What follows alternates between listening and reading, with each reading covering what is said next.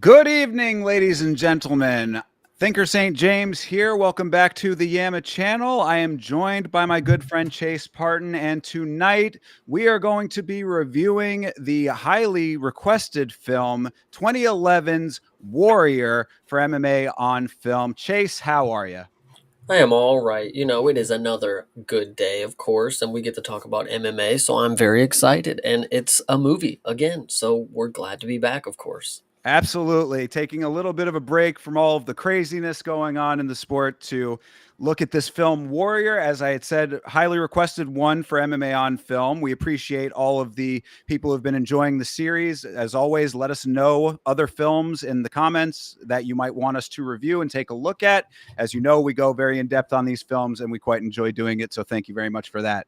Yeah, absolutely. And so, if anybody out there was wondering, just so we can give a little preface, I started watching this from a link that was sent to us by our good friend Bloomis, and then I eventually switched over to Pluto TV. I don't know if anybody's familiar. It's free. You can just watch any channel apparently, and there's other things like on-demand movies such as The Warrior 2011, and it was in HD this time, so I will give it to that one. Watching it on Pluto was great. I don't know if you had the experience of watching it with the potato link that I had, but it was rough. Oh no, I did not. The quality was fine for me. Again, must have been a mix up there, but either way, yes, Pluto TV. If you have not seen this film, you're watching the review and want to see what we're talking about and have not seen it, check it out on Pluto TV. Other than that, it's been out on DVD forever, of course. So it's True. out there in a number of different ways if you have not seen it. But a lot of MMA fans have seen this film, and that was the next question: was what did you know about this film coming into it, Chase? I knew that people kept asking me to watch this fucking film. And, Right. it was people that, I respect. These are people highly regarded, in my opinion. And they wanted me to watch this because they loved it. And, I can see why. I can see why they wanted that. Of course, yes, we will get into all of the details. I myself only knew that this movie is basically the same thing, that this movie was very highly regarded by MMA fans. Excuse me, that, very highly regarded film. I knew that the film starred the dude from Black Mass. That's what I remembered. Joel Edgerton. I now know the name is Joel Edgerton, but I know him from the film Black Mass. And actually, I recalled that because I thought in the film Black Mass he was fantastic. He was actually one of my more favorite characters in that film, aside from the main character. But yeah. Well, yeah. So what I was gonna say is, well, so this is a two-parter main character kind of deal, and so you immediately recognized Edgerton. I obviously recognize the other person, Mr. Tom Hardy, who is in this, and I think that's just interesting that you noticed the other guy. I noticed then Tom Hardy. So go ahead. Yeah. No, well, to that point, yes, I know. Like, I'm glad that I saw this film. I can't tell you another Tom Hardy film that I'd seen him in without the Bane mask on. I knew he was Oh, okay. Bane, and Okay. Well, that was the big one, right? But so yeah, and I know he's been in other movies. I know the name. I've heard the name plenty of times. I actually, little pre-trivia, I knew that he is a secret rapper. Did you know that Tom Hardy does a little I rapping? did not know this. Okay. Very under the radar. But you see, so I know a little bit about him, and I know the name, but I think that this might be I'm sure that I've seen him in something else, but like aside from the Dark Knight series or whatever, He's Dark Knight. Venom, dude. Oh, yes, you're right. I did see him in Venom as well. Yes, I did see the Venom movie. Okay, so there you go. So yes, I'm aware of Tom Hardy, but I aside from this, I don't know if I've ever seen him like in a more serious, grounded role like this. So this was one of the more, straightforward, dramatic kind of performances aside from those comic book films that we had mentioned. So yeah, but I had seen that out of Joel Edgerton. And like I said, I like Black Mass a lot. It's actually one of my more favorite recent mafia related films. I really enjoy that film a lot. So I thought that he was good. I liked the film, and I was like, okay, let's watch this one. Well, since you actually, I wasn't going to bring it up, but so there is a show that Tom Hardy is in, and it's kind of like a mafia kind of thing. It's not Peaky Blinders, but it's Peaky something or Penny Peak. Dreadful, is that what it is? There you go. I That only know that because I also get it like the Peaky Blinders Penny Dreadful. You know what I mean? Like I see yeah. the So anyway, but yeah, so there you go. I mean that the film stars Joel Edgerton, the film stars Tom Hardy, and the film also stars Nick Nolte as well, their father. We'll talk about him, of course. So yes, we that's what we know about it, and we know that a lot of people loved it. You know, it's about MMA. I guess without further ado, let's jump into this thing, eh? Go for it. All right. Well, I mean, starting this thing off, you get gray industrial town shots. I said, is this Pittsburgh? Because shout out to Pittsburgh, one of the great American cities, the working man's city of Pittsburgh. Yes, I would actually like to. I'm sorry that I had you start. I thought you were going to catch this. So before the movie started, before you see anything, and this is key to know, Lionsgate popped up, and I said instantly, this might be a decent movie. And then we saw the industrial city, and we saw people leaving a church with the old country tune, and I was already not really interested because I didn't care about the country music of the church going people at the time. But I did know they were having a good Sunday service. That's all that I knew was going on at this point. So this was really fun, Well, interesting. yeah. So we see those establishing shots. I thought it looked like Pittsburgh, but we don't know that for sure. But then, yes, we cut to people coming out of the church, and Nick Nolte is one of those people. I said Nolte was already kind of aging, and he's definitely older now, but like he was already sort of aged by then, wearing his age in 2011. I said I was like, Nick Nolte, obviously an actor for many years, but he looks and sounds his age because he has this raspy voice we'll talk about later on, but it's you see it in his face. Definitely he's an older man in this film. What's interesting to note again, and I think this is just the two eras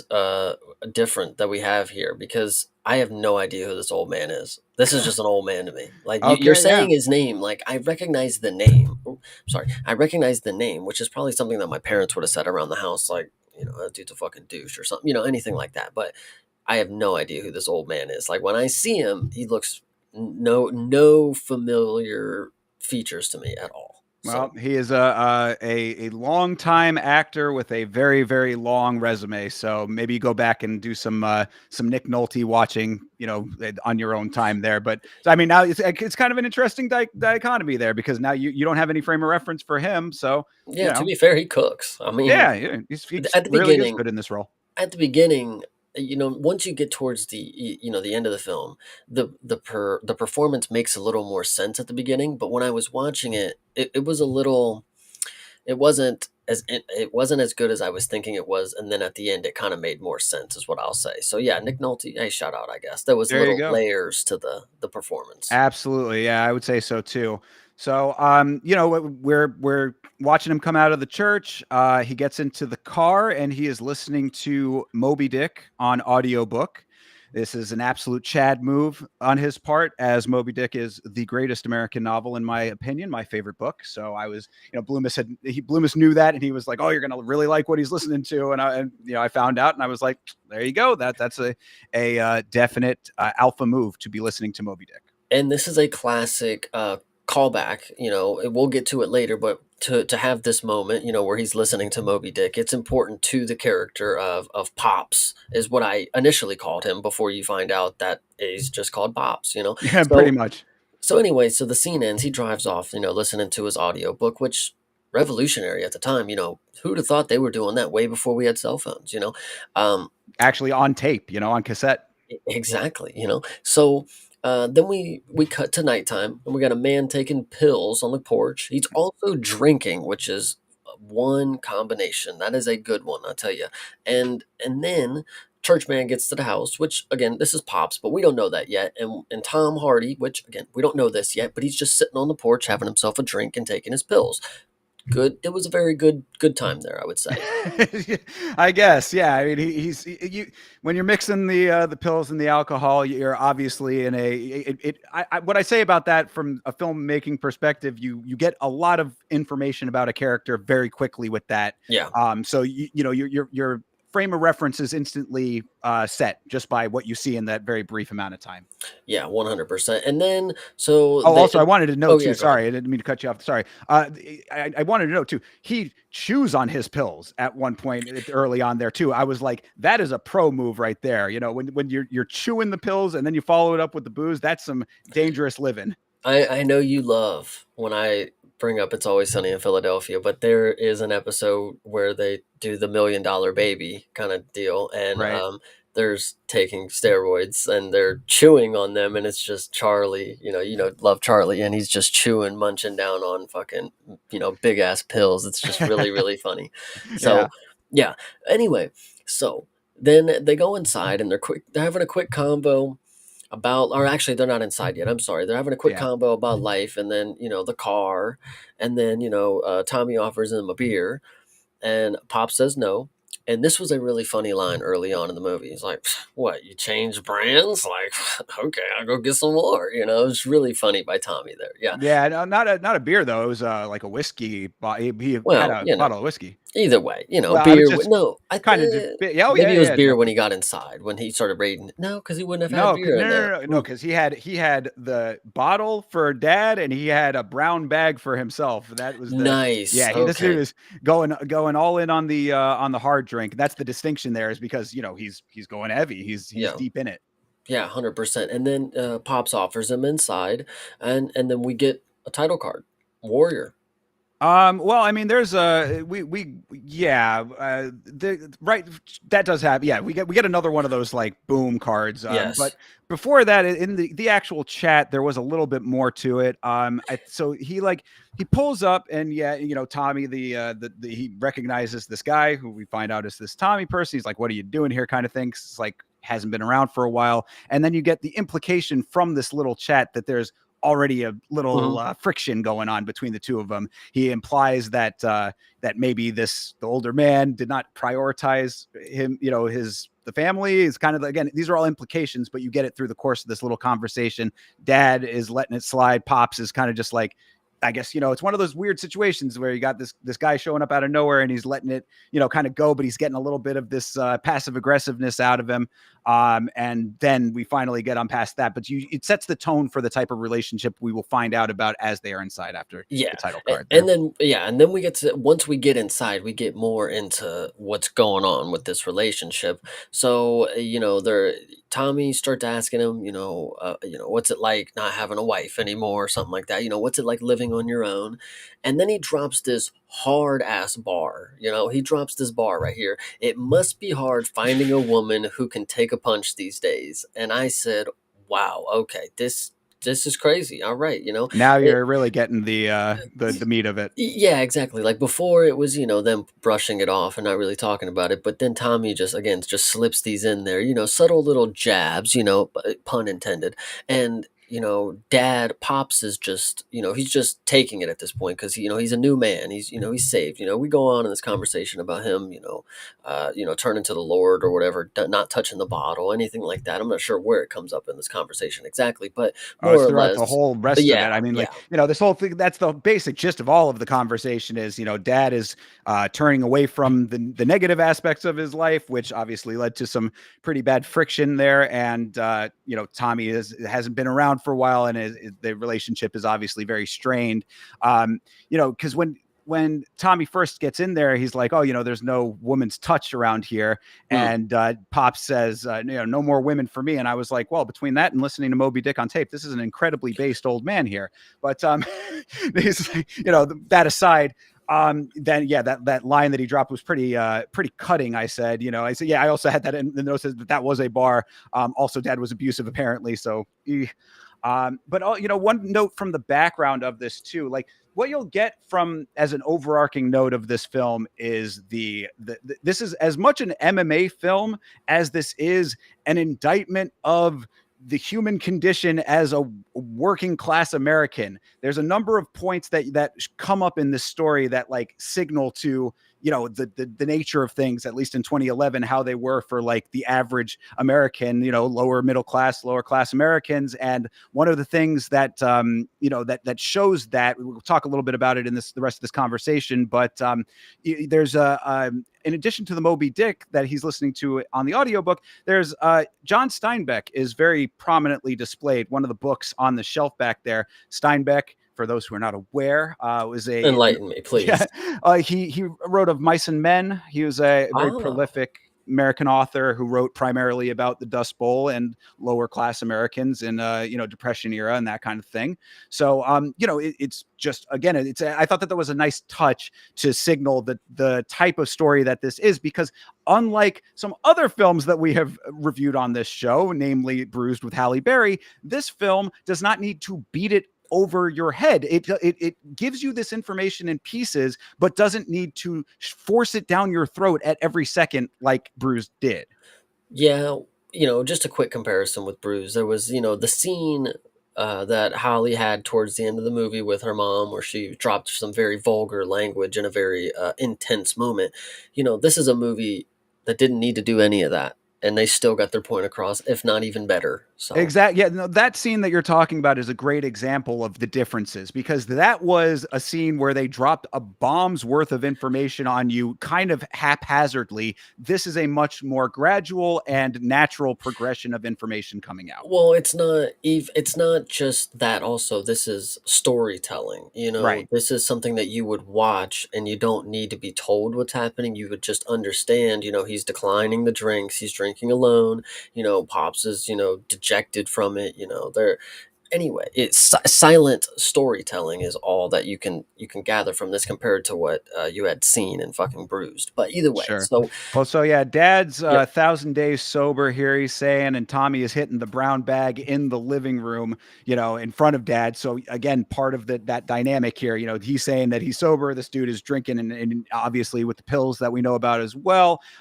Then there's continuous exposition dumping going on with the situation with the mother, and that's the real other thing that I wanted to make sure that we got to in this part of the film, because throughout the course of this conversation, Tommy is saying that the mother and now what we find out is the two brothers, Tommy and then his brother, who he kind of sees in the pictures on the shelves or whatever. The dad says, "Oh, your brother's a teacher now." He kind of gives him a little information. We're getting all of these things in pieces, but Tommy lets us know that him, his brother, and their mother had to flee Pops. They left. They went west, and then apparently the mother passed away in a very traumatic way. And Tommy makes a very big point to say that, we didn't have insurance. So we were out there in some, shitty apartment while mom was coughing up blood. And where were you, kind of thing. Again, giving you the information that you need as backstory, but also unfolding what I was saying about like the plight of the lower middle class person in this kind of scenario. Yeah, 100%. This is exactly where. So Tom Hardy is looking at his accolades. Actually, before this, just to go back one moment, I love Yes. the "You're not gonna drink with me? Come on!" Like Sure. that. That's a great moment. And then Tom Hardy is looking at the accolades. At this point, you're looking at the photos, and you're presumably like, oh, he's looking at himself and like what he wants or what he once was, and then you're listening to the narration about two brothers, and then he starts looking at other photos, and you're like, okay, so it's two people that are going to be in this story in a sense. And then Tom Hardy, really good acting at this point. Like he's really doing a good job early on selling you an emotional roller coaster of a character, and I think that's very key. And so combo gets hard. Tom starts questioning why the dad wasn't around, and then Pops drops the line that he hired somebody to go find them, Right. and bring him back the information. Correct. And then Tommy tells him like, did this guy tell you that we were fucking in this apartment while mom was fucking dying? Like, did he get to witness that? Did he get to help, or no, he just fucking came back for information? And logical point. Very good reasoning. I like Yeah. that one. It's a good bar. Yeah, and again, I don't mean to keep harping on it, but it will come back into play at one other key point of the film. So that's why I was saying about like him specifically saying, we didn't have insurance. There's a reason for that. I mean, like, they're portraying a very specific status of people that they are. They're working class individuals. And that's actually kind of interesting that you bring that up because now you don't really get that in today's film because everybody has to be represented in a film. There has to be one of everybody. You can't have just the standard average something. It's got to be one of four different archetypes in America. You got to have the type A, B, C, and D. So, Right. um, Yeah. Yeah. Exactly. interesting. I could actually, now that you bring it up, that's a really good aspect of it. It does kind of it cements it in an era. At the time, it's made just like as a movie, and it's not really set in a specific time period, but it does lock itself in this time period. Once you think about, 2011, The Warrior, it's just interesting. Yeah, absolutely. Yeah, most definitely. It's like this is one of the reasons that I enjoyed this whole exercise of reviewing this film was because not only the MMA standpoint of it, but as a film, of course, and also exactly what you just said as an encapsulation of a time that's really, in the grand scheme of things, not that long ago, but definitely feels very long ago now. Yeah, it kind of feels like this is in the same. I'm trying to think because I feel like this was a lot earlier, but it feels like this movie was in the same universe as Daredevil, like 2000 and whatever it You was. Like, referenced Daredevil a whole lot. That must be yeah, like one of those touch point films for you. I think it's like right over there. It's definitely right there behind Daddy Daycare. So he Well, says, well, yeah, yeah. so No, Tom Hardy. Go yeah, ahead. just the one other thing that I wanted to make sure that was mentioned somewhere in here is Mhm. that in that part of that conversation, we also do find out that Tommy was in the Marines. So, Yes, I did have okay. that one as well. Tommy was in the Marines. Mom died in Tacoma, specifically Tacoma. I don't know Right. what's interesting. Well, because they're on Pittsburgh, so they went all the way across the Okay. country. Okay, fair. So yeah, brutal death, no insurance, and then he says, "I liked you better when you were a drunk," and then Yes. passes out. So Yeah, and keep that line in mind because that will circle back as well. But yeah, and to his credit, the good performances, and we'll talk about how good these performances are all throughout, of course. But to Nick Nolte's credit, Pops' performance here, you like the way that he holds back mhm. it's like it really is exactly appropriate for his character because you realize that like this is a man who obviously was in a very different state of life when he was when he was younger, when he was with the mother and with these children, and now when Tommy has given him all of this negativity, he's taken it because he knows he should take it. And I Mhm. think that was very like I really respected the way that they portrayed that. Yeah, I definitely agree. And what they set up here, and they start off this setting with Tommy and Pops. It's just a disgruntled household. Even though Tommy hasn't been there, what it was very broken at the time. He went away and he came back, and they're still in that state of broken. And then Right. you get a transition over to your other character here because we go to a birthday party, and this is where Daddy's getting face painted by daughters, and having a good time. Mom's filming. This is other end of the spectrum. This is somebody who gets to enjoy life because they were given the opportunities, and this is where you get the whole other uh half of this movie here with this other character that we haven't necessarily met yet. So go on. Right. So I was, yeah, I just thought it was kind of funny. I said, we cut to a much happier looking place, which is Philadelphia. So, Yeah. yeah, Pittsburgh on one end of the spectrum, Philly on the other end, I suppose.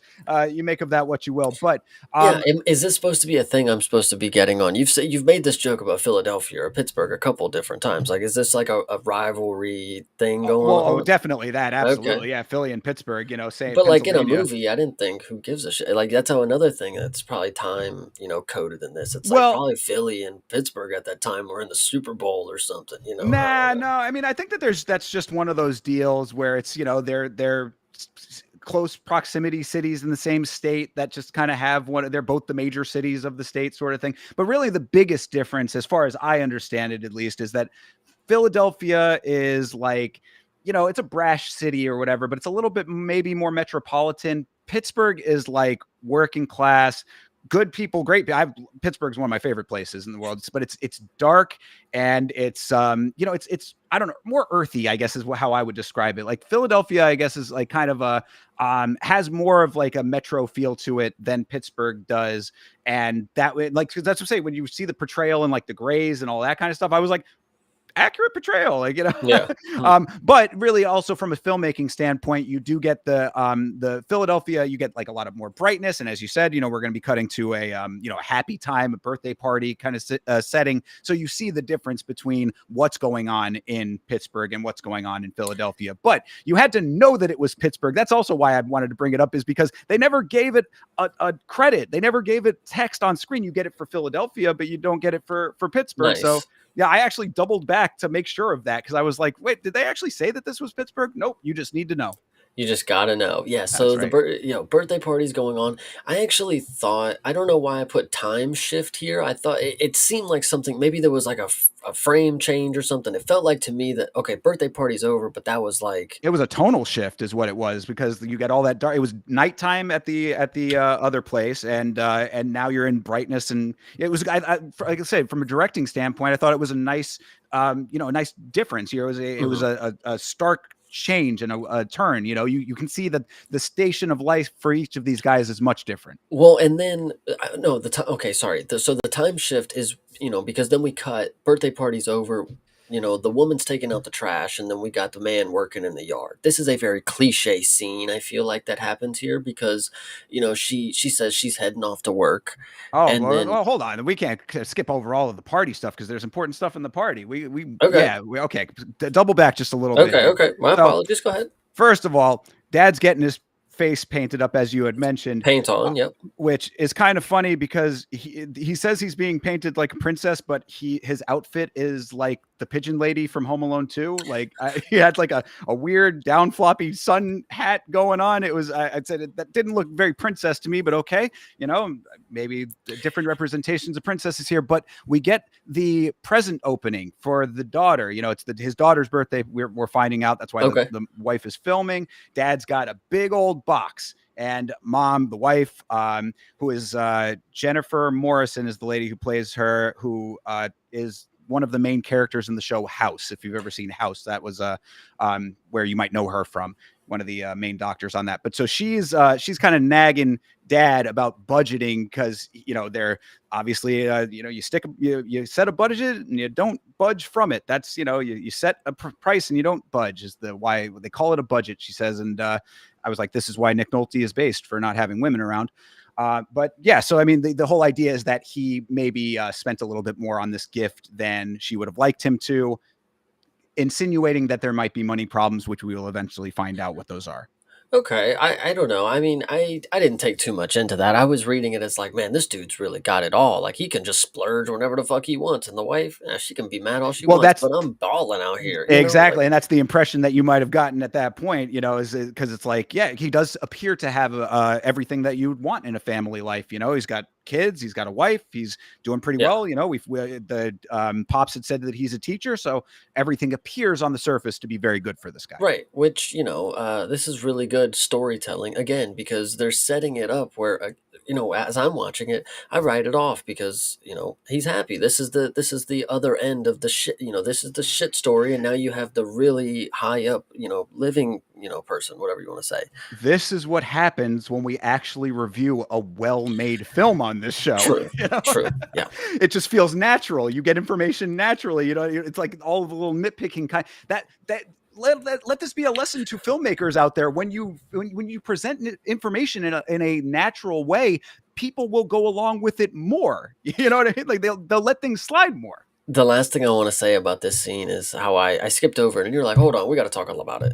That was not a princess outfit, and that was really funny. Yes, yeah, no, not a princess outfit, and it just they're painting his face with like yellow. He looks like a Yeah, scarecrow. yeah, they weren't really face painting. They were more just painting on his face. Like it wasn't. They weren't trying to make him look like anything. They were just like, all right, you're gonna be yellow now. Your cheek's gonna be yellow, and your forehead's gonna be a trapezoid, and we're gonna go with Pretty much, yeah. And I don't know how you extrapolate princess from that, but kids have great imaginations. Let them play. Yeah, just don't act like you know what princesses know how to fucking wear. I mean, you're not a princess, thinker. Come Right. on.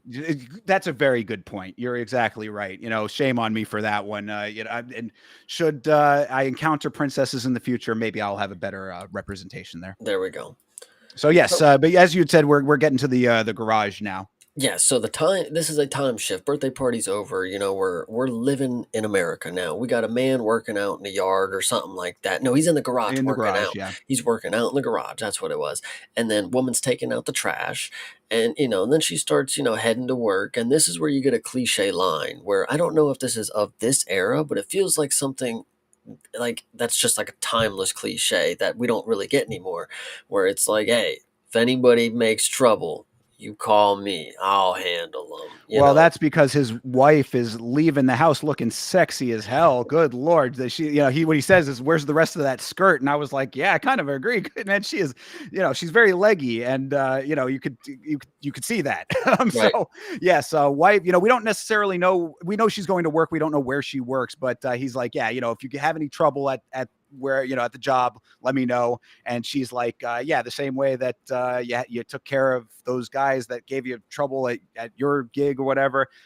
We find out that what we know about him up until this point is that he's a teacher, though. So I was like, obviously he's also like the faculty badass if he's in the garage lifting weights. And I was like, it would be funny if he was teaching kindergarten. That would be a funny twist. Yeah, I actually think that's interesting because what we find out later about, what his career is or what he's been telling, people, they right off the bat tell us he's a teacher, and then it's supposed to be kind of like were we supposed to believe that he wasn't? That, we'll get into it, but it was just kind of an interesting plot point that didn't really go anywhere, I guess. Well, no, I mean, but it does because well, yeah, we'll get to all that part of Yeah, why. go ahead. But like again, this is when a film presents you with information and then connects the dots for you. It's like this is how you naturally watch film. You have these questions, get the answers to them in a logical and nicely progressing way. Very satisfying film viewing experience. Yes. So yeah, so we've got the we're in the garage. Then all that happens. And yeah, that's pretty much the end of What the garage scene, I think, right? he says, "Wait up for me tonight," or something Oh like yeah, that. well yeah, he's like every once in a while I get a little action, and she's like, hey, wait up, and maybe I can help you out with that. Yeah, there we go. Something like that. Yeah, the cliche scene. This was like a super. This kind of felt like out of a Michael Bay film. Like this scene was a really cliche lines. I don't know. I felt Yeah. like this was better. They could have done better with this one. I thought, but It's just standard movie stuff. Yeah, I mean, it's serving purposes that we'll find out about later, but it is just kind of like really. I think that this film like does a pretty decent job.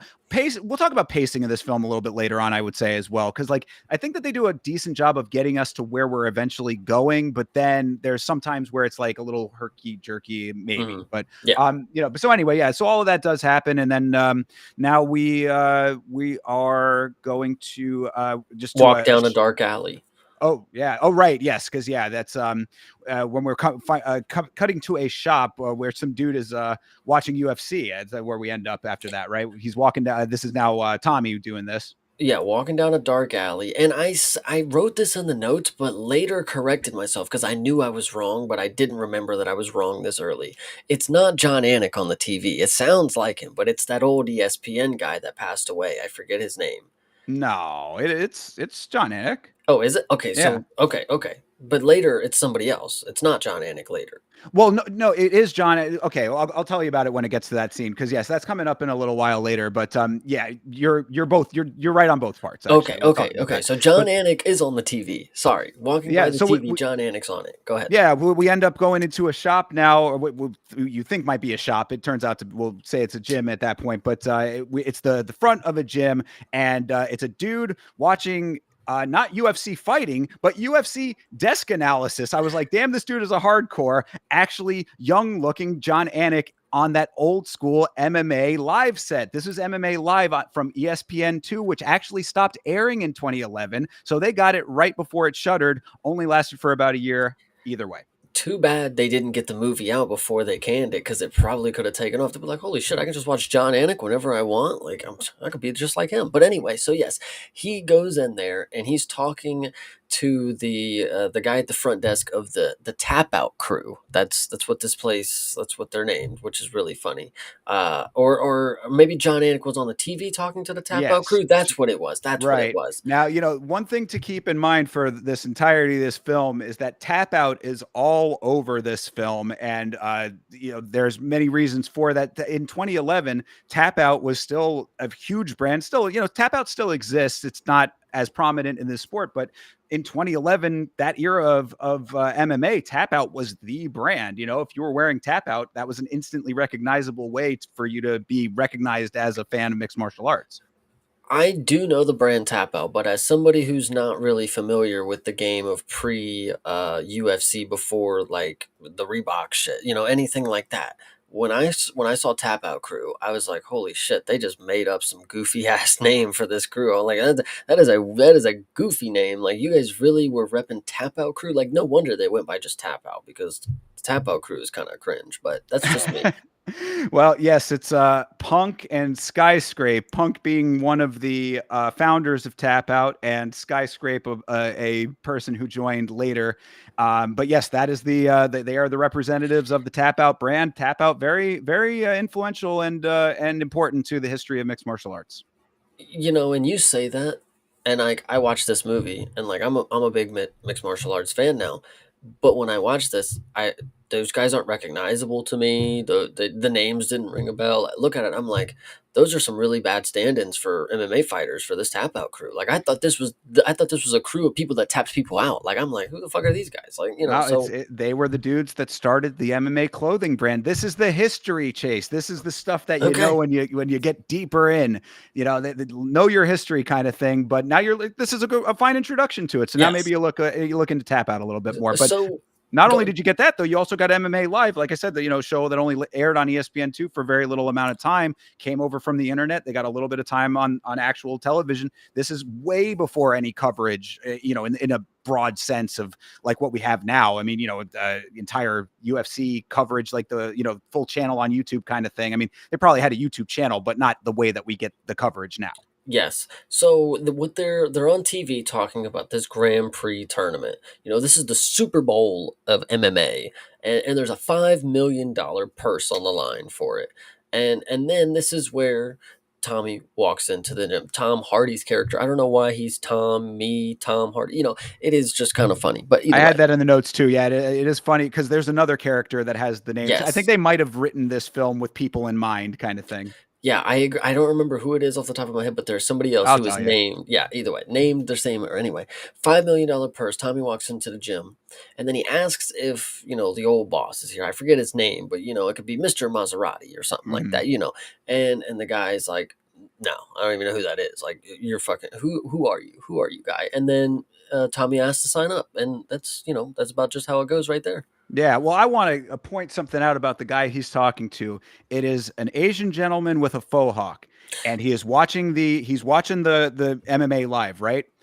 This guy in this film, all he does is watch MMA analysis. That is Hmm. this guy's entire character in this film. He's the front desk guy, and he is every time that you see him in this film, he's watching MMA in some capacity. He's never training. He's never doing anything else. You see him one other time when he calls back to somebody from the desk. So he's still at the front desk, but he is front desk guy, and front desk guy watches MMA live. That's what he does. Throwback in the era of haircuts. I mean, this game or this movie has a lot of interesting ones, and this guy's got one, and then we'll talk about somebody later in the fight. Later in the movie has got a interesting one too for the time. Excuse True. me, but yeah, and then this is where, so after and anything else for this scene? Well, I just wanted Okay. to reiterate that yes, well, from what you get out of the MMA Live segment is that we've got the Sparta promotion, the Grand Prix format, as you had Yes. mentioned. It's bringing it to it had not been in the United States, at least in the world of this film.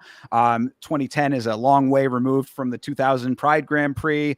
Either this guy has been holding on to the concept for a very long time, or it took a while to get this script filmed, is what my note was. But either way, because yeah, Pride Grand Prix was in 2000. Of course, this is 2010 when this film was probably getting made. And yes, I said he's talking to the Tap Out crew. They say it's the Super Bowl of MMA, as you said, $5 million purse. I said that it's funny to see anything tap out anything from this era, tap out still being a thing that you can get at Kohl's, but like nowhere near what it was back then. So just reiterating those points, because obviously this tournament's going to be very important. Yes. So that's it. We're good.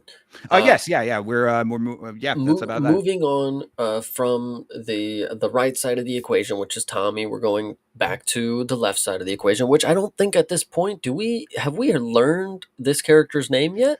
No, I'm glad that you said that, because for a while there, I was trying to figure out when we actually found out what this dude's name was, Hmm. because it, like with Tommy, you get like, hey, Tommy, you get that directly at the very beginning of the film. We just sort of, throughout by midway through the film, you're just like, oh yeah, okay, now I know what his name is. You know Right. what I mean? Just like, Yeah, they might have said it on like a commentary thing later, and like that was the first time. But yeah, it's weird. So anyway, high school teacher. We have the science class. That we have the fun teacher. He's we're just doing shit. Fuck it. There's a stupid kid or whatever. How many laws this dude got talking oh about yeah. Isaac Newton? That was really funny. Well, Science yeah, class is back. we started off. We're introduced to this classroom setting, yeah, and this is exactly how you know he is the fun teacher. Everybody's got goggles on, and he's teaching them about acceleration and force by letting one kid break a wooden block with a baseball bat. That's the idea about the force and the acceleration is enough to break the block of wood with the bat.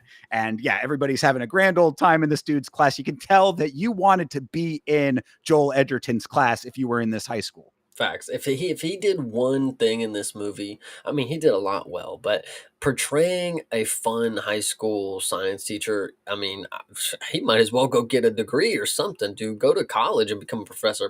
You get plenty of people to go fucking take a course if you're gonna do shit like that. I mean, Yeah, I crazy. mean, well, we'll find out later. All the kids having a good time. He has a connection with these True. kids, which is nice. I mean, like, you love to see it, kind of thing. But yeah, that was kind of funny with the dude Isaac Newton. I picked up on that too. And then he chides a girl for texting in class. The bell rings, and then he's deciding to hand out the test results. I was like, hey, time management, dude. You're Yeah. you're a teacher here. You got to be on top of this situation. You can't just be keeping these kids from their next period. You always know it's a movie and it's a good movie or a bad movie when the bell rings right before he's about to do something. He's like, Right. "Oh, all right, class, we got to do it again tomorrow." Like the bell rings right when it's always right in the middle of something. It's never the teacher like, "All right, we got 5 minutes left. You guys can just hang out. Well, it's gonna ring in a second." That's how my Yeah. classes ended up being. But Yeah, well, and we're going to talk about when we get to the MMA portion of this story, when you actually start seeing the fighting and stuff, some of the beats that we've seen in a couple of these other films, and you're like you were saying about like that with being like a thing that just has to happen in films sometimes, because it's like, yeah, the scene needs to end. You can do something right at the very end if you're going to or not or whatever, but the bell signals the end of the scene. So it's like, yeah, it doesn't make sense for him to like do something unless there is a specific point for it. There doesn't make sense for him to do something that he normally would, and then the bell rings. It's like the bell rings, time to move on kind of thing. yeah, With the MMA stuff, it's like a couple of things that like move things forward will happen. And you're like, would that necessarily be as realistic as it could be? Maybe you give it a little bit of a pass because it's a movie, but we see the same similar beats from other ones, and there's a reason for it. yeah. So anything else with the bell rings? Anything else you got there? Nah, we're Okay. moving on. So we're back to the other side of the equation to Tommy. Tommy's at the gym, and we got some sparring. We got some coaches yelling, light sparring. And then he knocks the dude out unconscious. Very funny. Very funny, very funny. Knocks him out cold. Tommy's looking over and notices this. Go ahead. Well, I was just gonna say that like he's in this gym by himself. He's hitting the heavy bag by Hmm. himself, and his gym is like kind of a free range environment. Like everybody's sort of just training in little like clusters if they want, or like maybe individually like he is, but it's open because this gym is fucking massive, by the way. I don't know if you noticed how tall this was, like a warehouse, but like a huge one. This gym is really, really big. Definitely compared to like, I don't know how. I'm sure that there are plenty that are that large. I'm sure like American Top Teams got gyms that big or whatever, but like the locals that train around me, like I've seen the MMA gyms in town, and they are nowhere near as big as this. This is a very large gym. Yeah, but you got the vibes that this is the grunge. These are the guys that are working for it. They're not there because they got $1 million. No, they're there to just let some energy out and punch a heavy bag. And if they find somebody that'll spar with them, sure. But light spar means you get knocked unconscious by this guy. So Knocked unconscious by a spinning elbow, by the way, as well. This dude, light sparring my fucking nuts. What are you talking about, dude? yeah, Yes, dude is in the ring, Muay Thai sparring, and the coach is telling him to go light. Proceeds to spinning elbow, knock out his sparring partner. yes, Definitely gym bully activity. His I like that after he did that, all of his boys, he's got his entourage there on the apron, and he's just dapping up the homies afterwards, like true dickbag behavior. yeah. Yeah, No, exactly. Just down the absolutely. line. Yeah, no, absolutely. Very, very funny. So Tommy obviously is across the gym and he notices this and he's intrigued. He goes over to the coach, that was overseeing this fighter and he says, I can keep your boy warm, I can keep him active, and the coach is like, yeah, okay, head on back to your heavy bag, take your ass on. And Tommy's like, all right, cool. And so he walks away for a minute and then I believe let me double check. Previous fighter, he's good to go.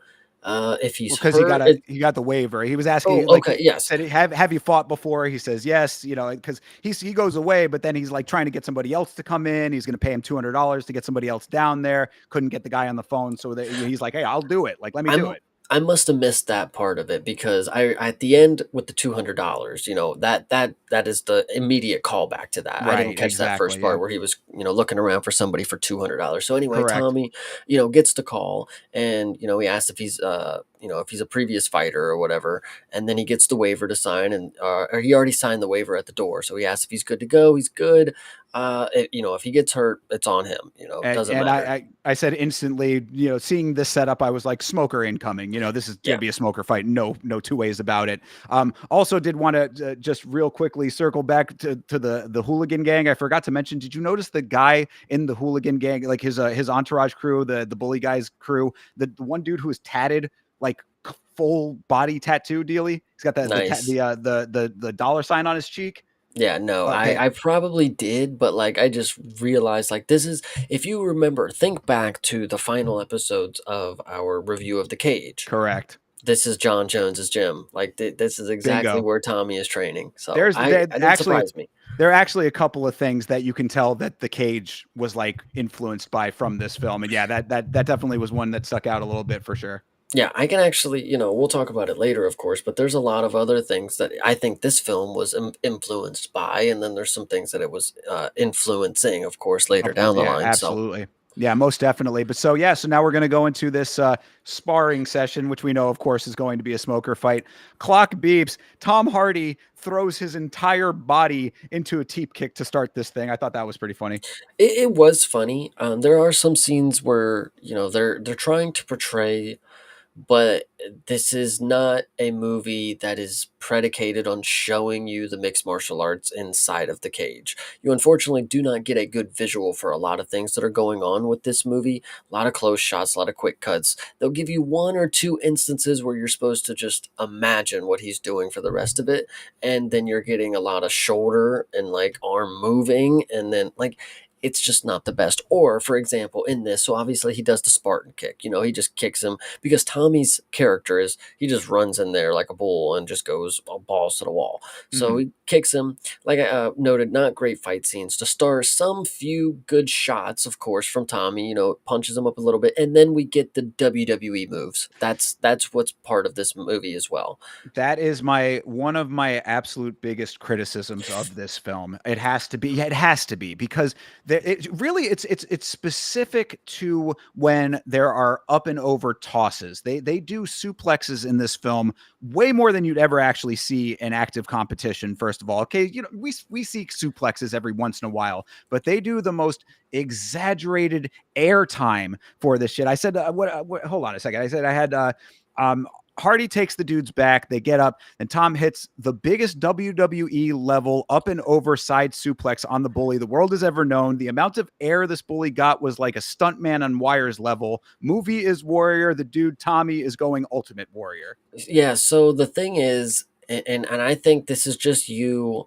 I think this is you being biased against pro wrestling, because what you got to understand is it is selling a fight. If they use it in a movie with mixed martial arts, I mean, wrestling is a mixed martial arts. I mean, they're selling the portrayal of a fight in a movie. Obviously, they're not even showing the actuality of what the martial arts is, like when it comes to striking or anything like that. If they can show a whole WWE move and get away with it, and like that looks good on camera, I mean, that's a plus in my opinion. If you want to be getting down to the nitty I gritty of mean, it. I think that you're going biased the other way then, because No, I I mean, it's goofy, but, like, it's the one thing that they could fully show, you know? Like, they couldn't show any, like, so well continuing on, he WWE moves him, moves and then, knees him and then finishes the guy, and it's like they didn't show any of the knees, they didn't show barely any of the grappling, the striking they couldn't really show. It's like, it the one thing they could show was the WWE move. It's like, I mean, they showed a good amount of kicks early on in the spar, like after the Spartan kick. mhm, They showed a good amount of kicking that was back and forth, but like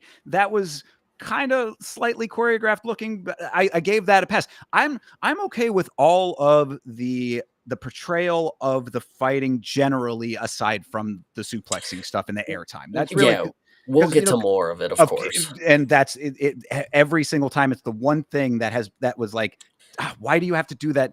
That it takes me out of it a little bit as an MMA fan. But really, aside from that, I thought like I'm okay with most of the fight portrayals in this. And then when we finally get towards what we're leading up to, I thought that there were some really good ones in that. So Yeah, and I think that really why I'm kind of dwelling on it here now is because this is really the first time we've seen any fighting in this film. mhm. So, aside from a very, very brief clip of wrestling that you see on the television earlier on in the Pops' house, but that's very, very brief. So this is the first time this is the first representation of actual back and forth exchanges with in a fight capacity, and you're already doing that kind of thing. I was like, if you're gonna do some stuff like that, you really probably should build up to it as opposed to thrusting it in your face early on in the Have first the 2 minutes. power bomb be the finisher in the movie, but would Ramp that would that, really be worse, to be honest. If you got the whole movie, you're watching like, "Man, that was the coolest striking ever," and then he fucking did a 619 in the end, what? Like, I mean, you think that maybe a little bit of a ramp up might be appropriate, but then you could go that way as well with it. It's like maybe just don't like just make it a more grounded MMA film. It would have been fine. I mean, really, because I everything else is working. I think, at the time, people didn't know how to showcase that I mean, MMA movies, mixed martial arts films in general have been made for centuries or whatever, but I think the director probably just didn't know how to film or direct people to do a better choreographed fight. Because, like you said, with the kicks, a lot of them were choreographed, more or less. And I think those are a little easier than straight up punches to the face kind of deal. So, give or take. I mean, whatever. The Well, I grappling can't also was decent. But I can't think that like this is the film that everyone says is the film for exactly what you're talking about here. So I got because if this one is not the film that shows it, we got to find the movie that actually is the It's accurate like the MMA fucking old fucking Chuck Norris and Bruce Lee shit. You that know, accurate to MMA. no, I mean not MMA, but like showcasing martial arts. Sure, fuck it. I don't know. I mean, No, we can't yeah, even see it clearly in this but shit that's what right I'm here. saying. I mean, like we see it there later on. Later on, Yeah. we'll keep going here, and we'll get towards some of that other stuff that we're kind of talking about, I guess. Okay, so other side of the spectrum, we get to our unnamed character still at the loan consultant, and Well, just like you said though, okay. just to finish this up real quick. So yeah, the knees, and then finally that Oh looping yes, shot that yes. ends Sorry. him, puts him into the ropes. He knocks this dude clean out. He's hanging off the ropes, kind of Mhm. clean out this bully guy. And then Tommy does have that cold line to the trainer where he looks him in the eyes and like, "You owe me $200." And I Yeah, was like, hell yeah. that actually did go hard. Yes, continue. Yeah, so the next scene we go to the loan consultant, and this is where we start to learn that our character, not named Tommy, is struggling as well. And he's not necessarily in the clear when it comes to money. The dude is being an asshole to him basically. Like this is a typical dude who doesn't want to give people money because they have to have specific reasonings for him to understand that he can have empathy or something, because he drops this line, what did they say? Oh no, sorry, the unnamed character, Mr. Edgerton, at this time drops the line, so I'm a physics teacher, not a math teacher or something like that, which is really funny or something like that. I have it in the notes. I can't remember what it was. Now I think about it, it wasn't as funny because it was kind of like him being a dick and responding to him like, okay, dude, I'm not a math teacher. I teach physics, because he's trying to be condescending, like, well, you should know that you're, obviously negative. Like, don't you know how to do math? You're a fucking math teacher. He's like, no, I teach physics, and you're supposed to help me, not be a fucking asshole. So See, this is so talking about the plight of the working man kind of deal here. This is one of my favorite scenes in this film, from a film standpoint, obviously, MMA aside. So yes, as you're saying, Edgerton is in the bank.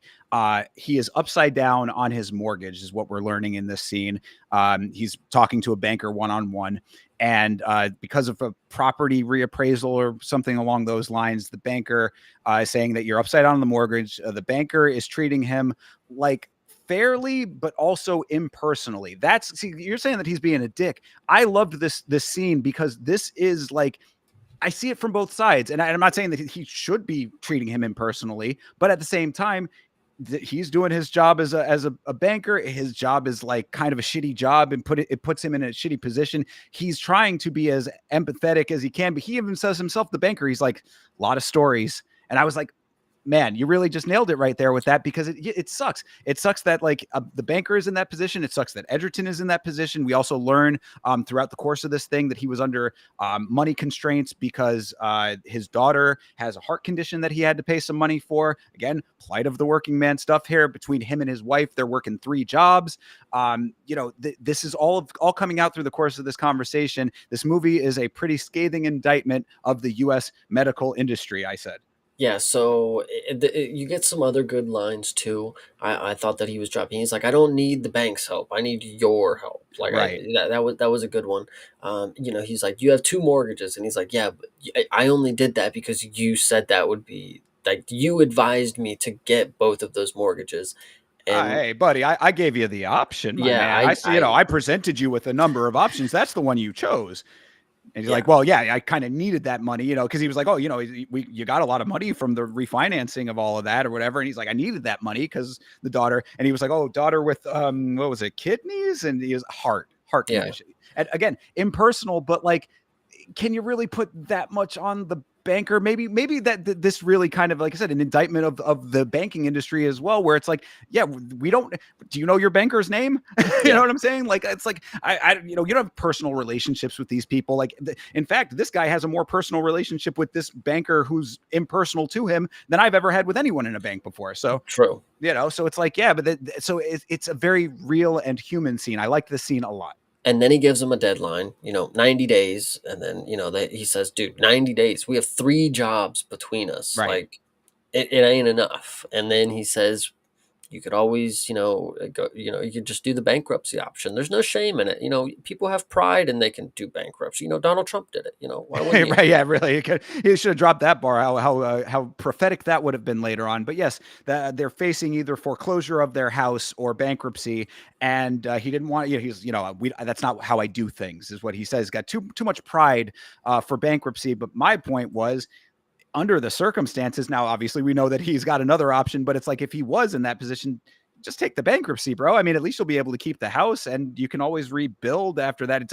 Tanks your credit of whatever. I mean, we're getting a little bit too real world on this, I suppose, but bankruptcy under his condition, with the way that everything was laid out, might have been the better option, but of course he does not take that option. Yeah, not to get too crazy. I'm pretty sure with bankruptcy, I mean, they have to leave you with a house and a car, like, and a job, like, Yes, they cannot take your house at the very homesteading is that part of that. So yeah, he would leave, because that was his whole thing. Is he's like, I'm not losing the house. We're not losing the house. We're not going backwards. He says with his wife a little bit later. We'll get to that, but that was his whole idea. Is like, he's built this life for him with his wife and the kids, and he doesn't want to lose his house, but he also does not want to take the bankruptcy. I was like, I mean, might have been an okay thing to do, but we'll find out why. So option was still on the table. It's not like it's gone now. He walked out the door, but he got the leaflets. He can think it over. Either I way, guess it's we'll a good get point. I into didn't it. think about that. It wasn't like there was an ultimatum in that moment. So He's yeah, got 90 days. it's a good point. Good point. All right. So So anyway, scene ends. He leaves. He's frustrated. Anyway, now we go back to this is where we finally get back to Nick Nolte. We get the Pops character, right. and he's sitting here. He's eating a TV dinner or something. I forget what it is. but, Mhm. he's watching Tommy's old film, he's watching this young wrestler, and he's like, "Wow, what a stud this kid," he's thinking to himself like, "Man, what talents that this kid used to have, like, what he used to be capable of when he put his mind to something, like how genetically gifted he could have been." All these things are going through his head, and then the doorbell rings. Hmm. And this is where I think you should know that this is where perception is key, because if you were watching this movie, you would know that the person knocking at the door is the coach from the gym. But if you're me, you watch this and you say, "That's the dude that owes him 200 fucking dollars. Where was he doing here? Where he better have his goddamn money." For real. You better be Yeah, coming in with a couple of bills tightly wadded up for me, pal. yeah. Yeah, no, you absolutely right. Actually, so yeah, to my previous point about that the smoker fight being the first time that we saw fighting in the film, that actually is because yes, I didn't remember the order, but this is the first when we see that wrestling footage I was talking about. So yeah, so the other one was the absolute first time.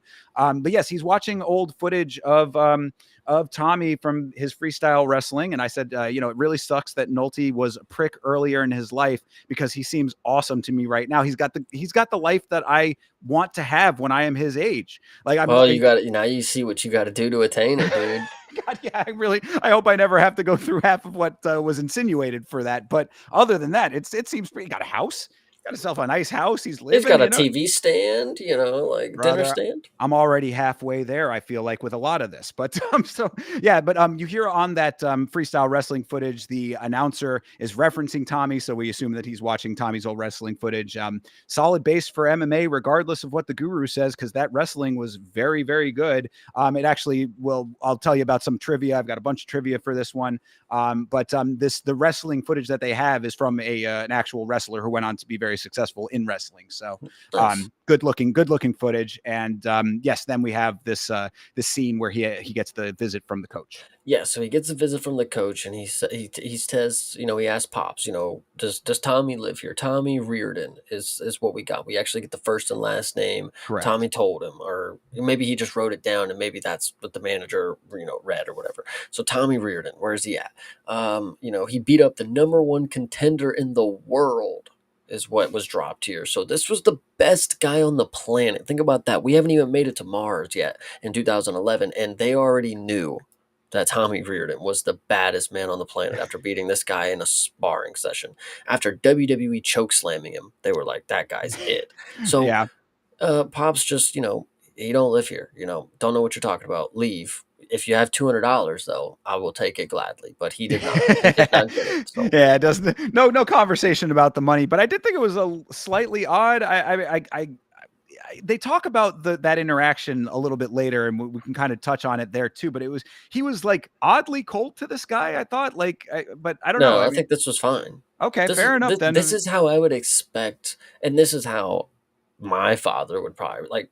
Ooh, fuck! Who are you Yeah, asking for? What are you doing? right. You don't know. He was Tommy certainly Reardon. skeptical of him. Yeah, I And understand. But the also, guy when kind of he explained it in a way that made sense to me. He was like, "Hey, look, dude, I'm not trying to interrupt your evening here. He put the address down on the piece of paper. I'm just asking some questions." Like, I think also a key thing to that, and this is just layers to the character. He heard Tommy Reardon. mm, He lied to him for a reason. Like true. Good point.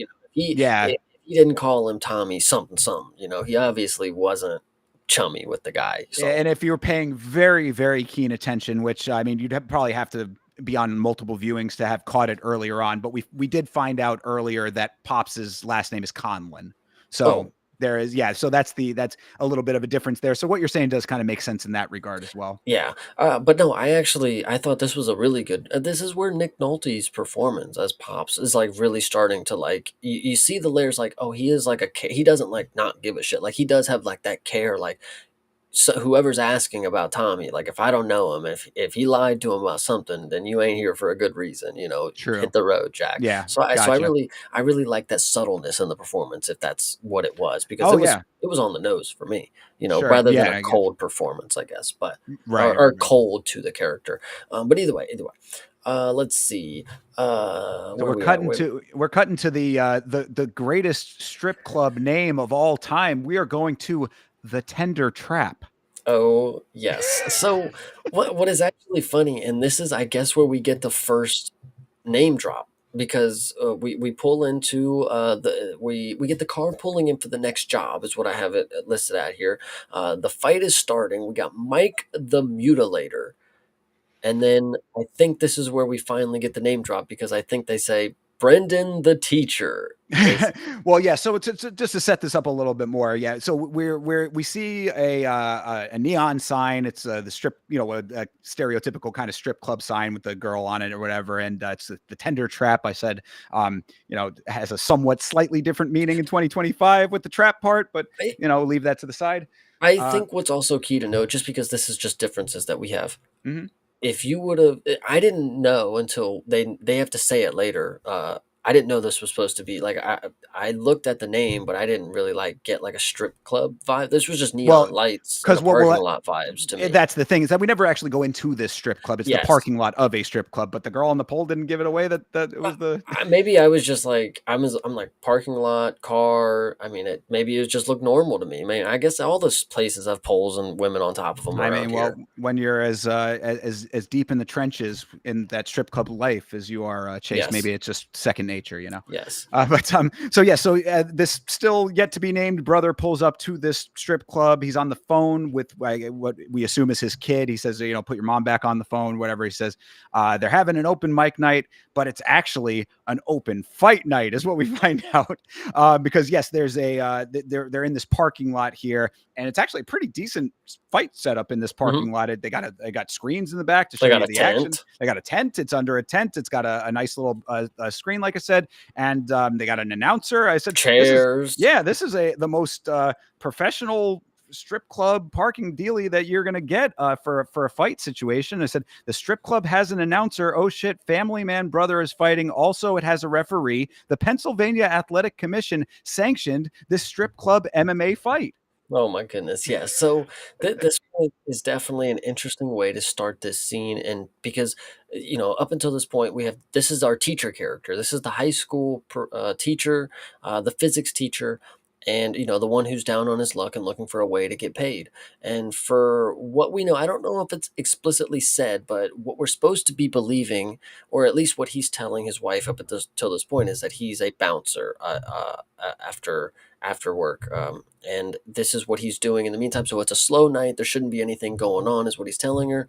Hangs up, but it's actually a fight night, like you said. So Exactly. And we also, get in. as for me too, I did have in the notes here, this is also when I picked up that his name is Brandon. I did not know that up Yes. until this point too. So I think maybe she said, "I love you, Brendan," or something, if it something was, like it was that. a very passing mention at best. I also would like to note that in my notes, I was typing quick. It comes up Brandon. It comes up Brendan. I may say Brandon a lot. I don't Oh know. yeah, whatever. You'll know who we're talking about. This is Yeah. the teacher.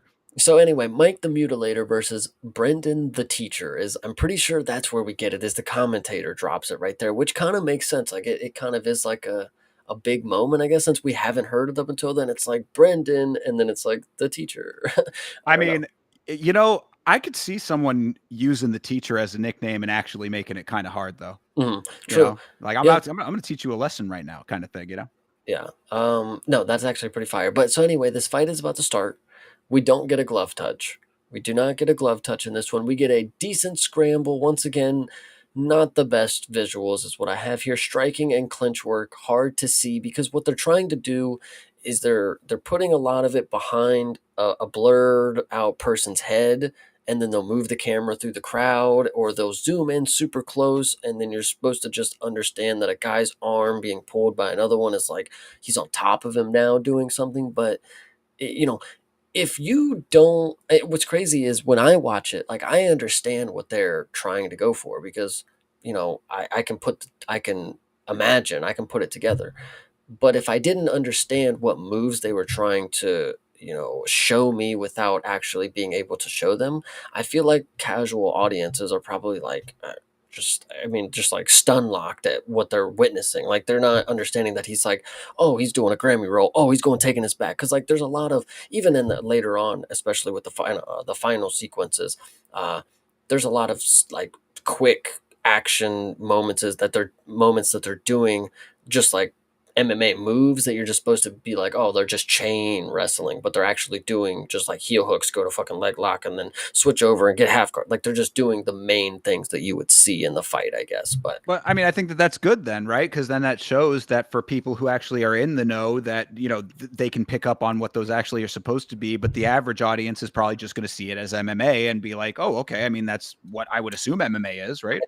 would see it as MMA though. I think because they're doing such a bad job of portraying anything that the casual audience would be able to like understand and see because it's too quick and too fast and too much of the imagination going with it. Like I can Eh, fill in the blanks, but I don't think if my mom was watching it, she'd be like, "Wow, that was a really good double leg takedown that he just did right well, there." but that they wouldn't know they would be looking for anyway, though. Like I mean, they're not going to see that and be like, "Oh, that could have looked better because they but have a they do the frame of." WWE moves and they'd be like, "He just picked him up and slammed him on his head." Like it's you know, I guess. I mean, I can kind of see, I guess, what you're saying, but I it's think like that this was say. a trip like where he did like they literally in this fight right here he literally just they strike and clinch and then they do like just like a takedown and then he takes mount instantly and it's like somebody watching it it's like they're not understanding what that means to the position of the fight I guess but like as I don't know I Well, think I mean, I think that as a human being, you know that you don't want to have somebody, sitting on your chest punching you. but the way that they would have got to that position is unbeknownst to the casual viewer. They're not getting explained to them how that could have happened, and that's what this movie is. It's actually more for the casual audiences in that regard, is because you know, they don't need to show it, and they don't have to, and they didn't, and they still got their point across. So it is what it is. But either way, so we get a nice takedown. Like I said, he takes mounts. The visuals are hard to see. Things are shown again. I just noticed. This is where I have in the notes. Just noticed. Brendan looks like Chael Sonnen. There are similarities there for sure. Yeah, Yeah, absolutely.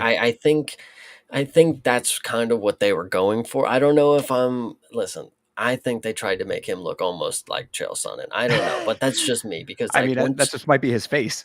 you're not wrong, but like in this moment, like I remember I had to make a point. Like holy shit, I'm watching the movie of Chael Sonnen right now. But either way, uh, yeah, he wins Well, the fight. Yeah, he submits him. I'm pretty sure, right? Is this where he submits him well, as well? let me go through Yeah, my go notes ahead. on this, and we'll come to that conclusion. I think because yeah, I said that I appreciate this backyard under a tent dealie that they got going on for this fight. Definitely of the time regional scene fighting, and sometimes of now time fighting as well on the regional scene. Still, because you might know that I commentated for Real Cage Fighting here in Florida. We were out, we were at a venue, but like out open air outside. I mean, it definitely had the same vibes of that. And I was like, okay, I can feel that. I think that this is a good representation of that level of fighting that he would be fighting at in this type of capacity. So I was like, okay with that.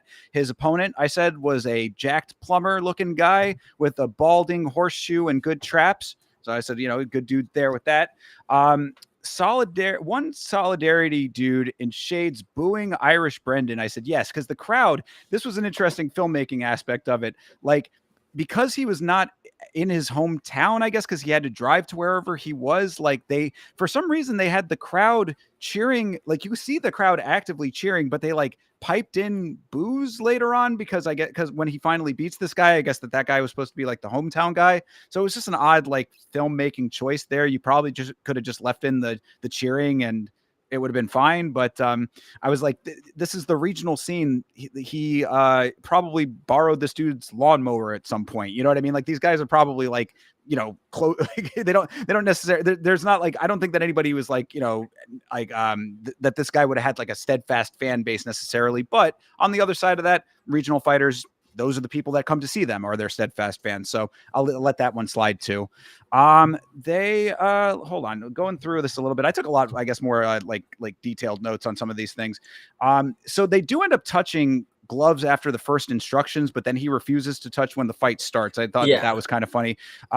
Bro is taking the strip club parking lot fight very seriously. I said the run starts now for this guy. Now Uh, that you mentioned the glove touch thing, I think that's somewhat of a callback to the final because, like, I think that happens with the end of the movie. But Could be go too, on. yeah. So I said that the fight starts. They kind of break dance in front of each other for a minute. The plumber gets kind of he gets kind of mad at a feint that like he like sort of just like looks at the feint and is kind of angry about it. And Can I, then I? yeah. I don't mean to interrupt you, but I think because you have more detailed things about the fight sequences. I think I completely just like when it came to the fight sequences, I didn't even give them like too much of a chance because they were so mind-boggling. And I know it goes back to what I was just saying, but like when I was watching, I'm like, I can't even like begin to process what I'm supposed to be seeing or what they want me to be seeing because I'm not able to see it. But go on. So I mean, I I don't know though, because like I mean, I'm following. I have it all broken down like piece by piece here. So I mean, I was able to follow it pretty decently. I'm seeing like I have in here that they were trading. I said striking looks nice on both sides. Dad, the Brandon guy hits the second cartoony pickup and drop down takedown of the movie. That was another. Yeah, again, every single fight in this film has one of these. It feels like at least any of the ones that are actually like full on fights. Bro double legs this plumber guy so hard that he went vertical on top like he was doing the high dive. I said. So yeah, I mean, he ends up getting the mount. He lands like 8 unanswered shots before the ref finally steps in. So no, he didn't submit him. He knocked him out on the ground. Young Kerry Hatley must have been watching that stoppage and nice. smiling to himself. Yes. So, and anything else there before we move on? Yeah, because Oh, just the thing about the crowd booing sound effects were just weird, and then yeah, also that is that the promoter looks like Captain Lou Albano. it. But so with the crowd thing, the while you said that, and because you said at the beginning there wasn't a title card for what city he was supposed to be in, I think that was obviously a post change. Like they were like, okay, well maybe it's not Pittsburgh yet, but at the time, but they forgot to add where it was, and then the boos were going to be like, well, we had him cheering because it was a regional thing, and then they're going to meet up at the Grand Prix or whatever, so it doesn't matter where they come from, Well, but. true, and also you make a great point there too, because what we will find out eventually later on, I think that sets up Brandon being the underdog, which will be called back to a little bit later as well. So I think you make a good point there. It probably was a post decision, but it just seemed a little bit strange, like if you're really zeroing in on it. Yeah, 100%. Which actually, I'm kind of, yeah, I'm glad you noticed that because that is weird. I wonder if you noticed anything more like that. But either way, Sure. so he finally comes home. He's got some wounds. He's been roughed up a little bit. Oh, well, And actually, no. One other thing too. okay, Sorry. One other thing that with the why I had the promoter note in there is because dude wins his fight. This was a decently tough fight to an extent. He's sitting there, he's huffing and puffing. Promoter comes over and says, "Hey, great job, dude. Win 2 more fights and you'll get the dough." Like, bro has to mm, be fighting multiple fights in a night. I was like, Jesus Christ, man, that's kind of wild. But so anyway, yeah, this is that level, I guess. Strip club parking lot, 2000 Pride Grand Prix as well, I guess. yeah, no, that one's definitely tough. And so presumably, because that actually adds a little more depth to it. Because when he comes home, and he's got some wounds, I was thinking to myself like he didn't really get beat up in that last one. Like that doesn't really add up. But the fact if he would had to fight 2 more after that, that would make sense. For him to actually win and get the money. So obviously, wife she gets up out of bed, and she comes into the bathroom and sees the wound. And he told her that how do I have it here? He told her he was a bouncer, and truth's out, but I made some money, so big whoop. I'm a fighter instead of a bouncer. It's the same dealio. So shout out to me for being a big brain genius and getting us money. And it Yeah. is what it is. Well, she say, yeah, he's like, I'm not bouncing in a club. Sorry, honey, you married a mixed martial arts science teacher is what we're getting out of this now. But he also gives her the money at the time too. So it's like, how do you weigh all of that? Well, she ends up, not taking that very well is what ends up, being the case here because I said, damn, wife is making some solid arguments. She doesn't want a husband who kicks ass for, gets beat up for a living. She says, loses the house or she said you can lose the house for all she cares, but dad can't get punched in the face for a living. Like, she doesn't want to raise a family that way. And I was like, kind of a rational thinking woman here, to Mhm. an in this kind of to an extent. Yeah, she's fire. I said, she'd rather let the house go than do this, which I was like, okay, that's maybe why we got to be the man of the house here, and we got to handle some shit. We got to actually put our life on the line and fight to make the bread here because you would just let it go. You're just ready to just up and quit if that ain't the option. But listen, in the story, he's got to go. Too bad, so sad. Man's got to do what he does. listen, that's what it does. If you got to keep afloat for this reason, that's what you got to do. And I love this may actually come later, but I think it was in this scene, and I just didn't note it, or maybe it was later. She asked, like, what are we going to tell the girls? I was like, we'll just fucking lie to them. We'll just Oh lie yeah, right that there. comes a little bit later. Yeah, Yeah. but yes, yeah, yeah, right. That is a good point. I didn't think about it that way, but yeah, that is basically what he'll end up saying. But yeah, no, but in this one, he just says, "We're not giving up the house. We're not going backwards." That's why I kind of alluded to that earlier, and I was like, I get it. I mean, uh, this is it. She was like, "This is where we're not going back to," she says, and I was like, that was I liked the writing in that. I gave special note to that. I said the way that they framed that little exchange, I thought it was a very good human connection between the two characters. Like from the if you've got problems with the fight aspects of it, I don't think that there are many problems with like the actual filmmaking of it. You know what I mean? No, Like yeah. I think this is more designated to set up the psychological and the community behind mixed martial arts, and potentially what some other people could be going through that are mixed martial artists, more or less than, hey, this is a movie where you can watch cool fights. Like, it's not about that at all. definitely that. Yes, I would agree with that. I mean, now, what I would say is that we got to see a movie that actually like does the fighting the way that you think it should be done, so I can like see exactly how you would like to see it. And perhaps we need to see a film that actually has actual mixed martial arts being fought in it. That would be kind of Mhm. interesting, but I don't know if that actually exists. That's besides the point. Anyway, back to what we're talking about here. Yes, so anything left on the scene there? Just that they're only he tells her that like he did want to try to bounce, like he actually did go to It try to become a bouncer. They were just paying didn't pay. $9 an hour. Yeah, Yeah. exactly. So so all of that is coming through that. She's saying she's not having it, and yeah, and then that we cut to the next scene here. Okay, so the next scene we get into the cliche diner. We got Pops eating. He's sitting there eating. Probably he's got an egg, probably some bacon, hash browns. Classic. The all American meal.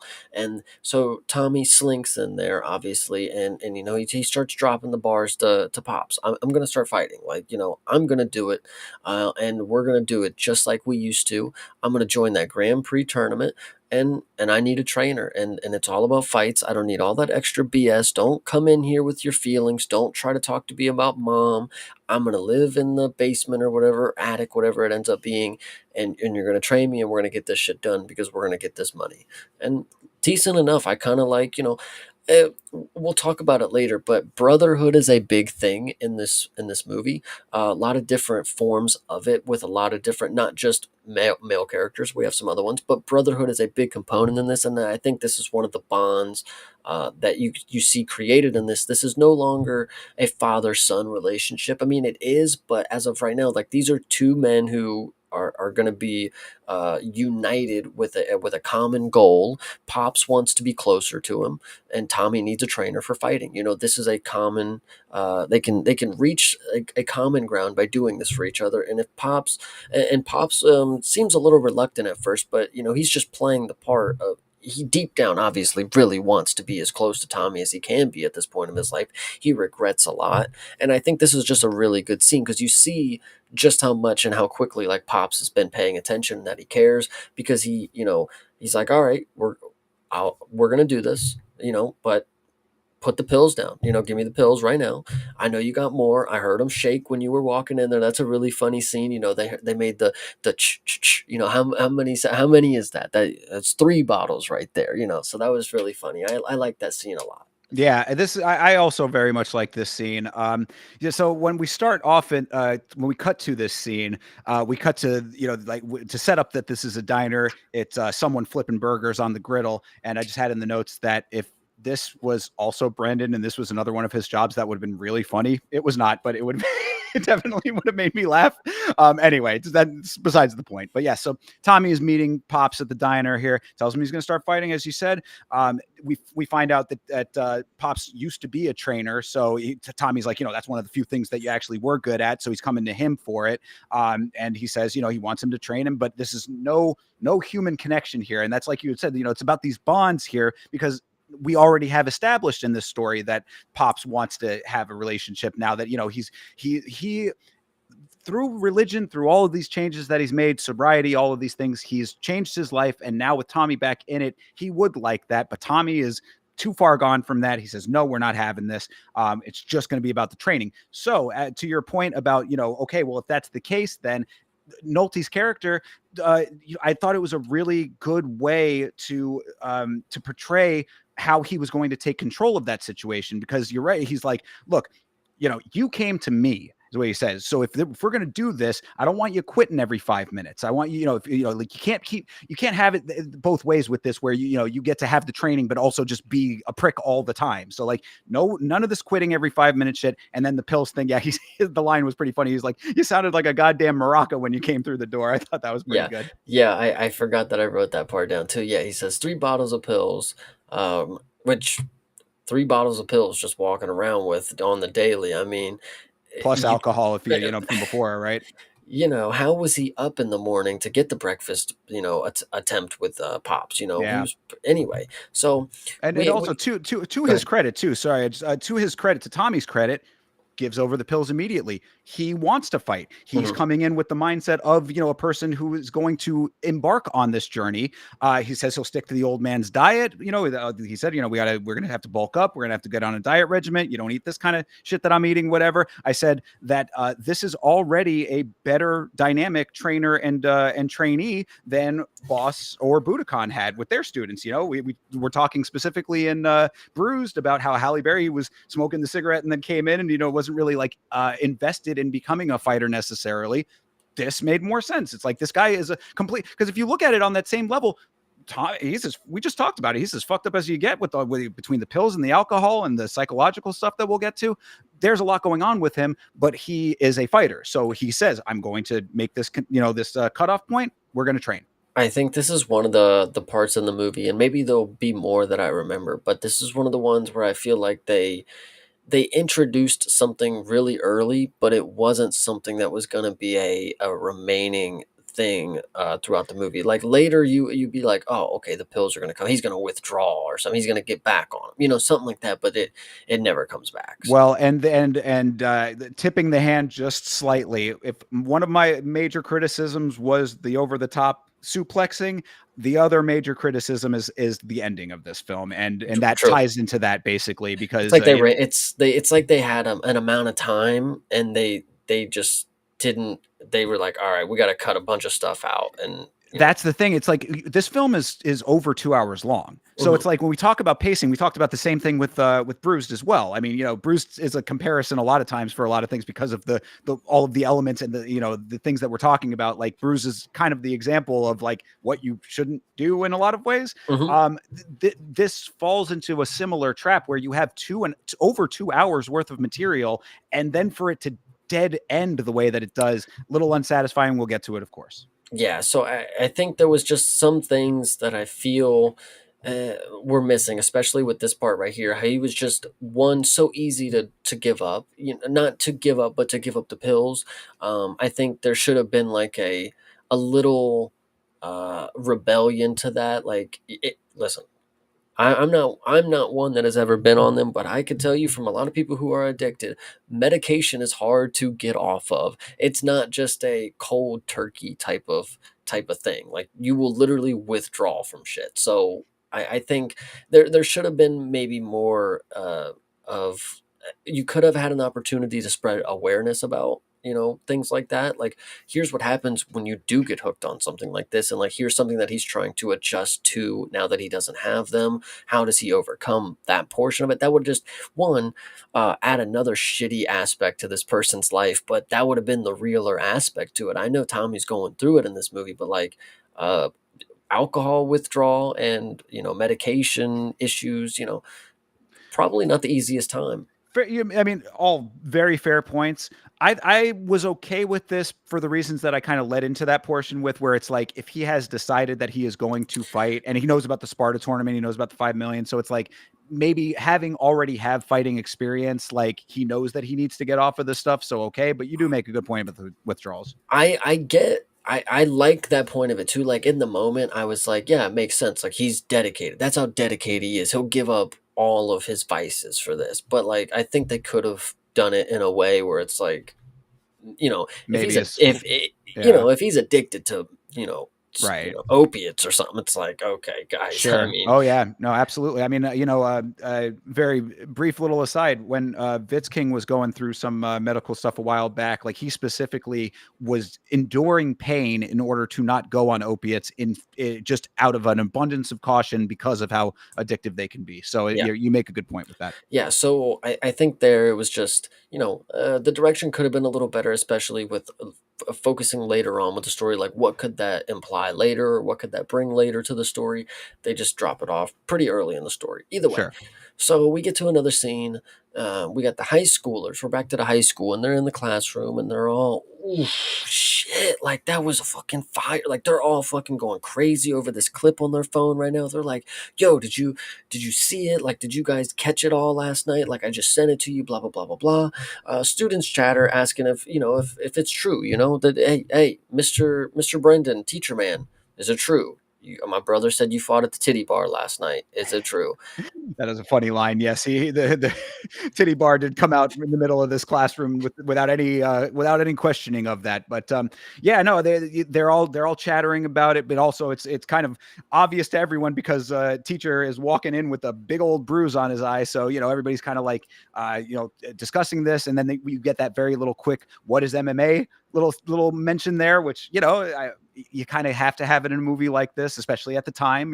What is MMA? Oh, it's different styles of fighting, kind of thing. They very brief. I thought it was fine.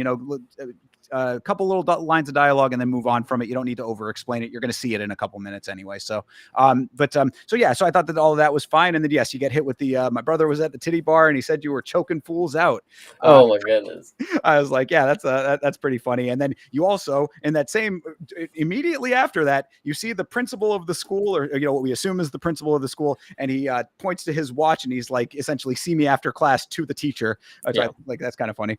Yeah, no, that was a good one. Love that the principal obviously is, he's in on it, and everybody. The principal character that you'll meet here in a second, he is a prevalent, reoccurring character in this Yes. movie, and it's he actually does a very good job with a very short amount of screen time to make you care about like what he's showcasing in this movie. What he's playing, what he's portraying is a very, is a human.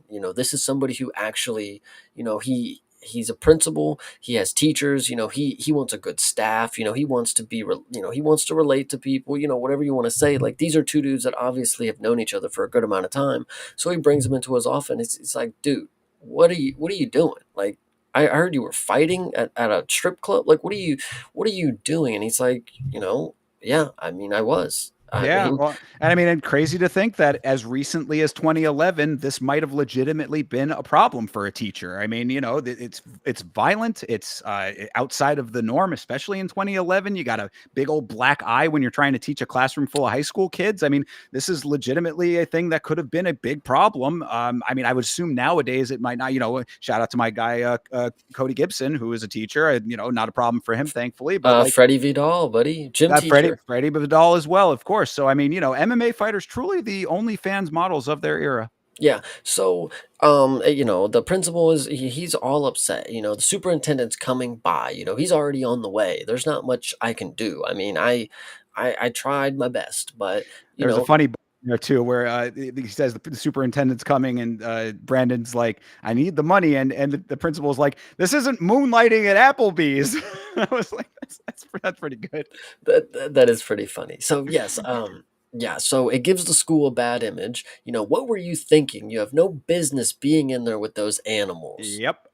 And he's like, I used to be one. And then the teacher's like, they they won't allow cockfighting at strip clubs is what I have down in the. I don't remember him saying it like that, but okay. Yeah, I I would don't know. say, yeah, he's like, we can't have this, no cockfighting in strip clubs. And he was like, it was in the parking lot of the strip Yeah, club. yes, yes, there we go. Yeah, it was in the parking lot of a strip club. That's exactly hilarious. Yeah, this And whole scene was pretty. I love this principal too. By the way, I've seen him in he's like kind of familiar looking. I couldn't tell you what I've seen him in, but like he's great. I love this guy. we're going to talk about him later, don't you Sure. worry. So Okay. yes, you're giving the school bad image. They won't allow cockfighting at a strip club. It was in the parking lot of a strip club. Anyway, it's a serious problem. And then he's like walking away. He's thinking, and he's like, so, were you in the UFC? You know, and he's like, yep. And he's like, son of a bitch. That was Like, great. you know, yeah, Yes. it's like just like the awe. He's like, I'm, you know, this is not an animal. You know, this is somebody again that I know. And it's like, holy shit, you were like a professional fight. You were with the top ranked. The thing that I know about mixed martial arts, obviously the biggest grand scale. I wouldn't know some regional fucking promotion. I know the UFC because it's the top. You were in that, like, son of a bitch. Like, Yeah, all right. absolutely. Yeah, definitely. And I was like, again, such a different era. Bro fought in the UFC, and his hometown doesn't know, care, or like it when they find out about it. No, they know about him fighting at the titty bar, you They know. don't exactly. Titty bar is I where well, that's they only have to find out about that. You know what I mean? Yeah. It's not like he couldn't have told them that. So yeah, it's just definitely an interesting dynamic there. And so that's also where we find out that Brendan had UFC experience. And there was one other funny line from this when the superintendent shows up. He's like, the principal sees him through the door, and he's like, "Oh, he's here." And he says, "This guy hasn't seen the inside of a school since 9/11." I was like, this whole scene was like, there were a couple of really funny lines in that scene. I enjoyed that very much. Yeah, Principal was good, and then this would have felt like where we go back to a Tommy scene, but we don't. We go back to Brendan. He's up late fixing the dollhouses. You know, he can't sleep. You know, he's up late. We're wondering what's going on because you don't really get a time frame of how long this has been. You know, wife. I actually do we even know the wife's name? I forget. I think we find out at some point, but I Okay, don't know if I ever actually picked up on it. so the wife is, you know, she gets off the phone and, you know, she lets him know, you know, you've been suspended for the rest of, you know, potential. Well, she says you've been suspended without pay, but if you kiss ass, basically, you can come back by next semester. And he's like, well, shit, you know, now we're really fucked. Yeah. If we had 90 days and we had 3 jobs, now we have 90 days and 2 jobs, and one of them is me fighting. So Right. Yeah. So I mean that is definitely the crux of what's going down here. We're seeing how dire these circumstances are getting, but yeah, when the daughters are sleeping in like their bedroom and he's in this little like tiny door room. This has to be a northern thing, and I was hoping that maybe you would know what this is because this is something that I've never I've seen it in movies, but I've never like actually like it's like the doorway is smaller and like it's like a little like you know what I'm talking? It's I don't know what it's this is. got a specific name. I mean, I can't think of it what it is, but like, yeah, most. I mean, my house is. I don't think we. It's like a crawl space, or not like a I, crawl that's space, what I'm but saying. like Like a it's like a tiny little inlet or something like that. I don't know exactly what you call that, but Harry Potter lived in one, I think. You know, there you go. I think his was under the staircase, but yeah. Either way, it's like it's like a smaller little portion of a room that's in a tinier doorway. Like there might be a name for it. I don't know what it is. It's definitely not a southern thing. I don't think we have them down here, but maybe it's just like a version of a panic room or something. could be something alike. It's similar to that if not. But so yeah, Dad's rebuilding the dollhouse miniatures. I said Dad is good dadding to the nth degree. This, I mean, really the driving home that family man element of things. Yeah, I think this is. I was gonna bring it up earlier, but I'll bring it up now because you're starting to get annoyed with how fucking perfect this. Like it, his life is so good in the aspect like for the comparison to Tommy. I feel like they didn't need like obviously the struggle of him going through the money stuff. It adds a layer to the character, but to be the opposite of Tommy, I feel like he should have just been, especially with how the movie ends. It's like, well, he could have just had it all the entire time. Like, I don't think him struggling for the money it pushed him to want to go towards the stuff. But it's like, I don't know. I mean, I mean, he needed an incentive to yeah, actually want to do the tournament, though. but I think with if the ending would have been flipped, I think it would have made a little more sense. Like because that I I don't. I kind of well, let's talk about the ending when we get there because I think that you're making a very good point with that too, and the ending has a we'll go through all of that to get to it, but so yeah he he's rebuilding those miniatures as I said. They're like I was like they actually suspended this guy without pay. I was like fucking police officers murder people and then getting desk duty, so that seemed like a very extreme measure for this guy. He was in an MMA fight. Didn't have any bearing on how he would Didn't teach. get arrested. No, You right? know, Yeah, nothing nefarious. He was in a fight. I mean, like a sanctioned fight. No, nevertheless. I mean, like yeah, crazy. yeah. But oh yeah, that was. But yeah, that's the deal there. I mean, So he says he's got fight dates, and they're well, and Go ahead. He says that there are like smoker fights all over the place, which goes back to your thing from in the cage, and I think also in Bruce too, where there's just fighting happening always, always, anywhere. Anytime that you're in one of these movies, fights are just around every corner. Mhm. Yeah, every day of the week, you can just go get a numbered amount of fights for $500 is what, Brendan says that he could get from these fights here. Sometimes Um, more. She says she's like, oh, for $500. He's like, sometimes a lot more than that. and then, he hits him with the, "So, sounds like we're on board here," and she's like, "So, what are we gonna do about the children?" And he's, "So, just fucking don't tell them. It doesn't matter, they're young, they'll get over it," it's kind of an interesting thing, but, I dig it, they're adults, and they need a way to make money. Hey, kids will get over stuff, whatever. Yeah, so the whole thing with these like smoker fights is what he was saying. There's smokers everywhere, but I was like, there the titty bar fight was not actually a smoker though. Like I said, it was a sanctioned fight at a referee and everything. So I'm like, it just seemed a little bit strange that they were referring to it that way in that capacity. I don't know. Yeah, again, nitpicking as a fight person, perhaps, but the other part too that I picked up on was, he was saying because she's like she doesn't want him to do it, obviously, and he's saying these are not real fighters. These are guys who watch too much Yes. UFC on TV. And I was like, bro is gonna just go can crushing throughout the tri-state. I was like, okay, that kind of makes a little bit of sense. I'm like, all right, I'm all right with all of this, I literally wouldn't even mind if that was the case. Like if his story was just like, yeah, I mean, I'm just gonna go 50-0 against all these bums. Like if I get $200 a week, like we're gonna get to pay the house. Like I genuinely wouldn't have a problem with it if that was a real story of somebody. Like if they just refused to never go pro because they could just make $200 a week outside of a titty bar. I mean, props, hats could have off. been the Kayla Harrison storyline if she never came to the UFC. Win PFL twice, $2 million in the bank, right off into the sunset. True. On a local level. Yep.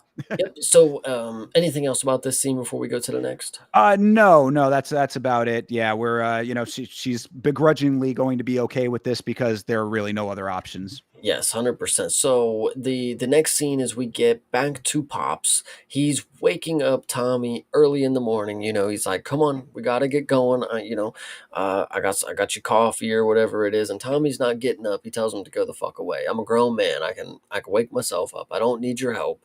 Please leave me alone. And then I don't remember if there was too much that was said important here. All that I remember at the end is Pop said, "I'm throwing the coffee out in 5 minutes, so you better get up."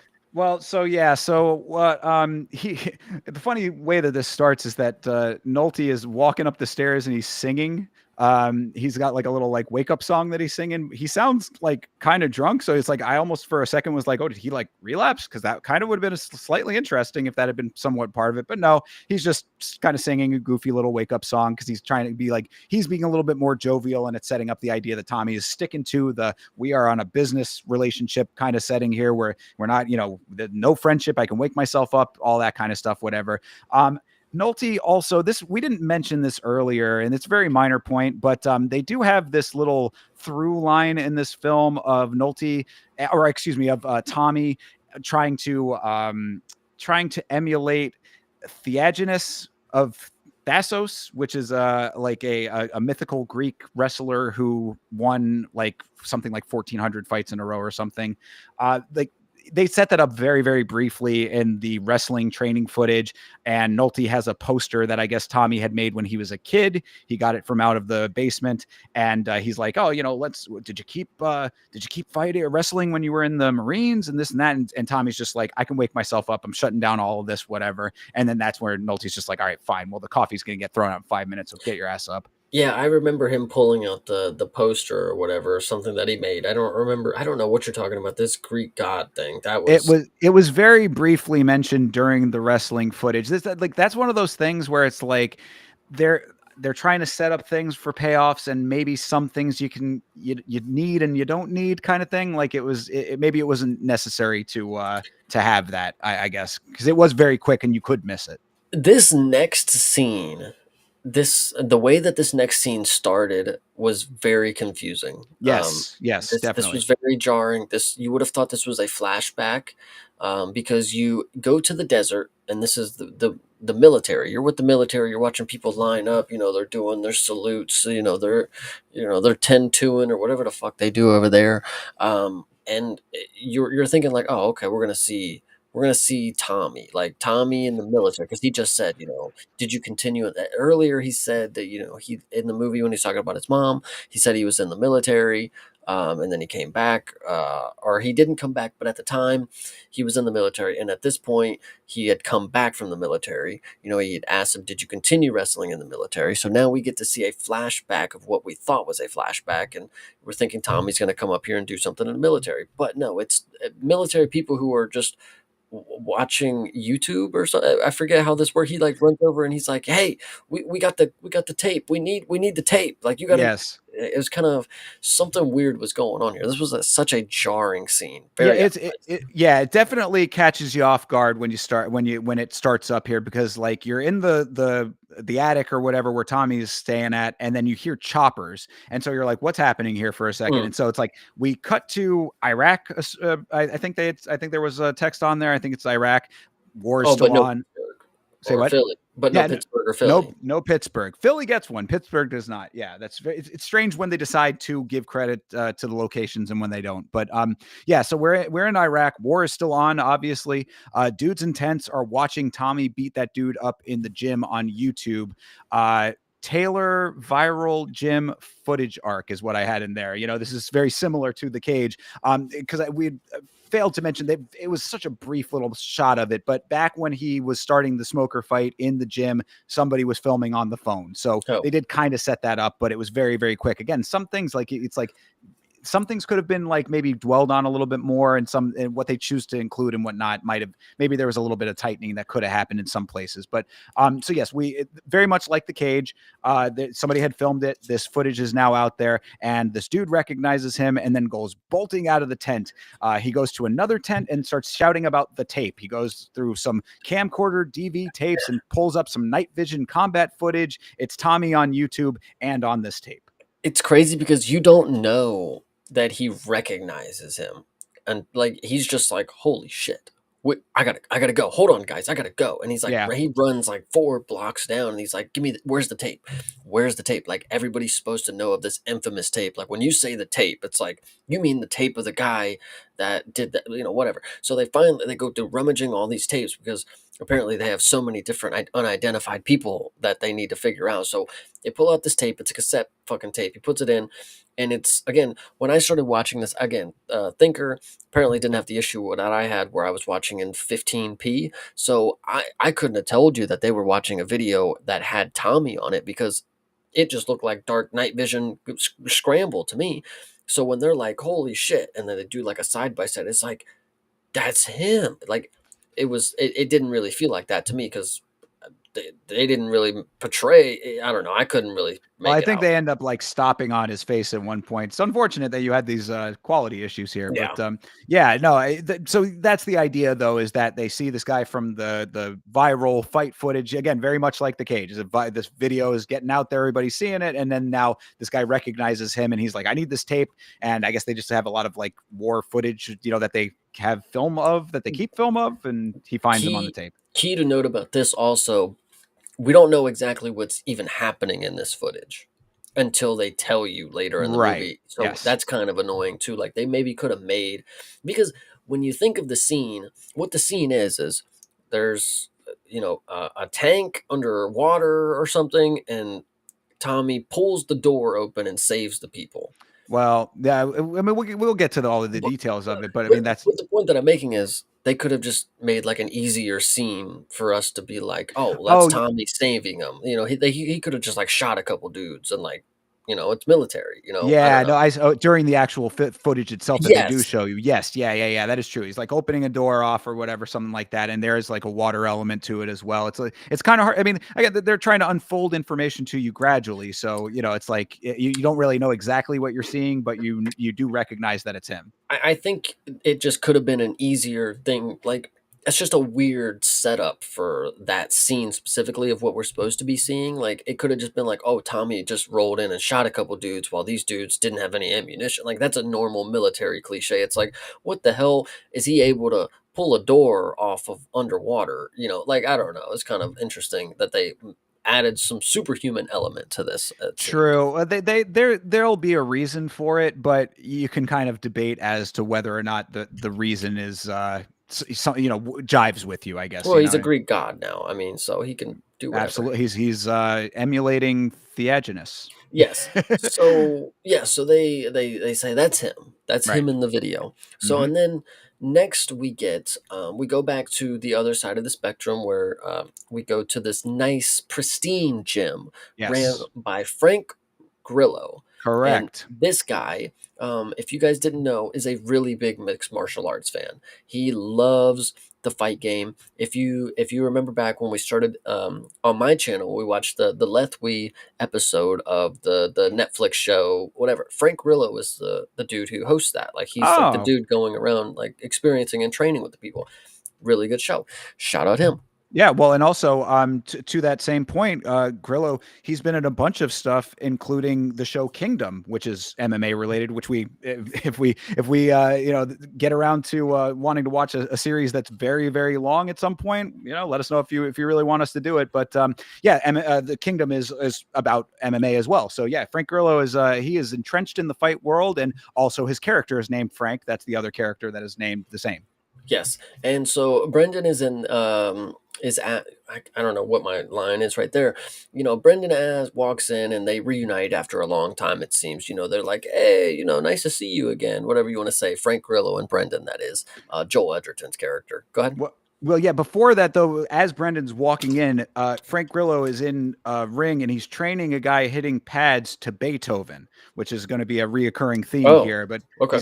he's saying he's hitting pads to Beethoven to loosen him up, and I was questioning whether that actually is like a thing that any coaches have ever done, because like I guess in this film they make a very big point about it in this film, but I mean maybe that's something that maybe like a specific coach did that they like are emulating in this, because Brandon's character has parallels with Rich Franklin, who was a teacher and an MMA fighter. So I would suspect that there are some things that maybe they're pulling and adapting from real life to this. I was curious if that is like a training method that anyone has done in the past, or if it was specific to any one trainer, if it is still done in any capacity, because it's not something that you hear about regularly in this sport. I would say it's not like we know that off the bat. Oh yeah, they're always training to classical music. Yeah. Yeah, as someone who didn't catch this right here, I only caught it later on when Brendan was walking out with like the music.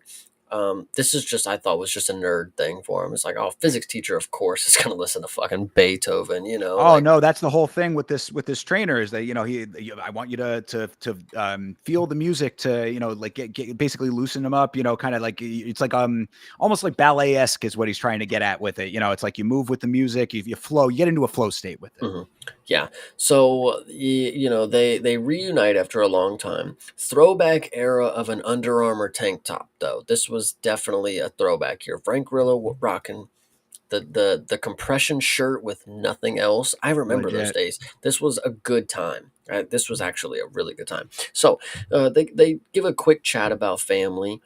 He says, I should have called, and I forget Well, this was. also another Yeah, real go ahead. quick note is that the guy when they embrace and kind of reunite there at the very start of all of this, Grillo points to the guy that he was training, and he says that the guy's name is Santos. A for realism on that, but we also find out that he is training that person to go into the Sparta competition. Mhm. Gotcha. So yeah, that part. I think you'll have more to say about what they talk about here because all I have is they talk about the family. He should have called. Then there was a little problem, and then they talk about the money. But go ahead if you have. Yeah, no, Brandon, the family man, tells his friend that he wants to fight again. Obviously they had known each other from Brandon's time, in the UFC or somewhere thereabouts. His friend guy Frank says, that he knows he's too old for it, and then accurately calls the type of event that he won in the parking lot. He was like, because he had said, "Oh, I've been fighting again a little bit," and he was like, "What, fighting in some bums in parking lots?" I was like, he then recites exactly the same stuff the principal said, including the fighters being animals part. So I was like the gym owner and mystic clairvoyant over here as well. He's basically parroting a lot of the same things, but all kind of true facts as well. Yeah, so he gets the double whammy listening to everybody tell him that he's a fucking cage fighting animal. Um, which is hilarious. And But more that anyway, the other animals are going to eat you alive, basically. yes, yeah, that you're too old. You already had your run. You know, Right. you're not going to be able to do this. So he says, "Well, I got a little problem.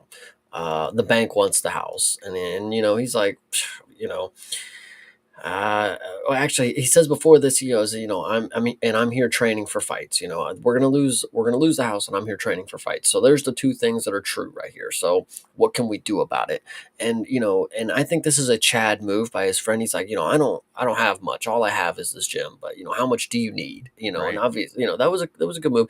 That was definitely a moment where it's like, you ask that question praying they don't give you an answer back. For real, legit. That is definitely true. Yeah, how much you need kind of thing. And you're like, oh God. Yeah, yeah. But no, yeah, Brandon's just like, hey, what I want is for you to, to train me. And good guy Frankie, the gym owner, says he'll put him in the sparring rotation.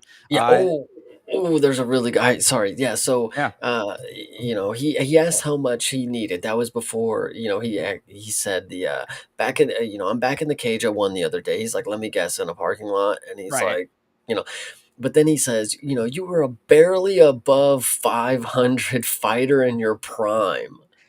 Like, Damn. Jesus fucking Christ, dude. Like, Yeah, that's yeah, pretty bad. yeah. He's like, these guys are animals. You're a teacher. And then he's like, "So is the wife in on it? Like, is she good? Because the last time we got into this, she really did not like me, and she got into it with me at the end. By the end, we just, there's a reason we had a falling out. I didn't call because True, yeah, and that he did. He was very sympathetic, about, or not sympathetic, not the right word. He was remorseful that they had lost touch or whatever. He's like, yes, he also found out about the daughter with the heart condition. He's like, hey man, I'm sorry. I'm really legitimately sorry that I didn't call you. Again, nice little human moment. Brandon was cool with it too. I liked the scene as well. I thought that the relation they seemed very natural. The friendship that you were supposed to believe between these two people was very believable. yeah, 100%. I do like Frank Grillo. He actually is a pretty decent actor. Same. He shows up in a lot of different random performances, and I honestly do enjoy what I get out of him. And I thought that he was, as far as like realism goes, he was spitting facts to this teacher guy because exactly like you said, you were a 500 fighter, barely above 500. It's like, if that's legit facts, that's legit facts, man. I Yeah. mean, like, you got to know how wild of a thing you're getting into because exactly what the wife is saying is legit too. Listen, if you go back to a couple years ago, if you were a big fan of the JRE podcast, you can watch Brendan Schaub get exactly what this guy got right here, and it's just the taste of reality. I mean, sometimes you have to just have your bubble broken. Like, are you really that good? I'm going to question it, because if you believe so, then you're going to want to strive past what I believe and prove me wrong. But from what I see, brother, a barely above 500 fighter in your prime, and now you're like 12 years out from that, and you're Well, teaching, like, phew. the irony will become that, unlike Schaub, Schaub hit him with the, you'd be surprised, but this Yeah. guy is who should have said that. Um, So anyway, so he's like, it won't happen like last time. We're all in it. The wife is on board. I've she understands that this is the way out. And how can I say no, though? And he offers him a sparring spot. I'll give you a spot with people in the gym, but no extra coaching, no extra nothing, blah blah blah blah blah. And then this was a funny scene at the end. Brendan says, "All right, cool. I'm gonna go get my stuff." And he's like, "You mean like right now?" Like, he's like, and he hits him with that. Yeah, Yeah, there you go. Yeah, exactly. It was playful.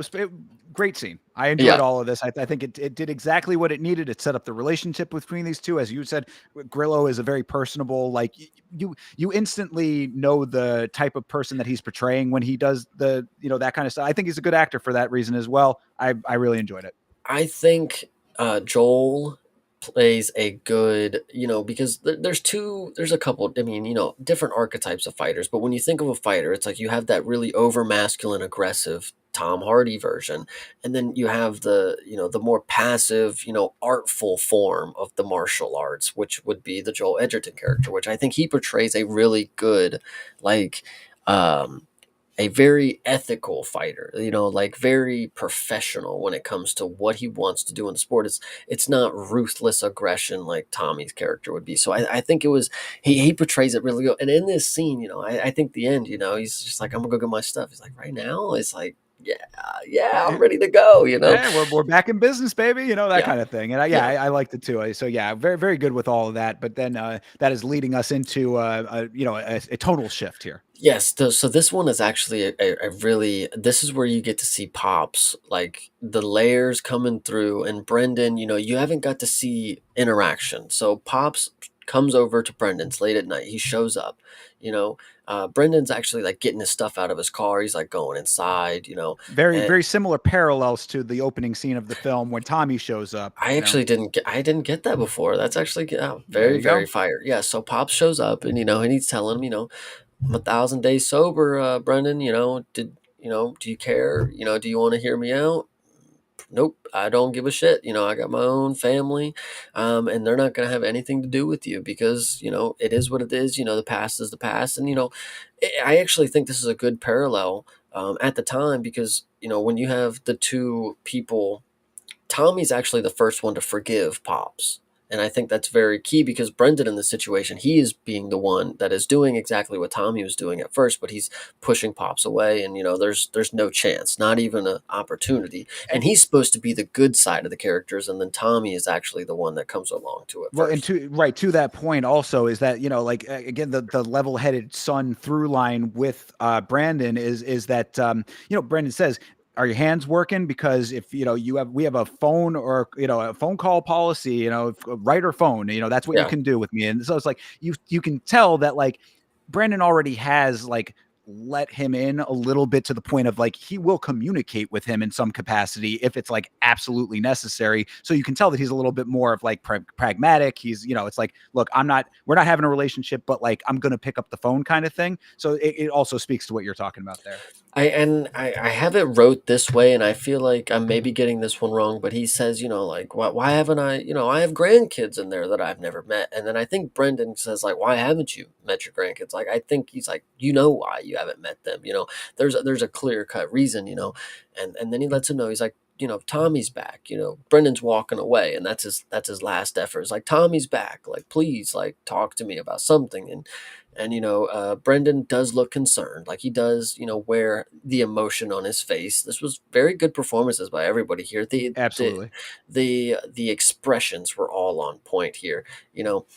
Tommy's using his mother's maiden name as of right now, which would be the Reardon. Right. um, and then we get a little argument here.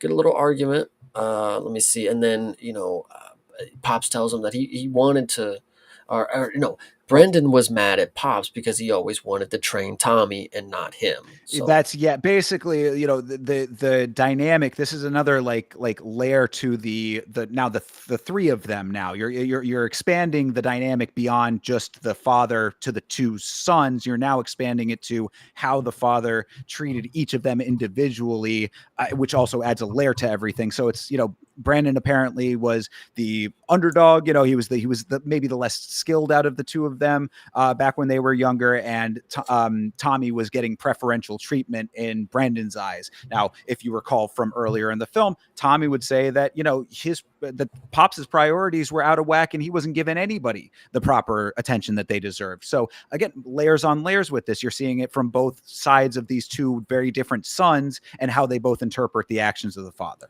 yeah, 100%. And this one, this is where you see Pops again. The Nick Nolte's acting is really coming through because the wife opens the door and the kids open and they're like, "Daddy," and he's like, "Oh my God, those my grandkids! Look how big they are! They're getting," and like, shuts the door and goes in, and you can feel there. This is not the only moment that you feel like, man, Pops, he's an emotional wreck. I mean, this is somebody who needed to stay away from the alcohol bottle and did not for a really long time. And now that he doesn't have that outlet, he's an emotional wreck. That's really what it comes down to. Yeah, this was like I wouldn't class there being many like truly like emotional scenes necessarily. Like there's nothing that's like gonna like make you tear up in this film necessarily. This is about as close as you would get to that, I thought.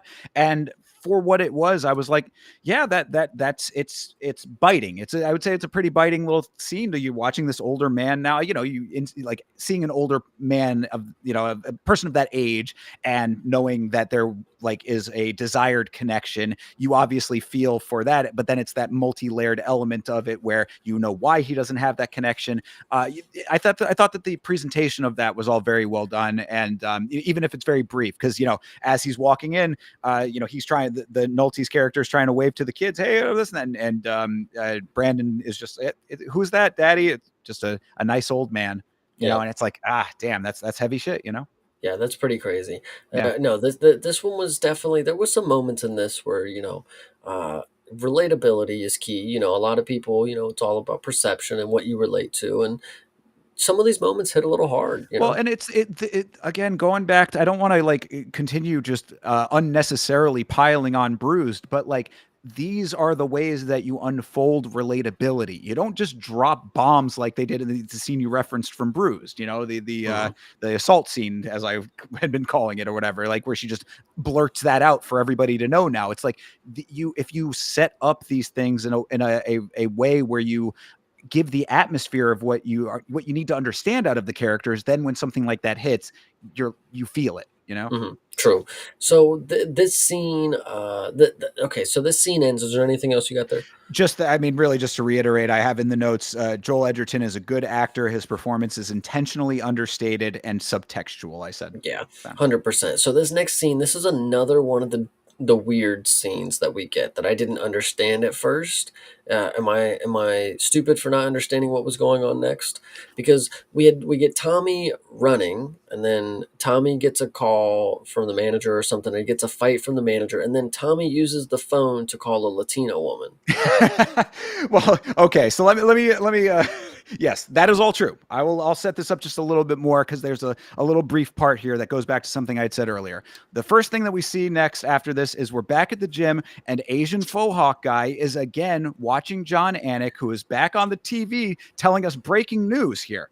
We have this new character being introduced. His name is Koba. And what we find out about him in this very brief little clip is Koba is the universally considered the greatest pound for pound fighter who ever lived. That's an exact quote from John Anik for this thing. So I said, and we find out that this Koba is going to be in the Sparta tournament. So this Russian fighter is fighting for the first time in the USA and has never fought in the UFC. I said that this is obviously a Fedor Emelianenko stand-in, and perhaps this is why Dana White hates this movie, because apparently Bloomis had told me that Dana White does not like this film very much.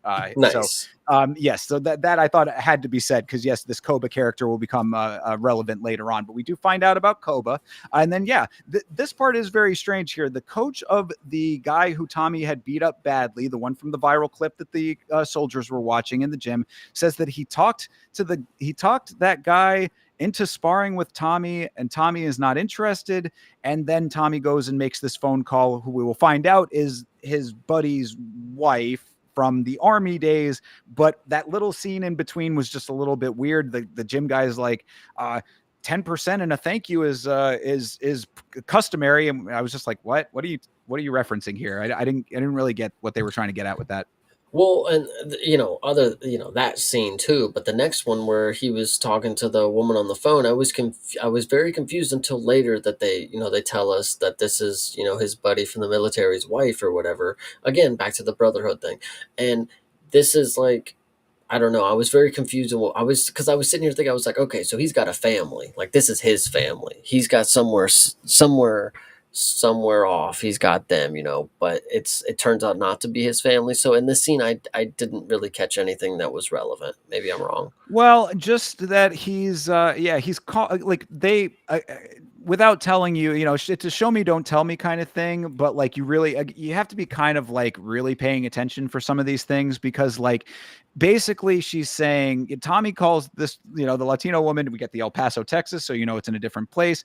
And then she's saying like, oh, everybody's doing good, and she's looking at pictures of what we will eventually find out is her husband, but we do see a picture of the husband and Tommy together in fatigues. So you have to kind of read into it to know that that's actually what that is. So I could understand it being a little bit like not immediately understood if like you weren't like zeroing in on those things. But Mhm. yeah, so that's she's like, oh, everybody's good, and Tommy's like, I'm going to take care of you, and she's like, oh, you worry too much, you're she's holding back tears. It's emotional kind of scene with her, but I can, if you don't really understand that, then I guess it might fall a little flat. And so anything else on that scene? Nope, just that he's checking in with her after all of that weird stuff at the gym. Good, because we're actually going to get into the worst way to watch a montage ever in film. Yeah, we got to get into the montage. The montage, not you can have that opinion of how it's presented, and that is certainly valid. But my biggest thing with the montage, there is at one point here, I said the montage won't stop. It's out of control. This montage is a long, long montage. Yeah, so I think I just typed some stuff, but I didn't type too much. Let me It's think because here. how could you? I mean, it's one thing and then it's another thing. It's like, and it's like you said, the presentation of it is interesting. It's like, it's not like intercut. It's like different boxes. Like you see how we're on screen right now, the two of us together. Imagine like that, but like then things are moving and like, So I can tell you where they potentially got it from. okay, There's a movie that was made back in the early 2000s called Catwoman.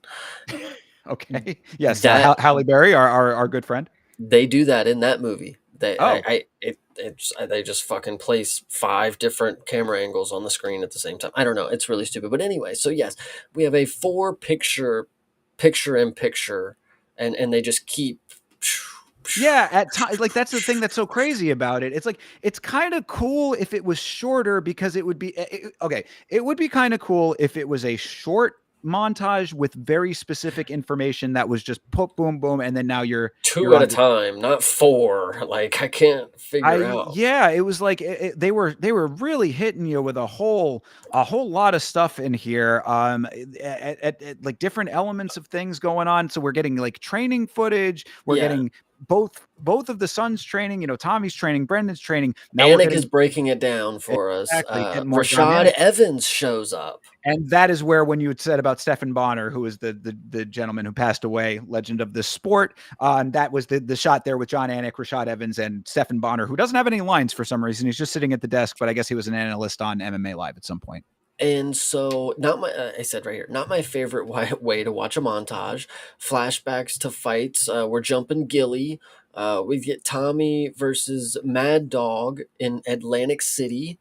I don't know if I'm skipping too far ahead here, but these are the last things that I Well, still yeah, go. Oh no, still going with the crazy montage. yeah, Yeah, within montage, you get a clip of Brandon doing an arm bar after flipping them over. Was very good. Actually, very good moment there.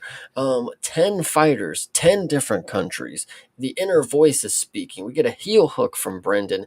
Music is endearing. Brandon keeps winning by submission. This is like his bread and butter. I don't know if you've caught on by now. I know the first fight I mistakenly thought it was submission is because every other fight he wins by submission. It's that's every single one. sure. Every single one. Yeah, you're So definitely setting up, again, the dichotomy between the two brothers. The Tommy is very much a brawly striker type of fighter, and Brandon is a wrestler. yes. So Brendan keeps winning by sub. Brendan and Grillo are walking away to leave. He runs over to throw his hat. I think this is okay. So this is a new scene. This is a new scene. So Well, yeah. So I mean, just to fill in a couple of there's so much in this montage. Just like yeah. they really are hitting you with a lot of information, which again goes to the pacing of this film, which is one of the things that I thought was a little. If I have criticisms of it, the pacing is one of them, because again, in a 2-hour film, you're getting like to have all of this sandwiched in here. You really have to like pick what you can out of what you're taking away from it. So, we get the gym owner, Frankie, really pushing the Beethoven aspect in this thing again, which is funny that like, if you didn't pick up on it till the end, this is probably why, is because it's sandwiched in amongst all this other stuff. But yeah, the montage keeps going. We get the Anik and Rashad Evans and Bonner. We get, Anik, can this Koba guy be beat? And Rashad Evans just like, nope. And so that was kind of funny. But then this also ends with the guy Santos that was being trained when Brandon goes to the gym to meet Grillo for the first time. He injures his knee.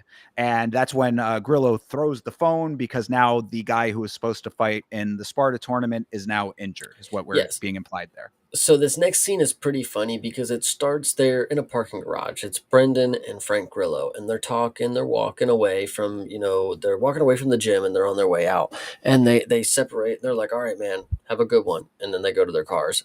And then Brendan's like, "Oh shit, let me go tell him that I do want that fight," as if they didn't just walk like probably 5 minutes together down the, like he had to run back over and tell, like you couldn't just yell it like, "Hey, I want to take that fight, man." Like it was kind of a weird setup to the scene. It's like you already had them next to each other. You separated them just to have a wide shot of them, just to be like, "All right, we got to run back over there real quick." Well, I guess maybe you could say that was Brendan like internally like coming to the conclusion that, oh, I actually do want to do this kind of thing, maybe. But I can see that. Yeah, it is kind of funny that they separate and come back. And also, I was like, damn, Brandon really wasted no time to just jump into Santos's spot there, right? Yeah, yeah. I said he runs over to throw his hat in the mix one last time. Grand Prix. He can make it happen. He's tight with them. Is what Grillo says. Or what Brandon says to him. He's like, you can make it happen. You're tight with them. Like you got this. And obviously, Coach doesn't have much faith in Brendan. He's not really. He's like, I'm not really feeling it, but if you say so, man, I mean, we'll go for it. So he'll make the call though. I'm not confident, but I'll Right. go ahead and do it. Yeah, so yeah, because that's all, like we said, that's in the parking lot of the hospital after the injury of the Santos guy. After all of that, so I wanted to mention, like, my note was that I felt like the architect in the Matrix. If you remember the Matrix with like the architect with all the screens, that's what it felt like with all of that visual overload before that. But so yeah, we end up. That was probably the rest of the movie that we were looking for earlier in the stream. So they cut some stuff out due to the runtime. And, the ending was probably in I that mean, little then they must have montage had a somewhere. 4.5 hour film if that was the case. Because good lord, that was yeah, there was a lot in there packed in for sure, and we've still got a lot more to go in this what we did get. So yeah, so I mean, you're right. He's in tight with them. He's saying I want to be in there. Frank Grillo is definitely skeptical of it, but he's like, all right, I'll make the call. And then we immediately cut to back at home, and Brandon gets the call, right? Wait, he gets the call, but he gets the call in the most disrespectful way from his wife. That is so fucking funny. She hands him the phone. "Hey, your Well, because boyfriend's she's on calling." the phone with him, and she's like, yeah, well, the amount of training there, the amount of time that he's spending with you now, it's like you're part of the family or something. You can tell that she still like has resentful feelings towards the coach. And then yes, she hits him with the boyfriend line as she hands the phone over. Yeah, that was pretty funny. And then I do have, wife is visibly not okay with it, but he's got the opportunity. He's in the Grand Prix. Wife upset. She didn't have any say in it. That was the thing. Like, yeah, you're happy. You seem really happy that you're making a decision without me.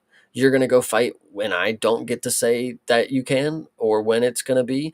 I know you don't have a job or anything, but you're just gonna go off and fight. Well, Like, yet again, okay. I have to come back to my same point from earlier. Wife has very valid concerns about her past his prime husband going into a tournament where he might possibly fight the greatest pound per pound fighter of all time that was just set up in this Koba guy. She says it in a great, actually, she has a great line. She's like, you said you were going to be fighting dudes who watch too much UFC. That's the guy that they're watching. Yeah, that is a pretty funny line. Yeah, she still has no faith in Brendan. She will not watch him fight again, is what she says here, which I is a callback later. Now that I remember writing this line, that is a Correct. callback that is Yes. answered later. But she will not watch him fight again. Tensions are high, and I think that's where it ends for me. The If there's only note that anything. I had for this little scene was that if they were going to have Brandon's character, Joel Edgerton's character here, like um show any like more like a more heightened level of emotion, this would have been an appropriate time for it to come out, because I could have seen them take this scene in a way where he kind of like has to snap at the wife just a little bit to be like, hey, listen, like this is what we like, we have to do, like You said we're good for it, so we gotta see yeah, it and through. they could have taken it a little bit farther if they wanted to. I wasn't too upset with it, but the only thing that I'd say is that like because like it would have added a little, like just one little more kernel of humanity to it, because like you had said earlier, they make it so very clear that Brandon is the even keeled, level headed, pragmatic, more solid individual, and Tom Hardy is the more, erratic, and all of the other things that we had mentioned about him. So it's like, this could have been a nice little thing to be like, well, he's still like a human, though. You know what I mean? He still has a range, but Yeah. like they never really take it that to that level. I thought that if there was ever a place that they could have, it might have been there, but it's not like a major note. It's just something I picked up on. Yeah, 100%. So this scene ends, and the next one opens up, and we're at the The tournament war presser. on the shore, they call it, this Sparta tournament. Yes.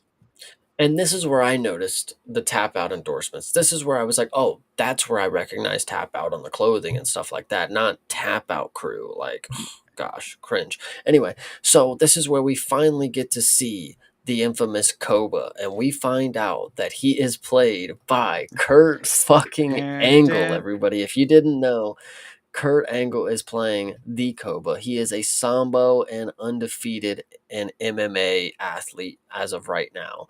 And, we don't really see too much of this right now. We see him wear a suit, he like tightens up his tie or whatever. You see he's got the 5 o'clock shadow and he's just walking around. But mainly you get to see Brendan walk around and he gets to, he lays eyes on Tommy. They see each other.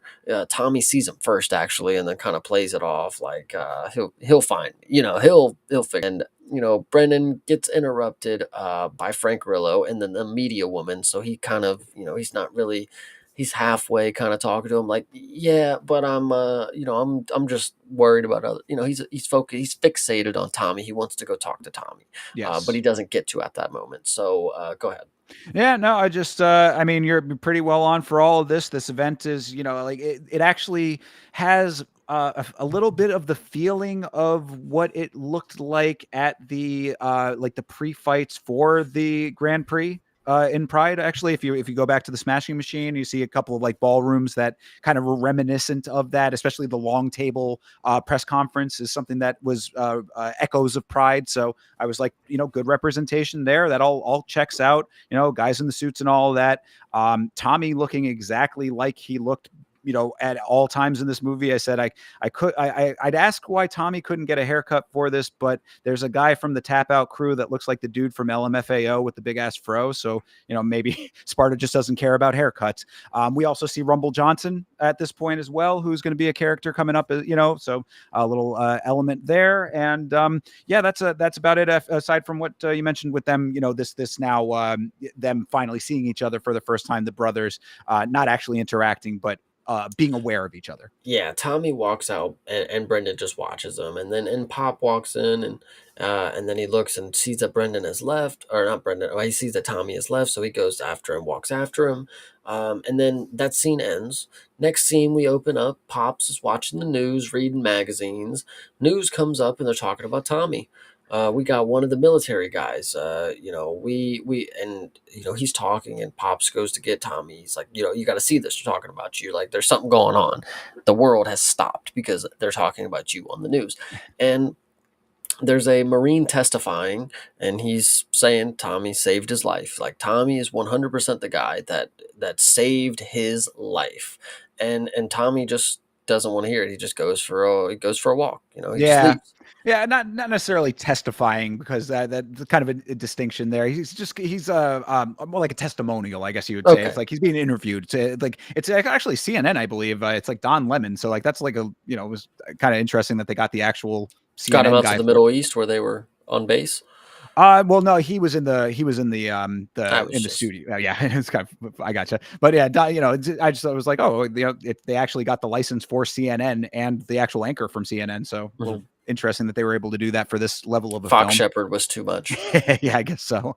But yeah, so yeah, we find out that Dad turns up the local news after listening to the Moby Dick again. I was like, he is very committed to his audiobook. I was A+ for that. But yeah, we find out that Tommy was a war hero saving the lives of his fellow troops over there. Apparently, that was what the tape was about. And I'd say the local news from 2011 covering MMA in any form would be a stretch, but they do say that the video The video was from an active soldier thanking Tommy had gone viral as well. So that's yeah. I'm sorry, that's what it was. It was that they were showing video of that fighter, or excuse me, of that soldier thanking Tommy after his fight video went viral. So this is a secondary viral video in response to it. Nice, gotcha. Yes. We're gotta like piece all of this stuff together. It's a lot to take in. Yeah, so this is where Tommy goes for a walk and then he ends up on a beach.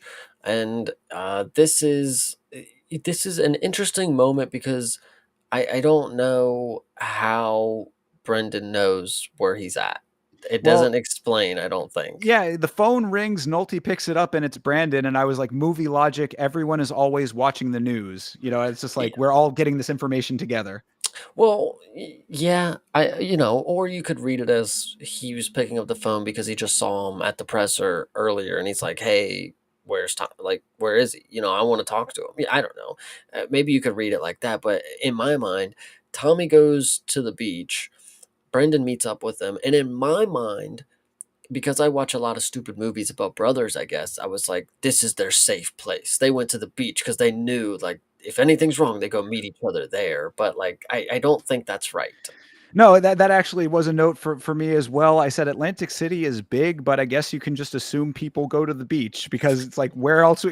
Why would anyone ever go anywhere else there? I guess I mean like it was very strange because yeah, and also crossover note from Bruised. Also, this is taking place. The big fight is taking place in Atlantic City again.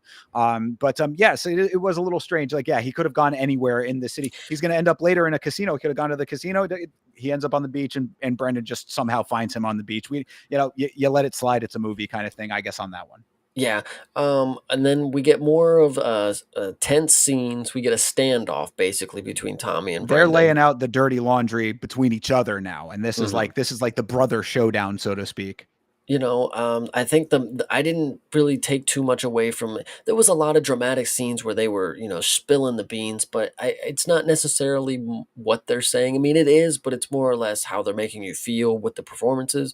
So they were doing a pretty good job of making you feel like these are two people that are butting heads, that they haven't been there for each other.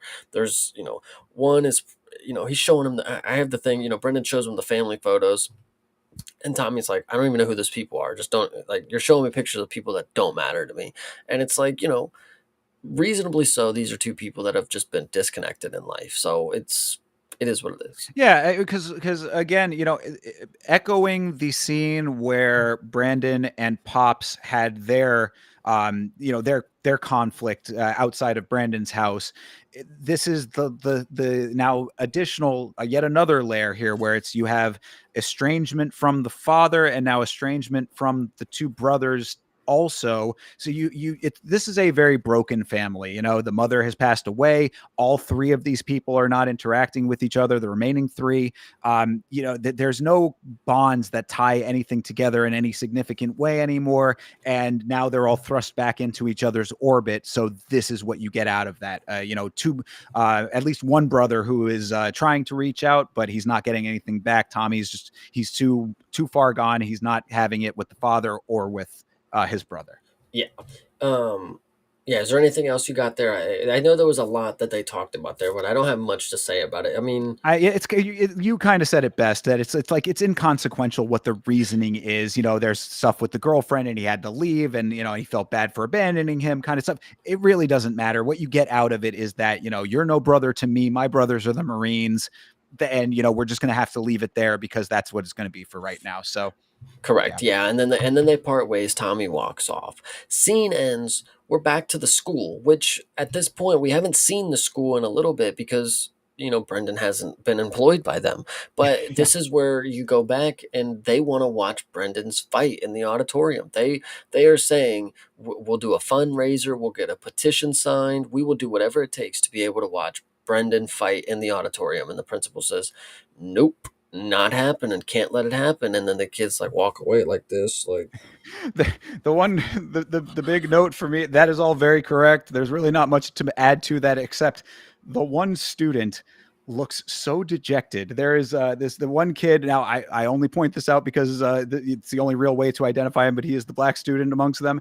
He has this look on his face like how could this possibly be? Like, he's just like, oh, like it Yeah. really was just like, and then, yeah, they're all just like, they all like, you have this, it was kind of an odd thing to include. Again, what you include and what you don't include, because you do get this shot of them all walking away and he kind of like puts his arm around the girl and it's just like, oh, we're all sad because we're not going to get to watch our teacher. But like, what did it really add? I don't know. It's just, Adding scenes like this in movies are always so interesting because, you ask the question, it's like, were the only three students in the high school that ever cared about this dude these people? Like, I mean, there could have been other high school students. Like, you could have showed us like other random students, like, and we could have got the hint if they would have been like, we want to watch Brendan fight. But of course, it's the only black student we've seen, the girl, and then the other guy. It's like, yeah, whatever. I mean, I guess you got to have like avatar characters that like are the ones that you zero in on so Right. that you kind of stay with them or whatever. But it was just very odd that it's like, yeah, can we watch it? No. Dejected, walk out, and then fade to black. I even had like a little, question mark to that. I'm like, oh, okay, I guess now we're just back in Atlantic City. So now you know that they can't watch it in the school. Back in Atlantic City, we got a fireworks open because it's 4th of July, Christmas Eve for the fight fans. That's right. This is the biggest mixed martial arts event of all time for fight fans. Fireworks in the sky and Trump building looming large in the foreground there. And then Trump's Taj Mahal in the background of the next shot. I said that, of course, Trump was instrumental in the UFC's early days, giving Dana the Taj Mahal as the venue for UFC 30 in 2001. So that's actually kind of ties in a small way there. So I was like, check the box on that one. That was pretty cool. I dropped an Easter egg earlier when I talked about Brendan Shaw, but this is actually one of the more important things that came into this movie is that his fucking co-hosts is on this movie. He's in it. He's actually a very prevalent character towards the end of the movie, which is crazy. But yeah, he shows up and drops some of the craziest fucking lines for a commentator Okay, I've ever heard. let's talk a little bit about these commentators here. Yes, Brian Callen is in this film. That is the co-host that you're referencing there. I said, okay, we got Brian Callen as commentator number one. Commentator number two is a man named Sam Sheridan. He is kind of an interesting guy, actually. He's a former boxer. He's also was an MMA fighter for a while. A merchant marine. He is an author, a television producer. He's a Harvard graduate. This guy has lived quite a life, and he's also our commentator, as Brian Callen's counterpoint here. So yes, those are your two gentlemen, and we're going to be hearing a lot of them navigating us through this tournament because it's time for this thing to go down. We're in Boardwalk Hall, packed with extras. The cage is a hexagon, not an octagon. Very important copyright distinction there. Time to go for this thing, all steam ahead. Yeah. So Tommy, they're talking about Tommy. They're like, Tommy has become a star overnight. He has become an overnight sensation.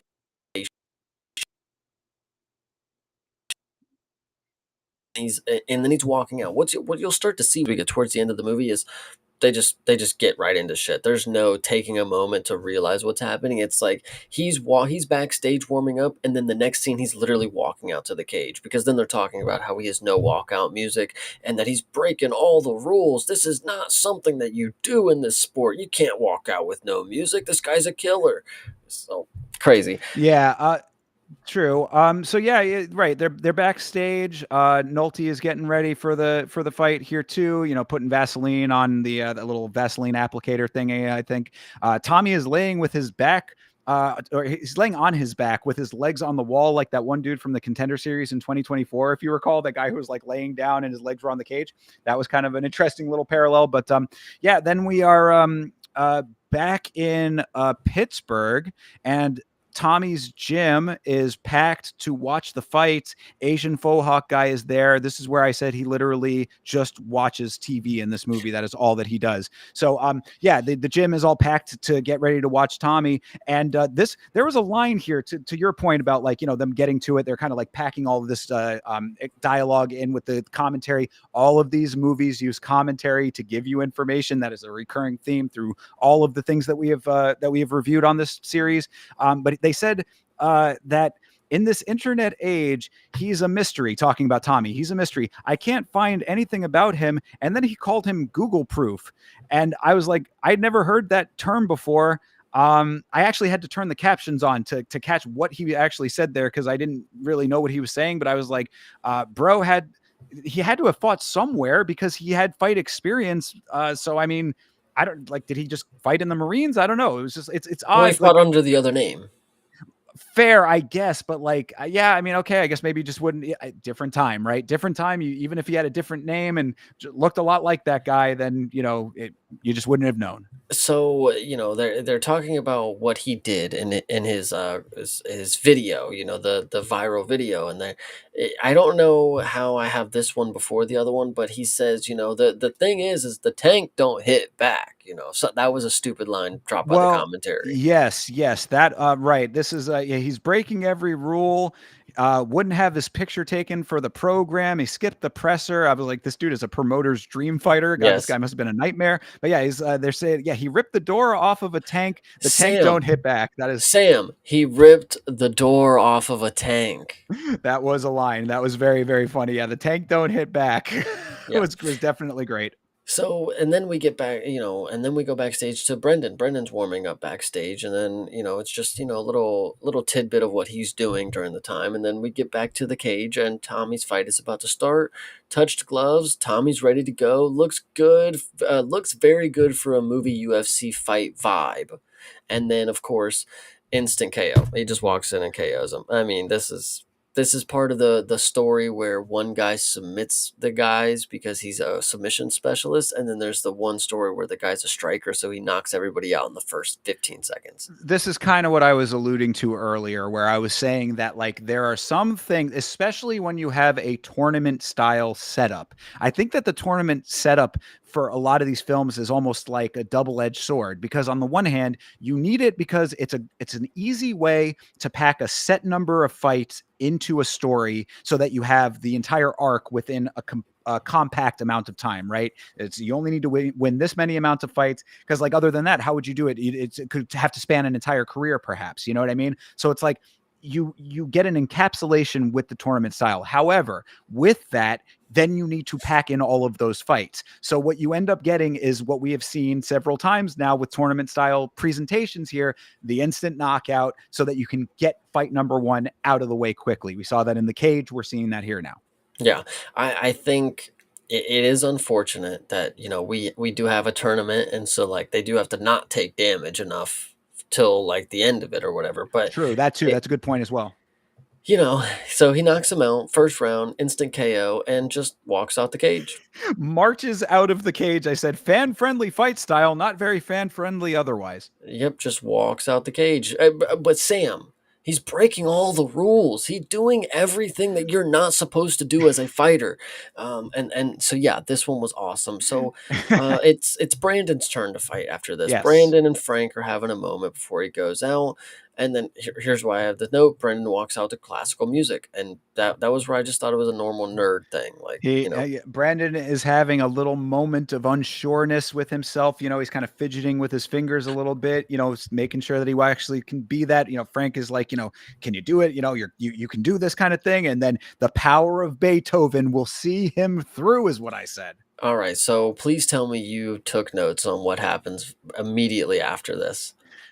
We get the Beethoven walkout Nope. music explainer from commentary. MMA movies have built-in exposition boosters and commentary teams, is what I had there. Oh, and then yes, yes, this is perhaps the most what the fuck moment in the entire film that you're talking about here. Yes, Brian Callen explaining that Beethoven has as much place as walkout music as Brandon has in this tournament, then holds up a goldfish in a bag at the commentary desk. So many questions right now, I said.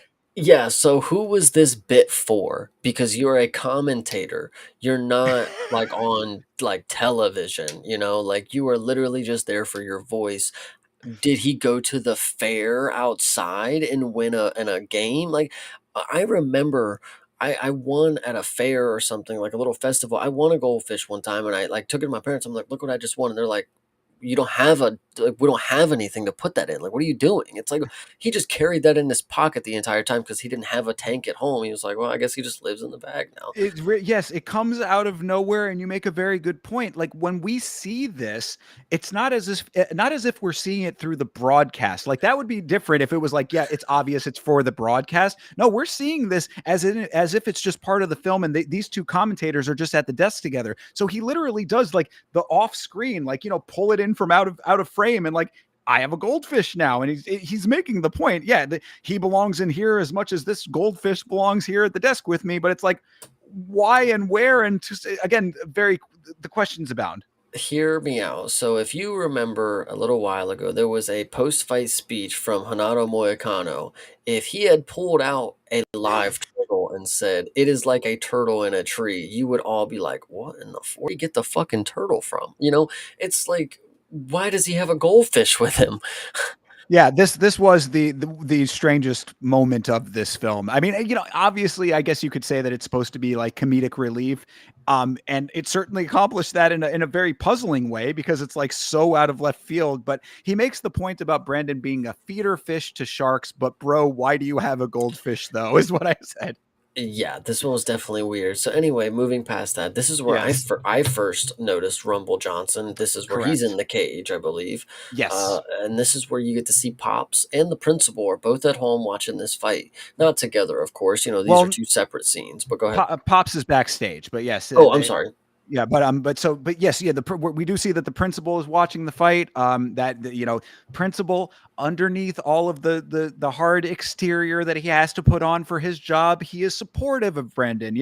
And they do have that moment earlier on when he's first like kind of reading him the riot act, not reading the riot act, but saying, hey, we can't have this as you being a teacher. They do have that moment where they call each other by their first names, so you're like you kind of get a little impression that it's like beyond that formal relationship. That they work together. That there's a little bit of a deeper camaraderie underneath what he has to do in his principal capacity. So you get that. And also we get, this is mid-sized Rumble era. I wanted to point out, this is not when Rumble was at his tiniest, when he cut all of that weight. This is not heavyweight Rumble. This is middleweight Rumble, and accurate because these guys are fighting at middleweight. We actually found that out way earlier in the film when the other coach came to the door looking for Tommy at Pops's house. We found out No, that well, he's the number one middleweight in the world. bingo, exactly. So yes, so the mid-sized Rumble era, surprisingly few recognizable fighters in this film outside of the MMA on ESPN team, to be honest. But then you also have Kurt Angle, as you mentioned, so not an MMA fighter, but they're doing a fine enough job. I'm not mad at it. Yeah, I think the Rumble and Kurt Angle is fine. It's fine, and the Yeah. fact that Brendan looks like Chael Sonnen, like I think that's like good enough. And also because I mean, like a lot of these guys are going to have to get beat. So let's say that you had an MMA fighter like as one of those, as like the guy in the last fight that just got instantly knocked out. Like maybe an actual MMA fighter doesn't want that association, even if it is like, you know what I'm saying? Like I think that maybe there's something to that where it's like, yeah, I'm not going to go into a movie. I'm not a guy who gets knocked True. out in the first 10 seconds of a fight kind of thing. Whatever. Anyway, the point is that yes, but we get Rumble Johnson. His character's name is actually awesome. His character's name is Midnight Lee. I was Mhm. like, that goes really, really hard. Somewhat feels racy, but I could be wrong. I did kind of think that. I said, yeah, kind of a 50-50 split between cringe and hardness, and the racial component is not lost on me. Yeah, true. So we get this fight to start with Brendan, and there's some decent MMA work for Oh, the can, camera. can I say Go one ahead. more thing before you get into that part? I said that there's a moment, you see this very briefly, but I said, I thought that the KSW round number flags were unique because I don't know if you saw my KSW watch along, but in KSW, they actually have ring girls that wave flags to denote the rounds. I was like, that's somewhat unique. This takes it up a notch. This has golden round numbers on like oversized beach balls that the ring girls knock into the crowd every round. And I said, this is certainly one of a kind, but also a very horrible idea because there are 8 fights in this tournament. 24. This is the night 1 of the tournament. So 8 fights going on here. 24 giant golden beach balls surfing around the crowd in this small ass space seems like a very bad idea. But I did want to point that out because I thought it was interesting. Does not sound like the worst idea, but I didn't catch it in the movie. I must have not have been looking too close. If it was, again, very brief, these are just me being hyper fixated on things, but to think about that in actual reality, just imagine how many of those beach balls would just be flying into the cage at other people, at the commentary, at crew members. Logistically, it would be a nightmare. True, you're actually cooking. So we get into this fight. Yes, go ahead. Decent MMA work for the camera. You know, we're getting some good shots here. We get a good slam. Probably was another one of your WWE slams. Yep. Unfortunately, we get knees to the downed opponent, which who gives a shit at this point? We get back of the head strikes also, which is very funny. Oh, I had a note about that one too. Yeah, where the ref tells Rumble to watch the back of the head, and Rumble proceeds to land 3 shots directly to the back of the head. I was like, Yeah, Hamdi love it. Abdel Wahab was, obviously a big fan of this film. Yeah, love it. And so we get the hooks in with the choke, and there's already 20 seconds left, 10 seconds left. No tab, but he's out of it. Brendan smiles at Rumble in the corner.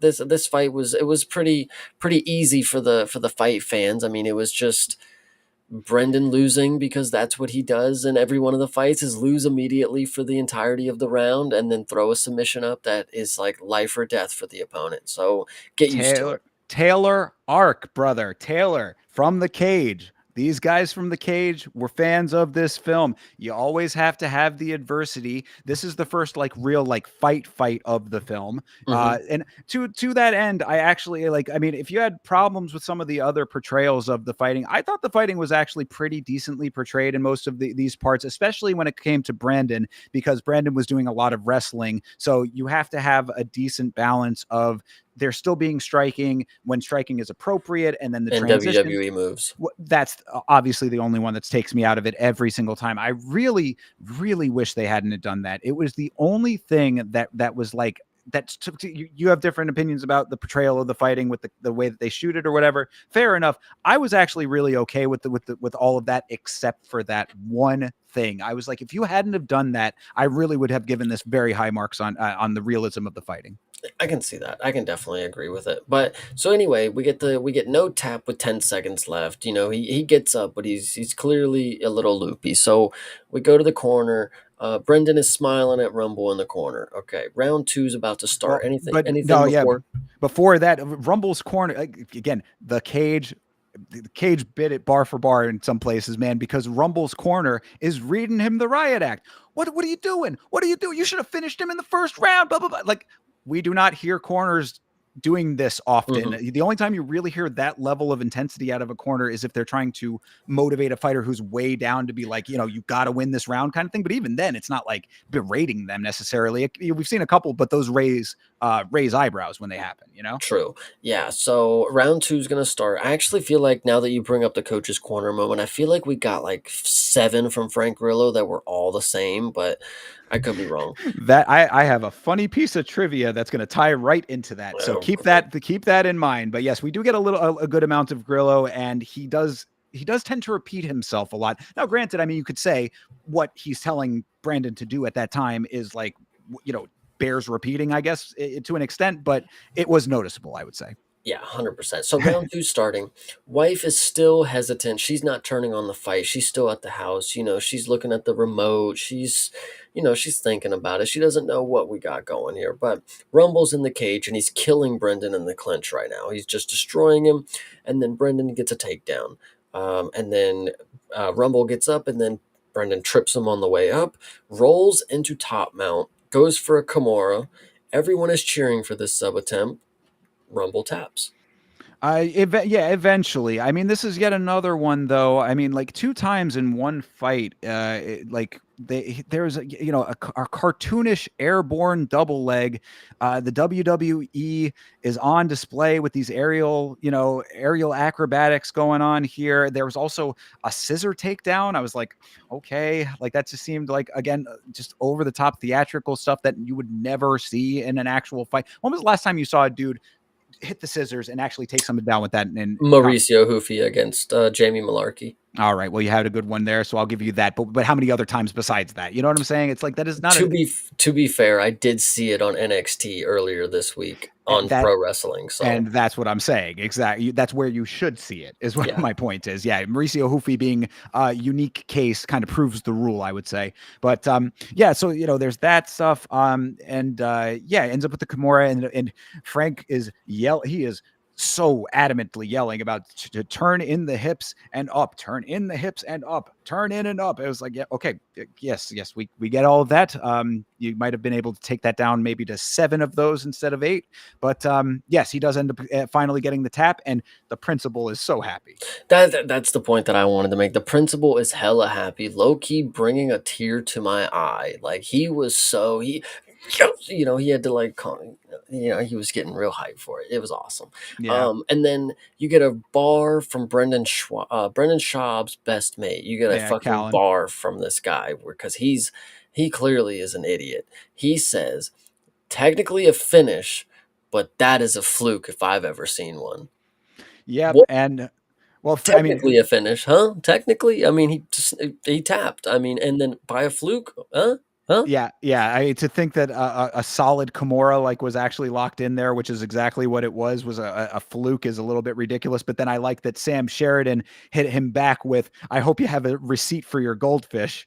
Nice. I Yes, I was do like, all remember right, that one. at least you get a little bit of a comeuppance on that very, very strange moment. But yeah, that was a little bit ridiculous. Absolutely. The commentary in this film did not bother me all that much, but things like that were noticeable, and there were like odd little elements here and there. Yeah. So that's I do have the line about getting the receipt for the goldfish. I hope you have the receipt for your goldfish. Have that one in there. So anyway, scene ends. Brandon's wife is waiting by the phone. It rings. She rushes over, knocks on wood before she reads it, and the text just says "won" or I "win" won. or yeah, "I won." Okay, yeah, Yeah. something like that. Something easy, and she's all excited. Go back to Brendan. He's icing his hand while he's watching Koba compete. Koba blasts a right hand and power bombs his opponent, and then just beats him to death. Didn't even break a sweat. Yeah, well, so I did want to at least mention though, with the wife, that it was kind of funny because she's like stress eating Doritos on the couch, just waiting for the phone. Which I'm like, lady, just watch the damn fight. Like, if you like, I don't, if you're just gonna sit there like, not being able to do anything else, it's like you just watch the thing. But okay, she's being, she's sticking to her guns. The text comes in on the old school 2011 Nokia. Chase, this is vintage cell phone technology here with the typeface that could only be from that era. I mean, this was typeface that you could see from a mile away, which is how you only A, had 2 little words on there, and B, could see it from the distance that it was being held. So this was accurate to the era, and I appreciated that. Yeah, no, this one was definitely a pretty fun one. Go ahead. But yeah, so then you're exactly right. They do a good logical time jump here. Commentary exposition tells us that we're in round 2 now. We're down to 8 fighters, and we see Koba the Goat fight his second fight of the tournament. Nice way to move things forward. Fight starts. Big right hand, literally into a jackknife powerbomb. This movie wants MMA to be pro wrestling so bad. Why? Yeah, this one was pretty funny. Once you see it, I mean, you should have known after the first power bomb. It's like, yeah, they're gonna do that a lot. Like that's gonna be their bread and butter. And I'm telling you, it's just because they're easy to portray. I mean, it's you don't have to hurt people to do it. You can just easily showcase it. And you have one of the greatest pro wrestlers on deck. You might as well have him do a suplex or something. He's literally the guy who does the suplex. So Well, in light of current things that are going on in this sport, I don't like anything that brings more attention to the blurring of the lines of things being scripted in this thing. So I didn't like it back then, and I don't like it now either. So after the fight, we go backstage. Tommy's getting his hands wrapped again, and this is where Brendan walks out again. Maybe I'm mistyped and wrote Brendan Uh, instead of Tommy. Hmm. No, yeah, well, so hold on, let me catch up to you here. So, well, I did say that Koba he just wrecked him, 30-second demolition. Doctors are attending to him way quicker than the dude in the beginning of KO with the paramedics, but Nice. also there probably should have been paramedics for this guy because this guy was dead, the Koba's opponent. Yes. And then yes, it's the guy that Tommy beat up in the gym who is also in the tournament. wins. He wins his fight, and now it's time for. So we see that for a second. He does the next slice motion because he wants to fight Tommy. He's going to try to get his retribution on Tommy, and then we cut to Brandon's next fight. Now it's his time to fight again, and Pops is turning up at the same spot before his walkout to encourage him. He's like, he had been at the sidelines, just kind of like giving him a thumbs up from the side. So after the line where I says Pops is cheering him on, the next line that I said is it is already midway through the fight.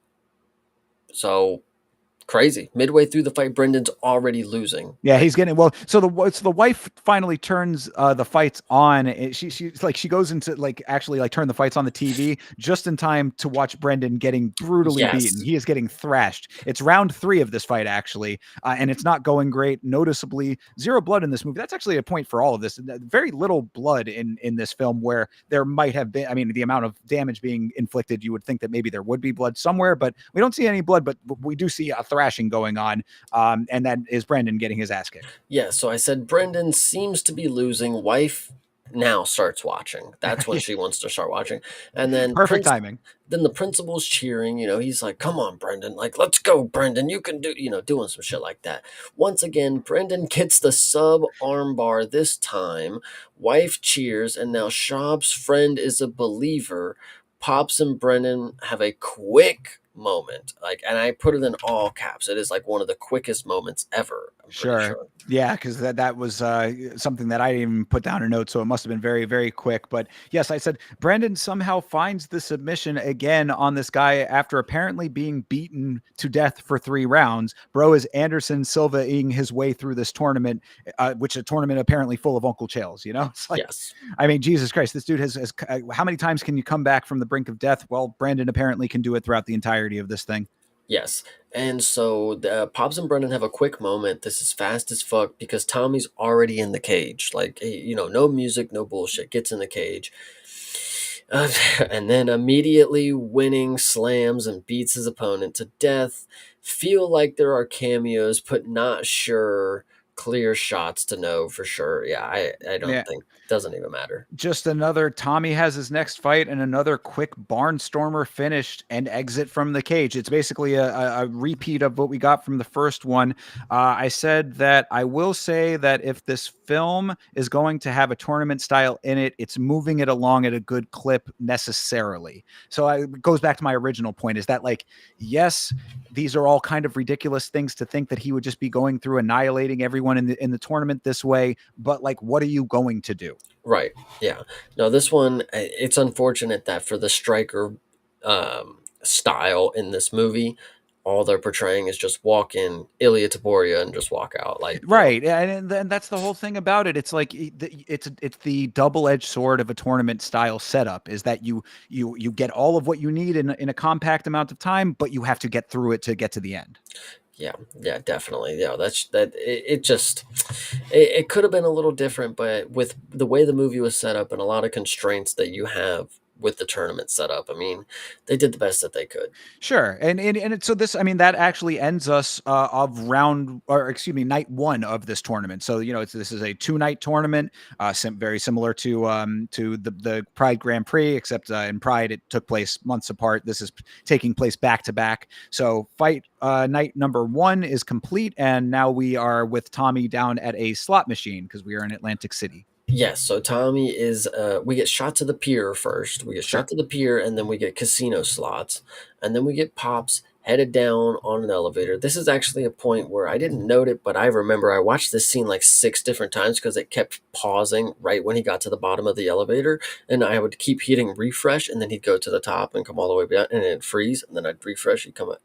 It was really annoying. So that Did you was just really not funny. have the file that was sent? What happened? Oh, I did. I did. That's what I was watching Oh. at first, and then at a certain point, it wouldn't refresh. It was just it got to the loading bar, and it just wouldn't. I've tried it 7 times, so I had to switch over to Pluto at this point. Oh, wow. Okay.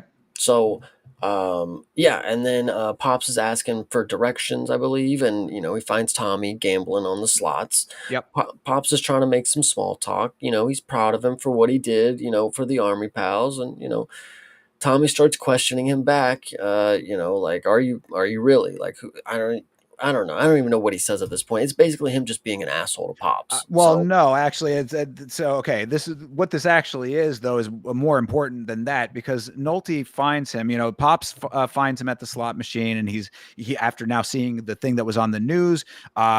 He's saying, "Wow, that was an amazing thing that you did." And what we end up finding out after that is yes, that it was a mixed bag, you could say, because on the one hand, yes, Tommy did save a number of his fellow soldiers in the pulling the tank door off open, but he was also in the process of deserting his unit at the time. So that is why Tommy goes by his mother's name as opposed to the Reardon as opposed to Conlon, and that's why they can't find his service records. Why, as you said, that why they couldn't they didn't know anything about him on the broadcast. It's because Tommy is essentially was a deserter, and yeah. so he did a great thing, but he also did a very a dishonorable thing as well. So he's conflicted about that on top of everything else. Yeah, and you're right. No, so that definitely happens, and then this is when he starts being an asshole to Pops. Because Pops and Tommy still aren't getting along. Tommy never seems to forget. He decides to start hurting Pops' feelings, sends Pops away, and throws a cup of money at him. And then Yes. you can see in Pops' face. He doesn't have to say anything, but it goes back to the beginning where he's a person where he's understanding that he probably deserves to be treated like shit, by this person, but he's accepting that, and he's gonna go do what he will with that information after he just had a couple coins thrown out of him. Tommy isn't happy with himself, but you can tell that he's just one of these people that pushes everybody away. So Well, yeah, it's like at this point, I was saying that, like, yes, we're continuing to beat home the point of exactly what you said. Tommy is just he's not having it. He's pushing. He's self isolating. He's self segregating. But it's like maybe at this point you probably could have given an inch, perhaps. But like it's like no, okay, fine, we're gonna just be okay with that. I get what you choose to include and what you choose not to include, I suppose. But this does set something up, so I guess it's like fine that it's there. But again, the amount of information that they had to throw into the montage and what we're going to be getting to at the end, it's like pacing. There's just a couple of little points about pacing that were a little off to me, and this might have been something that maybe could have gotten evolved a little bit. Like there might have been a better way to introduce what we're eventually going to get to there, with the Pops character coming up. But yes, he gives him the throws the money at him or whatever. He says, go back to the room and listen to your fish stories that no one cares about. And I said, hey, watch your fucking mouth when you talk about Moby Dick. But then, I was like, good job, Tommy, repeatedly telling Dad you liked him better as a drunk. That was another thing he said that again too. That was the callback from earlier. I liked you better when you were a drunk. You have no balls now. This kind of thing. And I was like, good job. You drove him back to to drinking, which is eventually what we're going to be leading to here. yeah, so this next scene, of course, it starts. Pops has definitely been drinking. He's off the fucking wagon. He's going crazy about his audiobook. Tommy opens the door. You can see that he's concerned. When Tommy goes up and, takes the bottle from him, gives him a hug. I mean, very it wasn't it was anything but standard for the characters that we have as of right now. Like Tommy definitely is out of character to be like the nurturing kind of figure here, which I thought was fine. He clearly you could see that it's like who he is deep down isn't the person that he was portraying last night. Like he does care, and whether he was mad or upset saying, I missed you when you were a drunk, like this is obviously not what he was wanting to happen. And so Pops, being a drunk person at this point, listening to his Moby Dicks, ends up in Tommy's lap getting held till he goes to sleep. Um, this is a very over dramatic drunk performance, I would say. Like I don't know. I didn't think this was the best. Um, half and half. So okay, as kind of what I was alluding to, it's like this would have been the appropriate moment for, like, in the casino probably would have been the appropriate moment if they were going to turn this character. He could have done it there to avoid what this scene is, but they didn't. They chose not to do that so they could have this scene, right? That's what I was getting at there. It's like this scene has to happen in order for the scene in the hotel room to happen with Pops being drunk. I didn't mind the way I didn't mind the way that they portrayed it because it was so what I would say is that like when you have a character like this who is now fallen off the wagon for a very specific reason, there's like a couple of different ways that you could do it.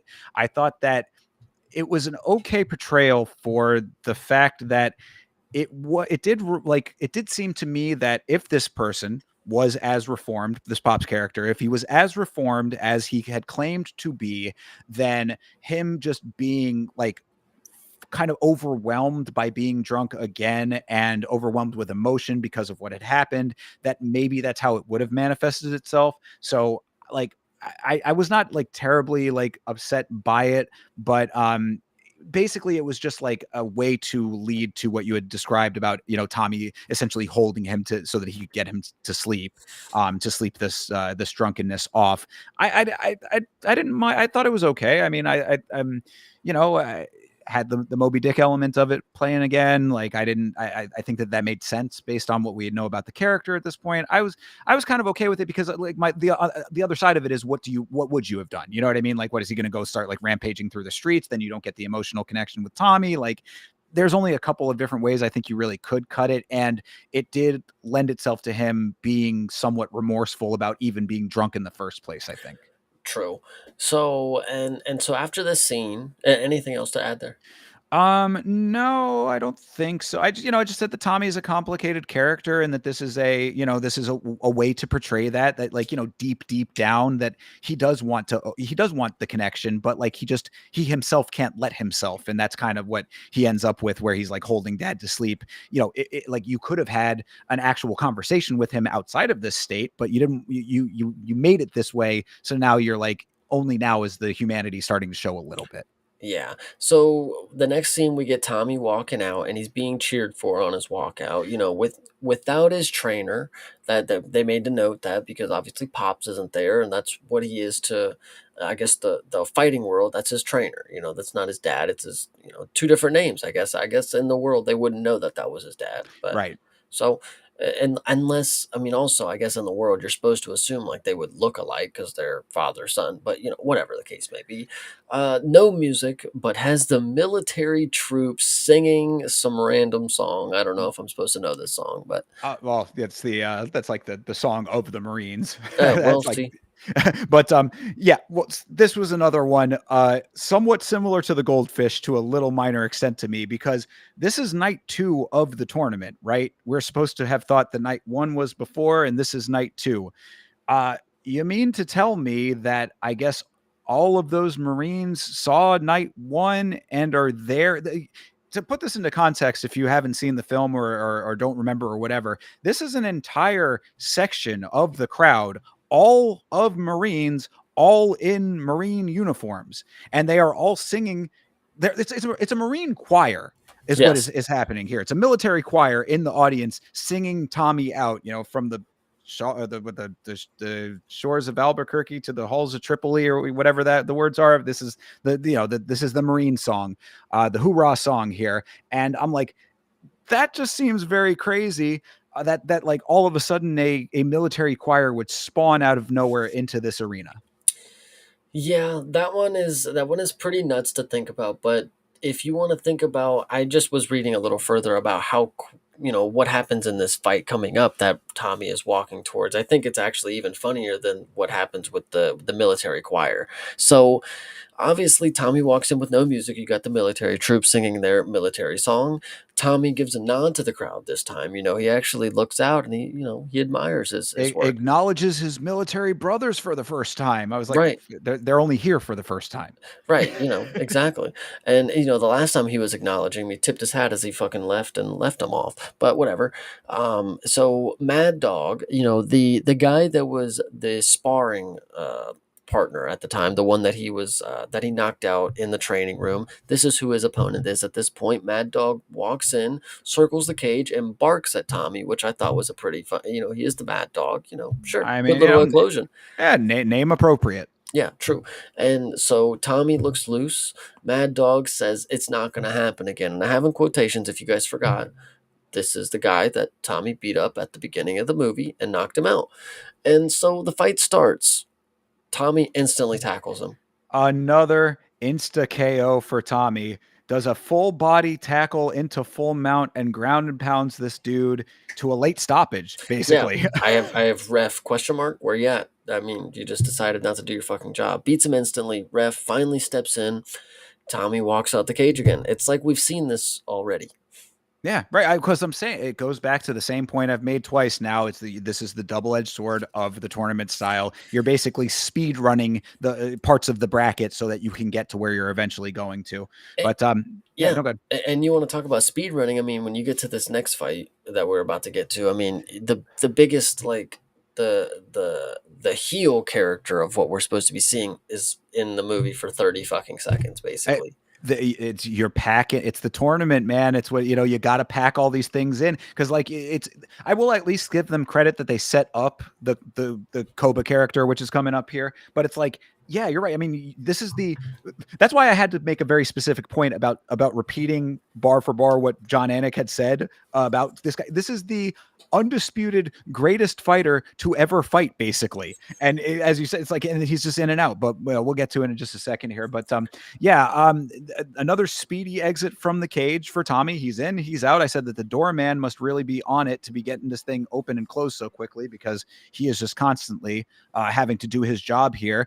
And then we cut to the local drive-in movie theater because they are now instead because we couldn't get the fights in the auditorium. So the kids at the high school, man, they were. They had some ingenuity about them. They somehow figured out a way to get the local drive-in movie theater to air the fights. And so Brandon's high school students are all there. They've got signed. They've got custom Mr. C t-shirts. I'm like, who printed those? And then, good guy principal, he shows up and he has to, he has to go and rep because he's actually a good guy. He's not as much of a hard ass as you thought that he might have been. So this is the fight where Brendan's coming in, and the principal's watching with the students. Circles the cage at 1,000 to 1 underdog, is what the Yep. commentary says here. So makes you believe that he's in for a hoot and a holler. So Oh wife is yeah. actually here in the crowd. She's gonna watch. She actually, there's her callback from earlier. She said she was never gonna watch again. Here she is. This is the biggest moment of his, career at the time, and Brendan seems nervous about it. Koba is walking out.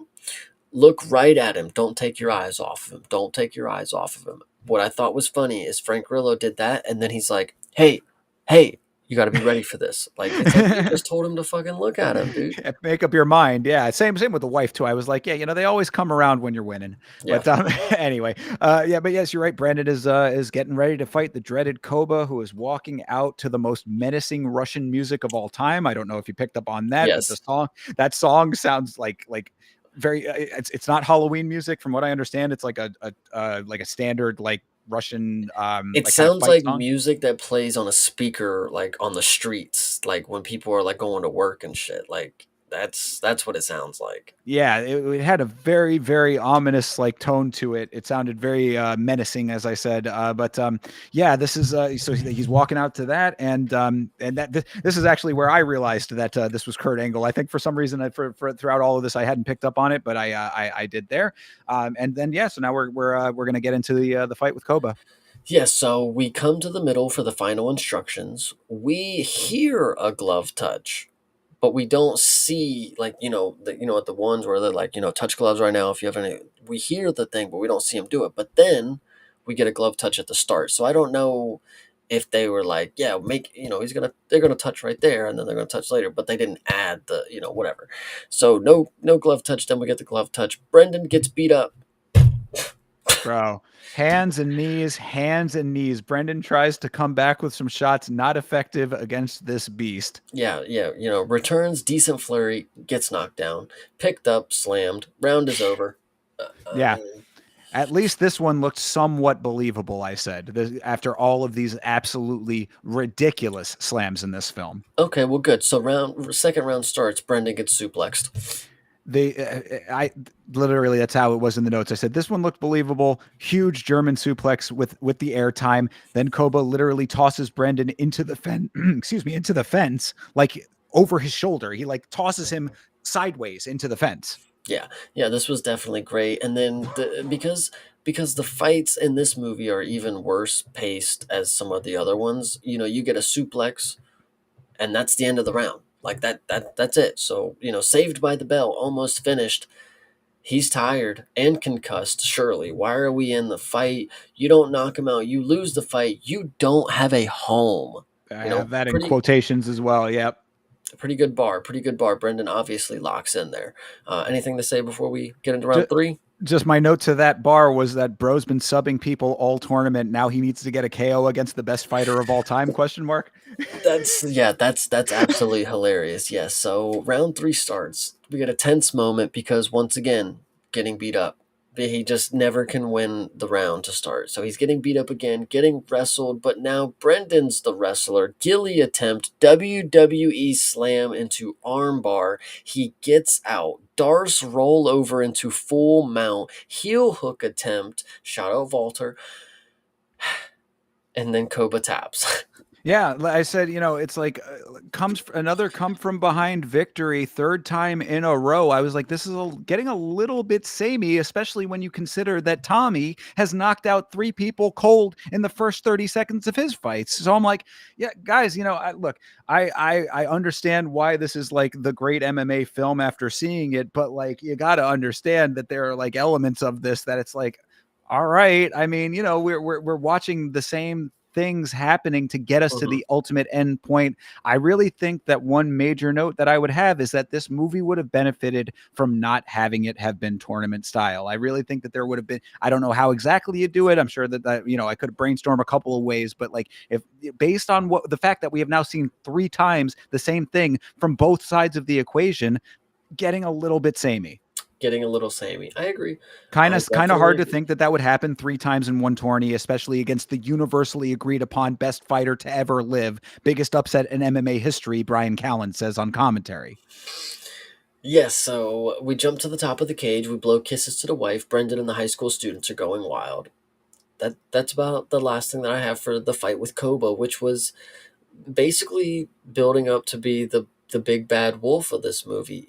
Obviously the end fight is what it is, but this was supposed to be the hardest test, and the greatest pound for pound fighter of all time on the planet Earth, or whatever the hell John Anik was saying. It's just crazy that he amounted to tapping to this random can. You can't really be the greatest ever if you have a plumber and janitors who are coming out here and submitting you in the Grand Prix, dude. Well, I mean, that's to show that Brendan obviously is not that. But I also did have in the notes, shouldn't Koba have accepted the knee break? I mean, shouldn't he Yeah. have just accepted the like, bro, you tap like chicken? Is that what? No, I'm just kidding. But like, you know what I mean? Yeah. You would think that this mythical Russian fighter would, yeah, that it would have been a little bit of a different story there, but no time to think about it because now is when Don Lemon comes in. Actually, I was mistaken before. This is when Don Lemon is on the breaking CNN report here to let us know that Tommy's true identity has been found out. This is when we get to the end of the film, things like this uh there this is the kind of stuff that makes me really not like the ending of this film. Hmm. But so like, yes, we find out that Tommy's true identity has been found out. They are watching the news at the event, question mark. Why is everybody watching the news at the event? But whatever, they are that everybody is now finding out about this all at the same time. We get Pilar, the wife of Tommy's fallen soldier friend from earlier in the film that he was talking to on the phone. She is now on the news explaining what happened, that Tommy was the sole survivor of this attack that he was under at one point, and that he saved a lot of people's lives. But because we know that he was a deserter, he is apparently going to be arrested after this thing. Yes, he's that is key. He is going to be arrested after the tournament, not after this airs, not after he goes to sleep. After the tournament, we're gonna let him fight because if he wins, I mean that Latino woman is gonna get all this money. That's the good point. It's like, yes, because if he wins, what? You know what I mean? Like question mark. Yeah, no, there's no reason to let him fight. Yeah, I said, so hold on here. Tommy's identity gets figured out. The US military was firing on its own troops, which killed everyone in Tommy's troop except for him. Now he's going to be arrested by the military, but only after he's allowed to fight his brother in the finals of this MMA tournament. Kind of ridiculous. Yeah, no, this one is definitely awesome. The news breaks, they're brothers, the world stops, obviously. And then I love how this just like the scene is just like it ends with just like Pops. He's like get a taxi or something like that. Like I don't know. This is just like this whole paragraph right here. News moment showing Tommy's real name and the attempt to abandon his unit. Tommy's going to be arrested. Money goes to the widow. It's like, why did you add this? Like, why did you add this shit? That yeah, I mean, like you're giving Tommy a reason to fight. Like to enter. Tommy needed a catalyst to reform himself to get into this fight, and thus reform himself enough to reconnect with his family. So I understand that aspect of it. You would Yeah. say that until you watch the remaining 15 minutes of this movie. Well, So, there you go. Yeah, and then why also are you setting up this arrest element of it, which spoiler alert, is not going to get resolved. I mean, like, or maybe we'll get, I guess we can theorize that it's going to happen, regardless of the outcome of the final fight or whatever. But like the it's like all of these things again, what you choose to include and what you choose not to include. So we have it almost convolutes something that could have been a lot more streamlined, and I think still as effective, like still as emotionally effective. You already have the emotional relationship with the brothers and their father and all of the dynamics that come with that. You have all of the elements of Brandon's life with the, why he needs to win the fight. Now I guess this is telling you this is why Tommy needs to win, is in order to make things right with the wife. But it's like, anyway, I don't know, it's just a lot. what I mean, they could have not included this, and then we could have all just been like, what was that weird plot hole about the Latino woman he was calling? Like, instead of just like, well, now he's got to pay for, now he's giving this woman the money if he wins and he's arrested. Like, what? And like, this is not what the story was about up until this moment. Who threw this in here? Who free-handed this? Well, that's what I'm saying. Like, even if you kept this part without the arrest, I think it would have still been fine. Like, I don't understand why the arrest part was as necessary here. Like, it doesn't up the stakes in any way. He's going to get arrested whether he wins or loses. So, like, and then it adds that weird level of what we're talking about, where it's like just raising questions for no reason. Like, he's going to get arrested after this. Why are they letting him fight? Why don't they just arrest him if he needs to be arrested? And Like, you make a good point. It's like he's going to be arrested after the tournament if he wins or loses. Okay, okay. It doesn't matter if he wins. Okay, he's still going to jail, but he's still arrested. yeah, so Whatever. it just adds a layer, like the unnecessary convoluting of a story that's already over 2 hours long, people, and with the montage in the middle to give you a whole bunch of other information. This is what I'm saying about the pacing of this thing. So that's where we end up with all of this. And yes, as you said, Pops is finally sober, so he's catching a cab to the event. Brandon is backstage with Frank and the wife, and they're sitting around, and the wife is like, "What are you gonna do?" And Brandon says, "I'm gonna fight him." So all right, so now, because that's our first introduction to the idea that this is what this has all been leading up to. Brandon and Tommy are going to have to fight each other in the finals. All right, so we start out this scene. Pops is in the taxi. Pops is in the taxi. He's on his way. This movie does not dilly dally, is what I said, because he's in the taxi. Flashes of Brendan walking out. Tommy's sitting in the back. Brendan slowly walks out. Tommy's locked in. Brendan enters the cage. I mean, that's as quickly as it comes for it. Tommy walks out looking deranged, of course. Tommy chants, Brendan's in the cage. Not Tommy's chanting Brendan in the cage. Tommy chants while Brendan is in the cage. Music is setting the tone. They're across the cage, coming together before the fight. Brendan grabs Tommy's gloves, like he like grabs him. And he's like, "Where's Pops?" Like, it was kind of a weird, like broke the fourth wall for a second. He's like, "Hey, we're here together. Where's Yeah. Pops?" And I mean, from a realism standpoint, that would have been like where like the commission people would have like had to step in, kind of thing. Yeah. Is but anyway, whatever. Movie. Yeah, so Tommy walks off and the fight starts. And of course, and Tommy's winning instant. Yes, every time he wins, the moment the fight starts, Comes out and Brendan swinging. is losing. And Brendan is losing like he always Mhm. does. Now, Yep. here's where it's great. You get WWE takedowns from Tommy, WWE style slams. And then round one ends and Tommy hits Brendan late. And then I was like, yo, what the fuck? Like, that was kind of a weird thing to add also. It's like, why'd you kind of add Tommy, like, was an asshole in that moment? But Well, I whatever. mean, because he's just continuing down this sort of arc that you thought might have been softened a little bit by the moment that he had with Pops in the hotel room, but apparently with Brendan, it's just not. Again, this is another element that's a little bit off to me as far as like how they're portraying these characters, because you're setting this up as Tommy still just being that same level of intense and spiteful when he already showed a little bit more humanity to the father. Maybe it would have been like, but I guess you need that level of intensity for the fight to be sold. I don't know. Either way, yeah, it's Brandon is stun locked after getting the initial shots. Tommy goes for the 800th massive airborne double leg of this movie. Tommy grabs Tommy back up. They slam. He gets slammed repeatedly. I'm just like, oh my god, with this bullshit Yeah. here. And then yes, now we go into the corner. And yeah, Frank is giving him the cornering now. And Grillo gives him probably the same speech for the next 2 rounds, so I'm not really too worried about it because I couldn't tell you if it was anything important. If you would like to interject, go ahead. I do have a note. Let me just see what this note says. It says Frank comes in to do his cornering. He says he's not your brother. He's in the way. I was like, yeah, that's fine, et cetera, whatever. But then he tells the ref they're taking a little bit more time because there was a cheap shot at the end of the round. That's what I want. Why I wanted to say, yeah. Tommy keeps swinging up to the horn, and then he hits him a couple times after the horn blows. And then Grillo says to the ref, "We're taking a little bit more time because of the cheap shot." And I was like, that is not how that works.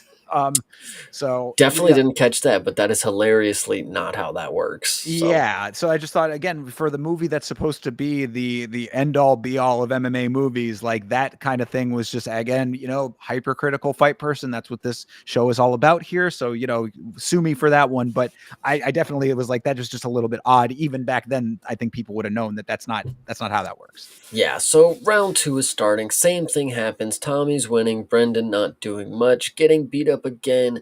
Can't see much of what they want to accomplish in the cage, is what I said. I understand, but the casual viewer would not for the most part. Round two ends. Yeah, fair, I guess. I mean, I just said, yeah, just another round of Tommy spamming meaty hooks all over the place and Brandon barely hanging on. I said this is getting very formulaic at this point. Somehow between days 1 and 2 of this tournament, a whole section of this goes into something different, but yeah, this is a funny little note. So yeah, that is all what happens there. That's basically just the same deal, just a little get the round out of the way. Yeah, but yeah, somehow between days 1 and 2 of this tournament, a whole section of the crowd has, aside from the military, the Marines in their choir, a whole crowd has become Tommy's girls, and they're all wearing matching Tommy T-shirts. So I was like, this between the Marines and the girls, this dude has filled half of this auditorium by himself. Tommy Reardon is a legend. Yeah, 100%. So round three is about to start, and Tommy's winning again. Tommy's winning again. Underdog in movies means losing every second until winning by submission. Brendan presumably hurts Tommy because at the end of the round he finally gets gets him in a submission. This one was also very interesting because he's got him in a some sort of Kimura arm lock An position, omoplata. omoplata, and Frank Grillo is screaming, "Break it! Break it!" And it's like, dude, that's his fucking brother. Calm down now. But I mean, I Well, get it, but like, it was where also kind of weird in the moment because like Brendan has been showing that like he doesn't want to, engage in this as much. He doesn't want to be hurting Tommy. So it's like Frank Grillo's like, fucking kill him, dude. You're gonna grab his dick and twist it. Like, you know, yes, he's conflicted. Brandon is, and yes, you're definitely right. That is the both sides of it because yeah, he's telling him to break it, and he does end up popping Tommy's shoulder. He cries out in pain from that. The horn goes off, and the fight is still going on. It's like that. We literally saw very recently, a verbal submission. That is a literal verbal submission. Why this fight is still going on? Again, realism. This is for fight people, realism, whatever. But that's what we are. We're the fight people. This is what I'd be looking at, and I'm like, you would not let that go. The referee should have stopped the fight when he cried out, and especially after seeing Tommy going forward thereafter, because it's noticeable that his arm is compromised. You know that yeah. it's fucked up. So what's also interesting about this one as well is when Tommy gets up, or sorry, when Brendan gets up and walks towards his corner, he like calls to the ref. He's like, "Hey, ref, is he okay?" Like, it was like a interesting moment. Just, I don't know. Yeah, Brandon knows that Tommy's compromised. He's like, "What are you doing, Tommy? Why do you still want to do this? Why are you still doing this?" Tommy says, "Shut the fuck up and fight." And the ref just stands there taking it all in. I was like, Nice. this ref, this guy Josh is the name of this ref because they keep calling him by name. That's why I picked up on it. And I was like, well, Josh, in this movie at the very least, you kind of suck. 100%. Yeah, Josh definitely did not make a long career in this reffing thing. But either way, so round 4 is about to start. Yes, Tommy has one arm, and right. Pops finally walks in. This was a crazy taxi ride. I mean, Pittsburgh is not that busy, I don't think. I mean, He this didn't is not go home. California. He was in the hotel. Yeah, but a taxi ride to the arena or wherever, he would have got there before the fight started, you would think. Like, at any point during the fight, he gets there at the fourth round. He was Either way, drunk as hell, man. He was drunk after not having drank for 1,000 days. This guy is, this. It took a while to wake up. true, fair, fair. All right, Of all of so the things, Brendan keeps telling Tommy that they can be done. Like, we can be done. We don't have to finish. And it's like, right? no, I mean, you're already in the middle of the round. I mean, Well, Brandon is shouting, "It's over" at Tommy, and Tommy is swinging with one arm. The other arm, very compromised, just kind of dangling there. And it's like, bro, come on. This is the most obvious, like, that he is not able to fight, man. yeah. Like, but okay, this is what's going on here. Tommy is, he's still trying. So, all right. Yeah, Brendan keeps kneeing Tommy, asking him if he wants more. Then the clapper sounds, and Tommy waves on Brendan. Tommy looks on and sees Pops, and music plays, and that's the end of round 4. And I mean, nothing really too crazy is going on here. It's just kind of stupid at this point, to be Well, honest. The fact that the fight is still going on with a man with one arm, but that's whatever. yeah, exactly. And it's like Tommy gets, yeah, he starts kneeing him on the cage. He keeps asking him, "Do you want to do this?" It's like, bro, just go down already. Like, come on, man. So yeah, basically Tommy is finished, but he won't go down. The ref is still just standing there watching and not doing anything. The clapper goes. Brandon picks up the striking again. Clap the horn sounds, and the round ends. So it's just like, how are we still doing this? Like, this is getting ridiculous. But this is Oh, also because we have to go to 5 rounds in a championship fight in a movie. and we also have to make sure that Pops gets there in time. True. You Yeah, know, true. so yeah, Nolte shows up looking at Brandon while he sits on the stool, and Tommy is in his corner about to cry over this situation to an extent. I mean, the emotion is starting to get to him. I think because he knows that he's not going to be able to repay the widow. I would think is what they're trying to portray there, but or also probably because his shoulder's been popped out of He's its gonna socket. go to jail. And that's a lot of things going on with him. So there you go. The emotion is warranted. So round 5 starts. They both grit their teeth and begin. Brendan puts his hands down, fake out with the hands down, kicks Tommy to death. I just love this one. He stands there with his hands down and then head kicks him, gets on top of him, chokes him out, says he's sorry. Brendan wins as Tommy finally taps out. I don't know why they felt the need for him to tap out. Like, Could have just gone out. yeah, I mean, especially in that position, like with the arm thing, it's like, okay, he's not gonna tap, let it break. But then, like with a choke, it's like you could just have him not tap, and like it would suck. But then I guess you don't get that ending moment that we're about to get into. So Tommy taps, everyone goes crazy. Brendan and Tommy embrace in the middle of the octagon. Brendan like shoos everybody away. He's like, please just let me have this moment. He picks Tommy up. They walk out the cage and they walk down this tunnel, and there's 10 minutes of credits after that.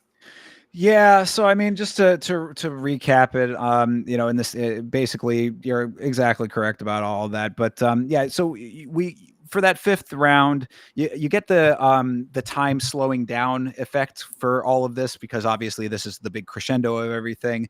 And Tommy is still going out with his fucked up shoulder, arm hanging dead, one arm up, wanting to fight still, and we hear the music overtake the audio as Brandon's coming out, still wanting to just finish this thing already. That should have already been stopped. Whatever, they're still going. Head kick happens, gets the rear naked choke. He tells him he's sorry and that it's okay that he can tap. And as he's choking him out, and as he's finally about to tap, he tells him that he loves him. So it's like, obviously the emotional heightening going on here. Wife goes nuts. The school kids at the drive-in all go nuts. The physics teacher won this whole thing. It's crazy. Ain't that something that this all happens? Tommy finally wakes up after, going out for a second or whatever, but they hug, like you said. He helps him out of the cage. Crowd is going nuts. Music ramps up. Enter the backstage hall, and then it's over. That's it. And then it just ends. It dead end.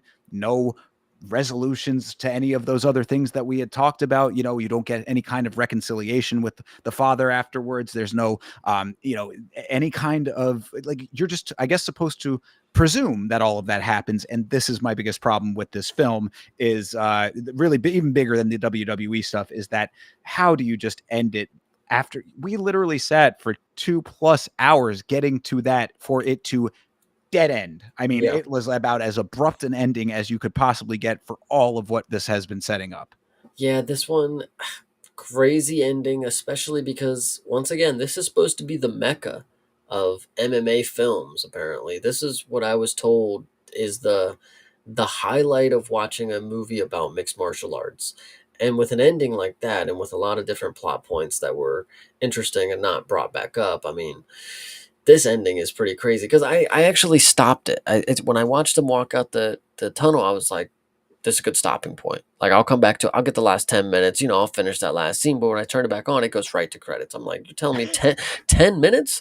10 minutes of credits? We don't find out if he goes to jail. We don't find out if Brendan actually gets the 5 million. Does he give a little bit of it to his brother? Like, what's the situation here? Yeah, you're exactly. I mean, like, okay, a different movie with a much more stripped down story could end this way and still be satisfying. Like, Hmm. there are different ways to do this. I think of a film, I think I might have even referenced Fargo at some other point. It might on a different episode in a different capacity, but I bring up Fargo to say Fargo is a film that you don't know any of the inciting incidents, and you don't know anything that happens after the incidents. You get this portion of the story, and both sides of it are completely left to your own imagination. It's done in a way that is very satisfying.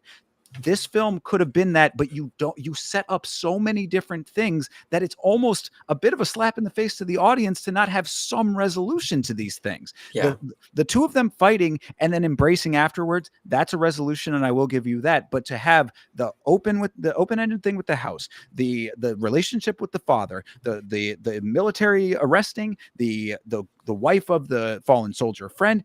I mean, I can go on and on about all of this stuff, but I'm just saying that, like, you have so many things that you to have a 2+ hour film and not at least have 2 minutes of some type of way to give me some other additional piece of the epilogue of this whole thing is, the way I think that's the epilogue, the afterwards, to give me some kind of postscript to all of this. It seemed a little bit, it fell flat. I think it just fell a little bit flat. It's, yeah, they added some things, especially, the arrest thing. They added that later towards the movie, and then they just seemingly forgot to add that part back in. Like, Exactly. so I don't know. It is very interesting. The movie is very good. I mean, there's a lot of good things about it. It's more of a heartfelt story than a mixed martial arts film, in my opinion. But I genuinely did really enjoy what I was seeing here. Well, I mean, so since that is the end of what actually happens in this film proper, I guess that this is a good time to do our little assessments here. So, um, what would you rate this film as a film? As a film, um, I'll give it an 8 for, like, a film itself. An 8 for sure. Eight is a good answer to that. I would say, again, because of the ending, I have to give it like a 7. I want to say like a 7.5. If we have to do round numbers, I will go with a 7, but it really is just about the ending when you compare it with the pacing of the rest of the film. That's the Hmm. problem, because and it hurts me to have to give it a 7, because this could be like a 9, easily, because of the performances. The acting in this film is really, really solid Yeah. for all the characters. I mean, Tom Hardy's great, Edgerton's great, Nolte is great, the wife is fine. Like, the principal, everybody is fine in this film acting wise. It really comes down to the pacing of the story and the way that it concludes, which is why I can't go higher. I have to give it a 7 as a film. So that's just that one. But as an MMA film, what would you rate it? Oh, 4, 5. Ah, Yeah, that hurts me. See, I would go a little bit higher than that. I would say that as an MMA film, I would give it probably about an 8. I have It, to say, I mean, I think that it does like I don't know. You must have a different criteria on what you want to see out of MMA on film. I Because mean, relatable stories to fighters that I've, witness kind of deal. I don't know two fucking brothers that have ever fought each other that wanted to be that never knew each other. That's just like a weird.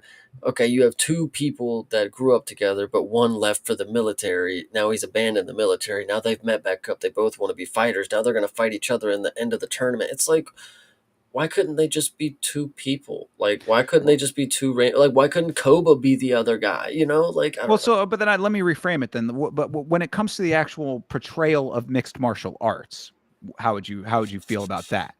I think there's just a lot of little things that could be done really well. Like when you watch The Cage and you looked at the way that they were portraying the meal prep, I thought that was that was very key and very accurate to what I would say most modern day athletes are. They're just eating powder all day. Like, I don't know. Yeah, I like that aspect of it, and I also liked being able to see the mixed martial arts at a wide angle where you can see the moves being done, where it's not cutting because the people can't accurately do it on screen. and I don't and know. thinking about it now too, like I gave it an 8. I actually have to drop that a little bit too. I think I have to give it a 7 for it being a mixed martial arts film as well. Because why did you put that fucking WWE shit in there? I don't like, bro. Look, this is the whole point of the show is to accurately assess these films in this way, right? I mean, it's like if you are like from a filmmaking standpoint, I told you why with the end, with the pacing and everything. From an MMA standpoint, those are the things that stuck out like sore thumbs to me. When That you the weird stuff that I talked about with the verbal tap, the extra time on the stool. I, Look, it is what it is. I mean, I understand how you feel about it, but I got to be accurate here. So 7 on that as well. Yeah, I actually, you're making even a better of a case because when you think of the mixed martial arts, like what we witness every Saturday for the UFC and the mixed martial arts world, what did the press conference look like in this movie? It was nothing. Didn't even see him sit down and get a question from an interview, like, or an interviewer. Like, it was just them in a ballroom, and we're just supposed to assume that's the press conference. They did some really good talking there. At least with Holly Berry's movie, they did a face off. True. Yeah, you So, make a good point. So well then, I mean, I guess there you go. So that all being said, those assessments as they are, would you recommend Warrior? oh yeah, for sure. It's definitely a movie that you should see. I think it's more appealing to casual people because it's more just a drama. It's just a drama film. The mixed martial arts aspects of it, it's not shoved down your throat, and you can just ignore most of that part of it. Like, not just not the ending itself, but like the fact that these are two mixed martial artists. You can just assume these are two people having regular lives, and they're just gonna have their own stories and like they're brothers. So. Perhaps. I mean, I would say that the MMA plays a little bit more of a part than you're given it credit Well, for in that it assessment. But it it does, but like if you're just strictly here to turn on a movie because you want to feel something, the emotion is carried not from the mixed martial arts. It's just the drama. It's the people and the story. It's not the sport itself. That's not driving this element. This yeah, narrative.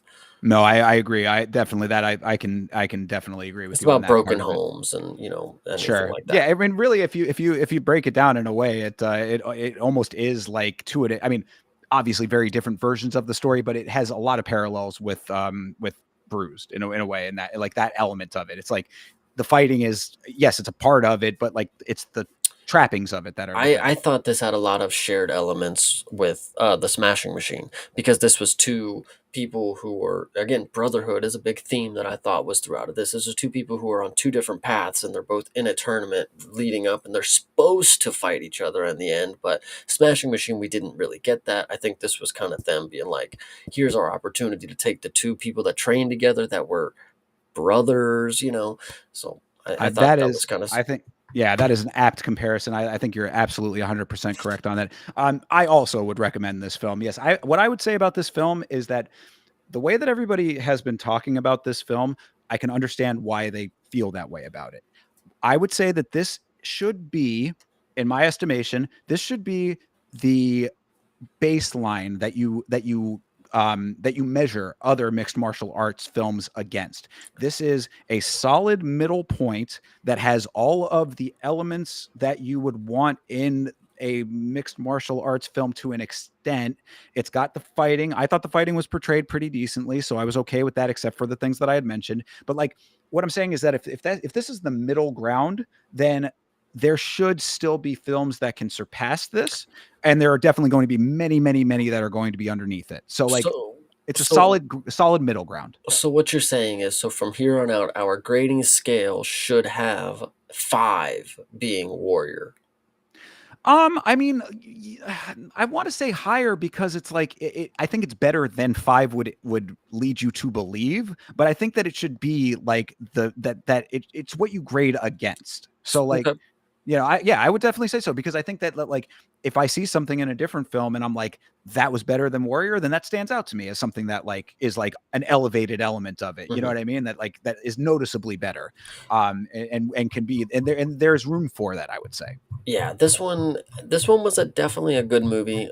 I will recommend it, but it's hard for me to recommend this to somebody and be like, if you are a true mixed martial arts fan, like this is the movie that's gonna make you realize like film and mixed martial arts can go hand in hand. Like this is literally just you could find this on Netflix any other fucking day. Not the mixed martial arts aspect of it, but the drama aspects of the characters, the people, the emotion that is very similar, that is shared with a lot of different titles.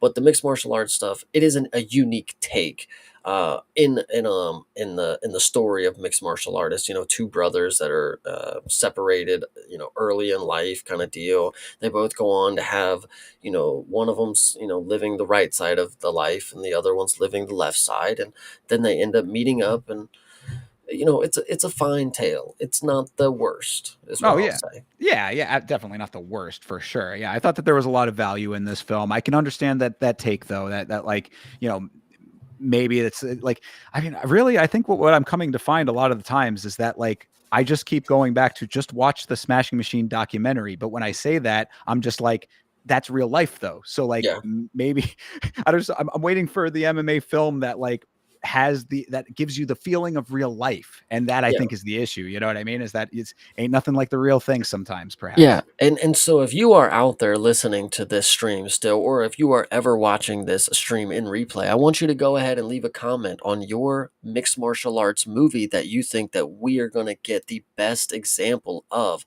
mixed martial arts in film, because we are definitely looking to have a bunch more of these movies, reviewed and recapped, because these are Absolutely. definitely fun to do. Yes, most definitely. So let me get through the trivia real quick, and then Yeah, we go can ahead. wrap this thing up, because I know that we've, another one where we went long as usual. You know how we are.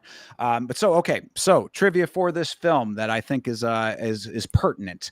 This film was in loving memory of our friend Charles Mask Lewis Jr. He is one of the co-founders of Tap Out. We talked about Tap Out a ton in this, of course. Tap Out very prominently represented here. Mask was the first non-UFC, or excuse me, the first non-fighter entered into the UFC Hall of Fame. He died in 2009 in an automobile crash, unfortunately. But obviously, that shows you the level of influence that Tap Out had. This person being a non-fighter entered into the Hall of Fame. So that's number one. Next up is that the other Tap Out guys in the film are the actual Tap Out guys. That these are the actual people from Tap Out, the organization. That's Dan Punk Ass Caldwell and Timothy Skyscrape Katz are the other two there that were on the MMA Live. There are a couple of fighters in this film that I had missed. Eves Edwards is one of the fighters. A bruised alum. Eves Edwards was the commentator during the fight scene at the end with Halle Berry there. And Nate Marquardt is also in this film too, which is Who? Nate Marquardt. I thought that was funny that because didn't you recognized him from the Smashing Machine, if I'm not mistaken, didn't you? No way. Not even close. Never heard that name in my life. That Are you really kidding me right now? I thought that was you that pointed it out. Nate Merkart? Marquardt. Never heard of it. Okay, then all right. Well, he is also in this film, also an old school MMA guy. And I thought that you had said that he was the guy who's training with Coleman, training with Ryan Bader, and you were like, I thought that was that guy. No, I don't think so. It wasn't me. Oh, it might have been Gray Maynard. That might have been who you thought it Gray was. Maynard. That I do yeah, know that guy. That I think is who it was, and that's who you might have been saying it was. But yeah, Nate Marquardt is also in this film. Another Gotcha. MMA fighter. Renowned trainer. This goes back to your note about Grillo and his cornering. Renowned trainer Greg Jackson was also the technical advisor for this film. Greg Jackson, of course, Jackson Wink, John Jones connection there. Frank Grillo based his character on Greg Jackson. Grillo and Joel Edgerton trained and lived with Jackson at Jackson Wink during pre-production. All of Grillo's cornering dialogue was suggested by Greg Jackson. So Nice. you have Greg Jackson to thank for all of that repeating himself. Yeah, he was definitely he was definitely not the best cornerman that I've heard of. Leon Edwards, he probably should have took some notes from that guy. Go back in time. There you go. So about the referee that we were talking about at the end there, Josh. Josh, indeed, yes, that another character that has his actual name. That is Josh Rosenthal, who was an actual referee. Fun fact: he did 37 months in jail for running a mass-scale marijuana grow operation with over 1,000 plants, valued at over $6 million. This was way before legalization was anywhere near being on the table. So unfortunately, Josh Rosenthal a little bit ahead of the curve when it came to the current landscape of marijuana cultivation, but ended up paying the price for it. So sad deal there. Yeah, no, he's a Chad for that one. And it's funny Definitely. because he still has that on his record and it's legal as hell in most places. So that's And funny. that is the unfortunate part for anyone who's been popped for that kind of thing. Yep. All right, going on here. This film was directed, produced, and co-written by Gavin O'Connor, who also plays the Sparta president guy in the film, the bald gentleman who is explaining about the tournament style thing and everything. Nice. That is the director of this film, co-writer and producer. He has a good amount of executive producer credits under his belt. Most importantly, a film from 2002 called The Smashing Machine. Nice. So he was a producer on the original Smashing Machine documentary. So you're saying that that might be a little bit of an inspiration there. Makes perfect sense, right? Yep. Here is another point that I think that you need to take note of, Chase, because you are the list keeper Okay. of our MMA on film list of films that we are considering here. There is an Indian remake of this film. It is called Brothers. It is from 2015. I said, add it to the list there, Chase. Hold on. Brothers Indian remake of 2015. Warrior. Wow. Oh, Got it. yes. Got So, it. keep your eye out for that episode where we can go and compare it to the original source material. But you got it. You know it's there. So, yeah, apparently that's not uncommon. You know how we sometimes will remake shows and films from England and other regions of the world. Apparently, India does that as well in Bollywood. So, this is not a Bollywood film. There's not like dancing, from what I understand, and all that. But it does exist. So, add it to the list. Nice. It might be pretty good. You never know. You never know, and we will find out. So okay, another note here, moving forward in the trivia. Tom Hardy is an experienced BJJ practitioner himself. That was a note I intentionally held back when we were talking about him at the start of this. He entered a tournament under a false name and ended up winning that tournament. So he's a high, decently high level Living up to practice. his character. And so he's currently a purple belt, and wouldn't you know it, he started training because of this film. He Nice. training for the film, and he's just stuck with it. So you have Warrior to thank for Tom Hardy being a BJJ guy for life now. So shout out to Tom Hardy for that one. He is a real one. Hell yeah, for sure. So yes, as I had mentioned somewhere during this very long review, apparently Dana White and Joe Rogan both hate this film. According to Frank Grillo, they didn't. According to Frank Grillo, they don't like it because they think that it is an inaccurate portrayal of MMA. I think it's probably either because of the $5 million purse for the tournament or the Koba being Fedor thing. But that's open to your interpretation as to why they hate this movie. But Dana Hey, and Joe Rogan hate it. listen, I just watched the movie and I told you it wasn't that great of a depiction of MMA. And now that Dana White and Joe Rogan say it, it's because of fucking $5 million and fucking Koba. No, I'm telling you, it's just because some people have a certain lens for what we're witnessing here. I mean, it's not the worst, and it's not like I just watched a whole season of like a mixed martial arts thing, like a whole tournament. Like, it doesn't give you the vibe of watching one entire card or a tournament or whatever, but it does a good enough explanation of like people who have this as a career and they do different stuff. Like this specific story itself, you can't like you said, it's pulling from different things. It's and different inspirations putting it together. That's why it's so unique of a story. There's not anybody who has this fucking story. That's why I think it's like doesn't connect to me at all, and it doesn't showcase the martial arts, which is supposed to be what the movie's about. So that's just my opinion. Well, I don't think that Dana or Joe Rogan are that deep. So, They gotta I, be. They gotta be. They don't watch Star Wars. They can't be like Sean Strickland and be gay. Like it's fine. They're just watching anything out there. okay. Well, whatever the case may be, you can draw your own conclusions as to why Dana and Joe Rogan hate this film. But either way, the last piece of trivia I already talked about Rich Franklin potentially being somewhat of what Brandon's character was based on. Again, shout out to Cody Gibson, another teacher in the sport, and Vidal, as Freddie you said. Vidal, Yep. Freddie Vidal, who probably not going to be hearing much from again, but either way, shout but out he'll to be both a of them. teacher still. Damn right. That's a good point. And then the last piece of trivia I intentionally saved for last just because this is a little bit of a weird one. This is from IMDb directly as it is written. Co-writers Anthony Tambakis and Gavin O'Connor, those the two co-writers from this film, they were introduced by Brian Callen, Brendan Schaub's partner, right? So they were introduced by comedian Brian Callen, who plays himself in this movie alongside Sam Sheridan. Callen dated director Patty Jenkins for 9 years. Patty Jenkins is the director of The Wonder Wonder Woman. Woman. Oh god. There you go. And she is now married to Sam Sheridan. Who's Sam Sheridan? That's the guy who was the other commentator with Brian Callen in this film. What a weird world Hollywood is. That's literally why I said I was like, I'm going to leave that for the end and just let you kind of stew on it however you want to take that. Because, 9 years she was with Brian Callen, and now she is with the guy that he was in this movie with. It's just funny that it's fucking Patty Jenkins. Like, what the hell? It's always somebody in this world. Yeah, very strange. But that all being said, folks, that is our review of Warrior. Thank you very much for sticking it out with us. We appreciate it. As Chase mentioned, leave us some comments and some recommendations for the things that you want to see us do on this show and talk about for an exorbitant amount of time. We are always looking for new suggestions for what you guys want to see us review. We appreciate you guys here. Chase, any last thoughts? No, I think I just want you guys to go ahead and leave us some suggestions, or we're going to go ahead and start picking from this very lengthy list of shows, documentaries, and or movies that we have to watch. So if you guys don't go ahead and leave us something, we're going to have to get creative, and it may not be a movie this next time. It might be a show. It might be a docuseries. It might be a video course.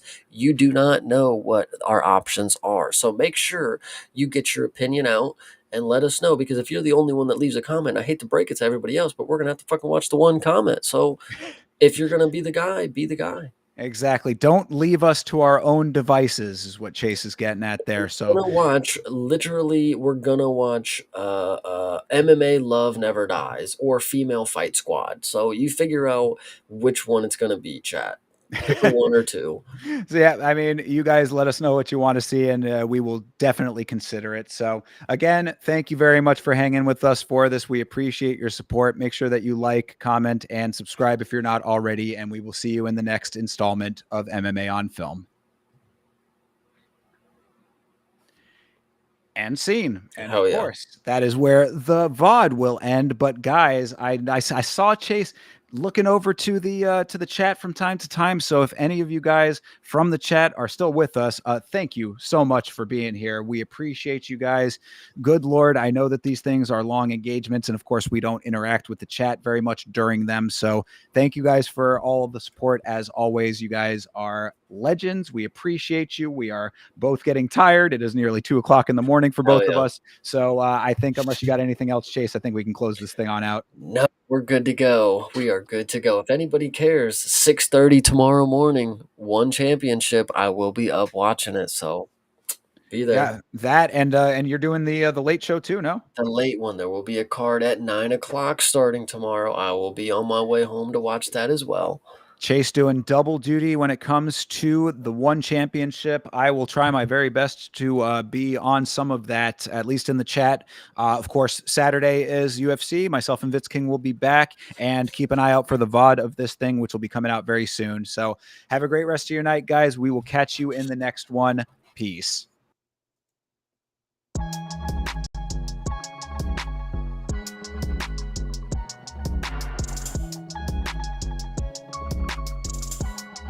It's